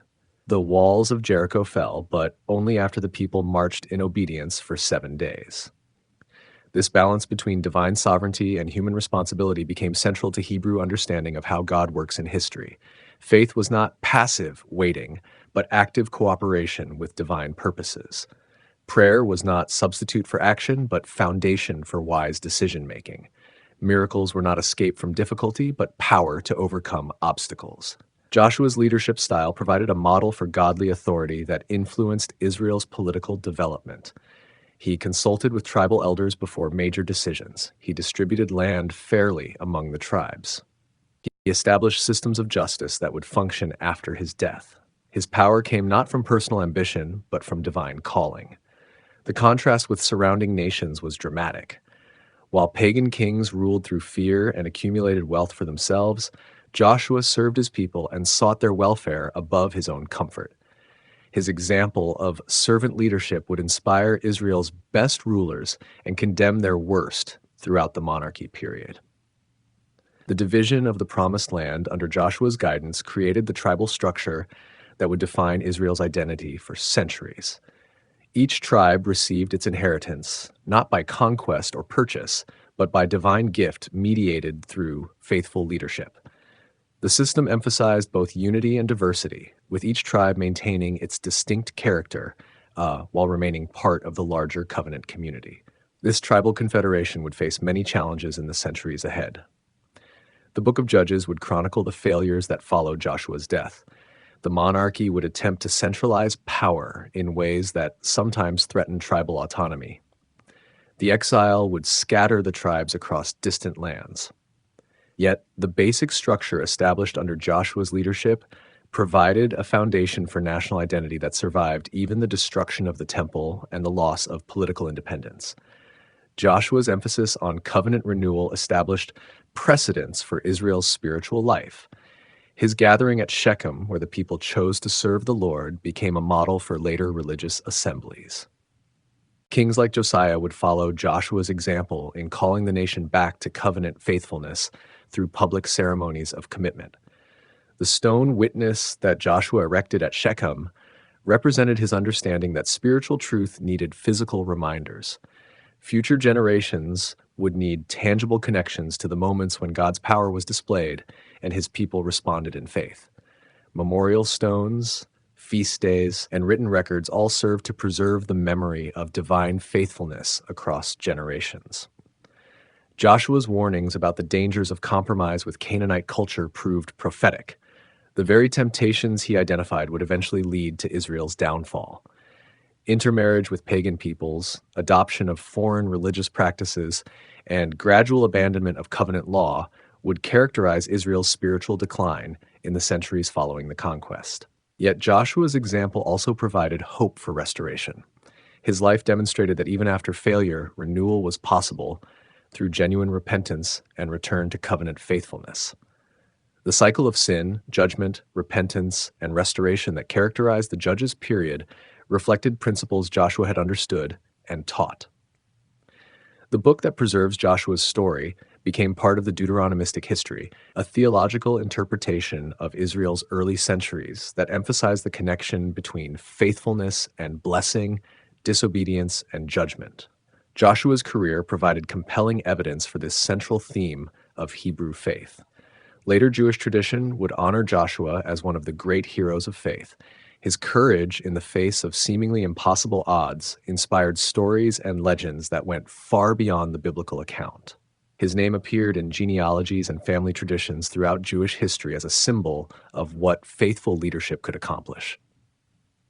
Christian interpretation saw in Joshua a type or foreshadowing of Christ. The conquest of Canaan prefigured the believer's victory over sin. The rest that Israel found in the Promised Land pointed toward the eternal rest available through faith in Jesus. The battles Joshua fought externally became symbols of the spiritual warfare Christians face internally. This typological understanding enriched both Jewish and Christian appreciation of Joshua's significance. His story was not just ancient history, but living parable. His victories were not just military achievements, but spiritual lessons. His leadership was not just political success, but divine pattern. Modern readers find in Joshua a complex figure who challenges simple categorizations. His ruthless execution of divine judgment troubles those who prefer gentler images of religious faith. His complete obedience inspires those who struggle with partial commitment. His combination of military skill and spiritual devotion provides a model for integrating faith with practical responsibility. Joshua's legacy ultimately points beyond himself to the God he served. His greatest achievement was not personal success, but faithful transmission of divine purposes to the next generation. He received the promises from Moses and passed them on to the judges who would follow. He served as a bridge between the wilderness wandering and the settled life in the promised land. The man whose name meant, "The Lord saves," lived out that meaning in ways that transcended his own understanding.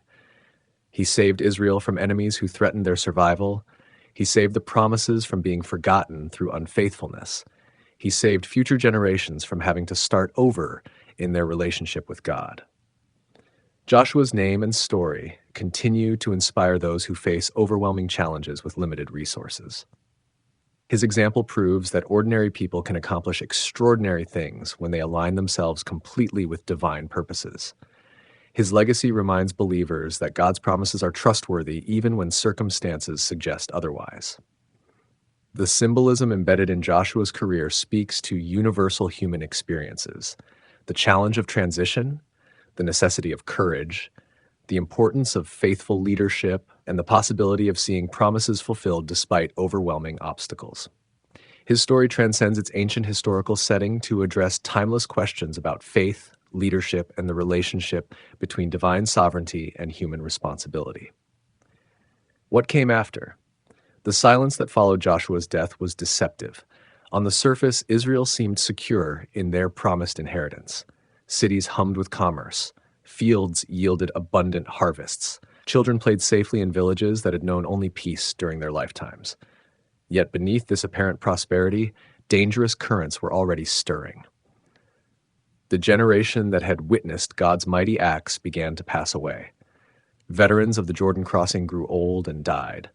Warriors who had marched around Jericho's walls joined their commander in death. Witnesses to the sun standing still over Gibeon took their memories to silent graves.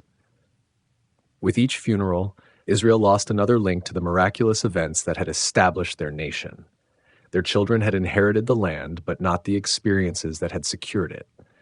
Born in peace, they knew conquest only through stories told around evening fires. The battles seemed like distant legends rather than recent history. The God who had fought for their parents became increasingly abstract to those who had never seen his power displayed in dramatic intervention. The tribal confederation that Joshua had carefully established began to show signs of strain. Without external enemies to unite against, internal differences became more pronounced.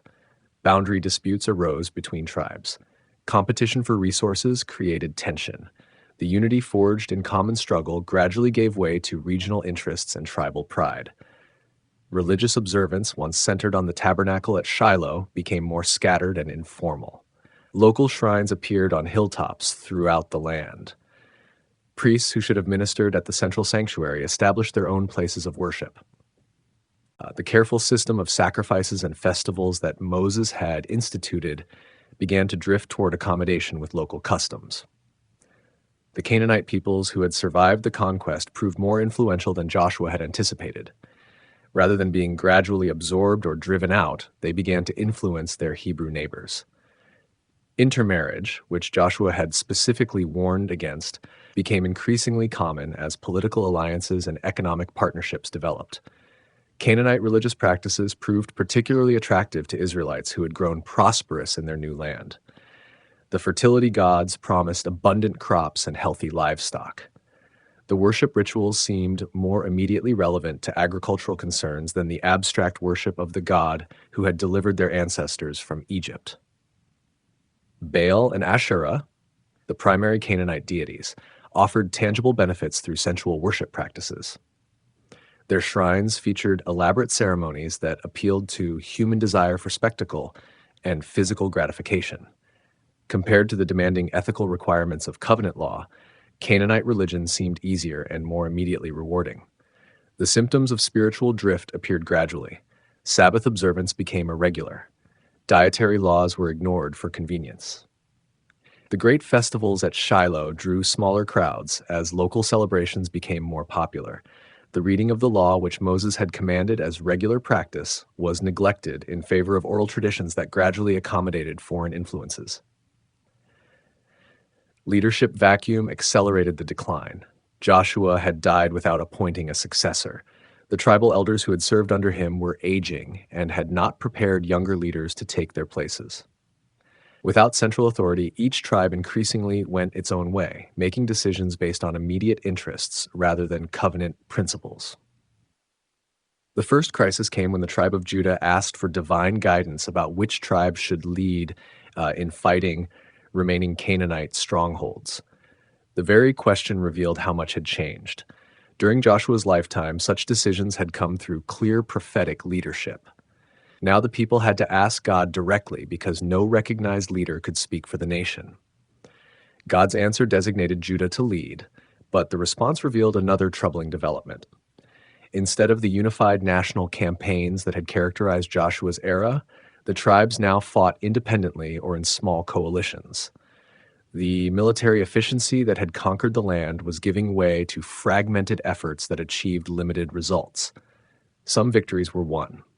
The tribe of Judah successfully captured Jerusalem, though they could not hold it permanently. Other tribes made progress in their territories. But the systematic, complete conquest that had marked Joshua's campaigns was replaced by partial successes and compromised settlements. More troubling was the increasing tendency to make peace treaties with enemy populations rather than driving them out as God had commanded. What began as practical expedience gradually became accepted policy. The Israelites grew comfortable with Canaanite neighbors, adopting their customs and eventually their gods. The book of Judges would chronicle the tragic cycle that emerged from these compromises. Israel would drift into idolatry and moral corruption. God would allow foreign oppressors to dominate them. The people would cry out in distress. God would raise up a deliverer who would free them from their enemies. The land would have rest for a generation. Then the cycle would begin again. This pattern revealed the fundamental weakness that Joshua had tried to address in his farewell speeches. Military conquest could secure the land, but spiritual faithfulness was required to keep it. External enemies could be defeated with swords and spears, but the enemy within required constant vigilance and active resistance. Each judge who arose during this period was a reminder of what Israel had lost when Joshua died.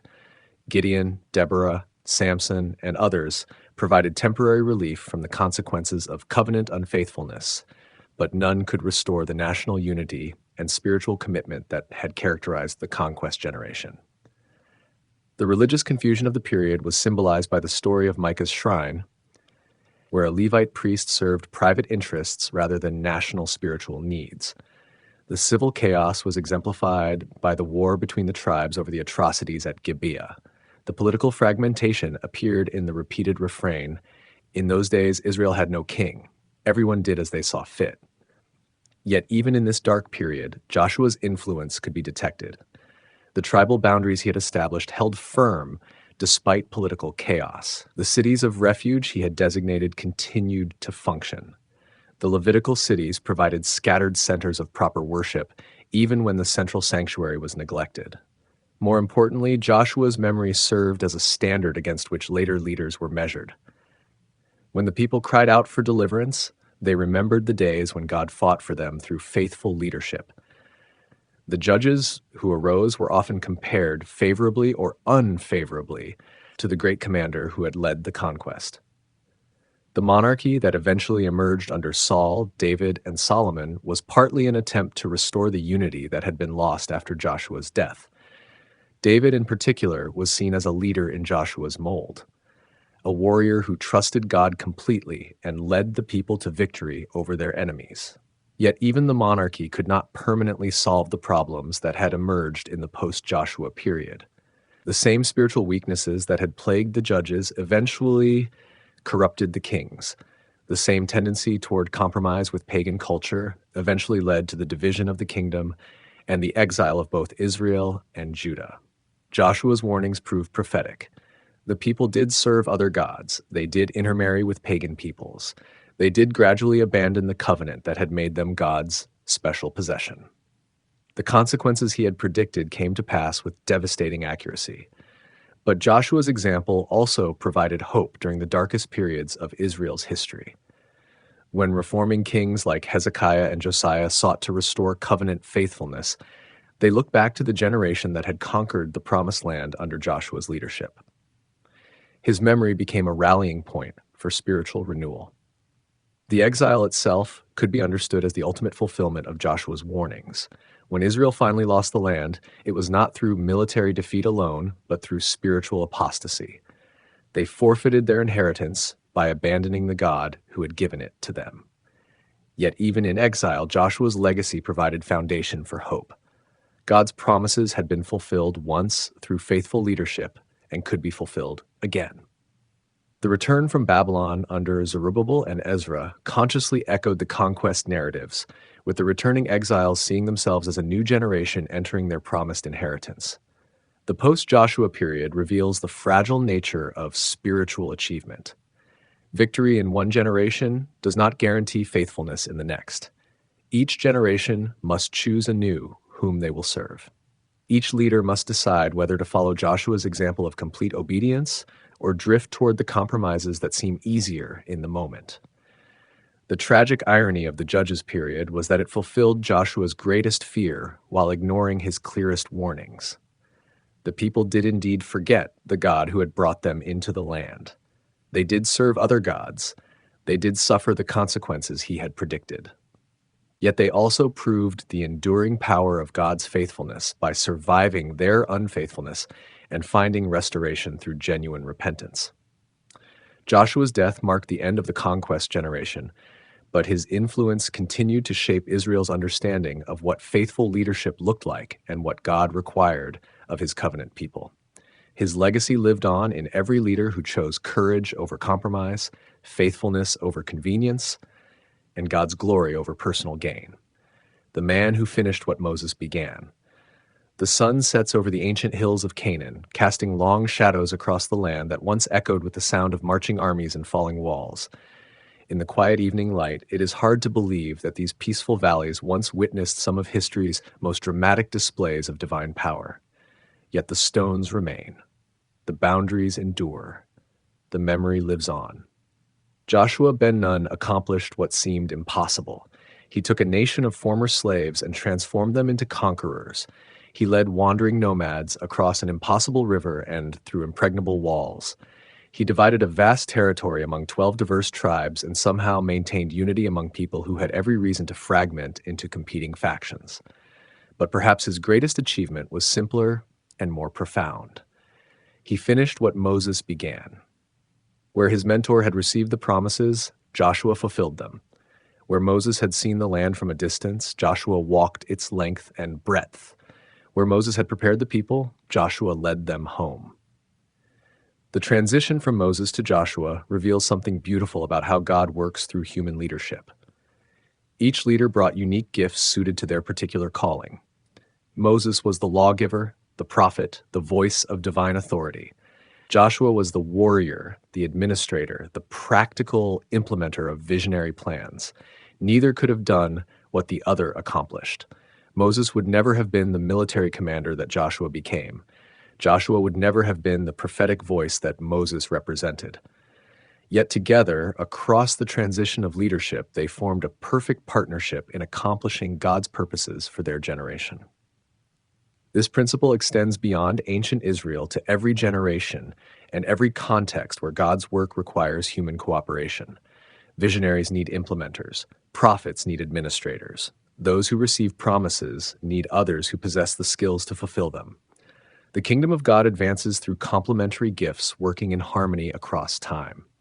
Joshua's life also demonstrates the importance of faithful service in secondary roles. For decades, he served as Moses' gunner-aft assistant, learning leadership through apprenticeship rather than appointment. His years of faithful service in supporting roles prepared him for his ultimate calling. The man who would lead Israel to victory learned humility by helping someone else succeed first. Modern leaders often want to skip the apprenticeship phase and move directly to positions of authority. Joshua's example suggests that God's preparation usually involves long seasons of faithful service, where character is developed and skills are refined away from the spotlight. Great leadership is usually preceded by great followership. The conquest narratives remind us that God's promises often require human participation to be fulfilled. The land was given, but it still had to be possessed. The victories were guaranteed, but the battles still had to be fought. Divine sovereignty worked through human responsibility rather than replacing it. This balance appears throughout Scripture and human experience. God provides the opportunity, but we must walk through the door. God gives the victory, but we must show up for the battle. God makes the way, but we must take the steps. Joshua understood this partnership and never presumed that promises would be fulfilled without corresponding action. The story of Jericho perfectly illustrates this principle. God promised to give the city, but the people still had to march. The walls would fall, but the Israelites still had to walk around them for 7 days. The victory was guaranteed, but faith still required demonstration through obedience.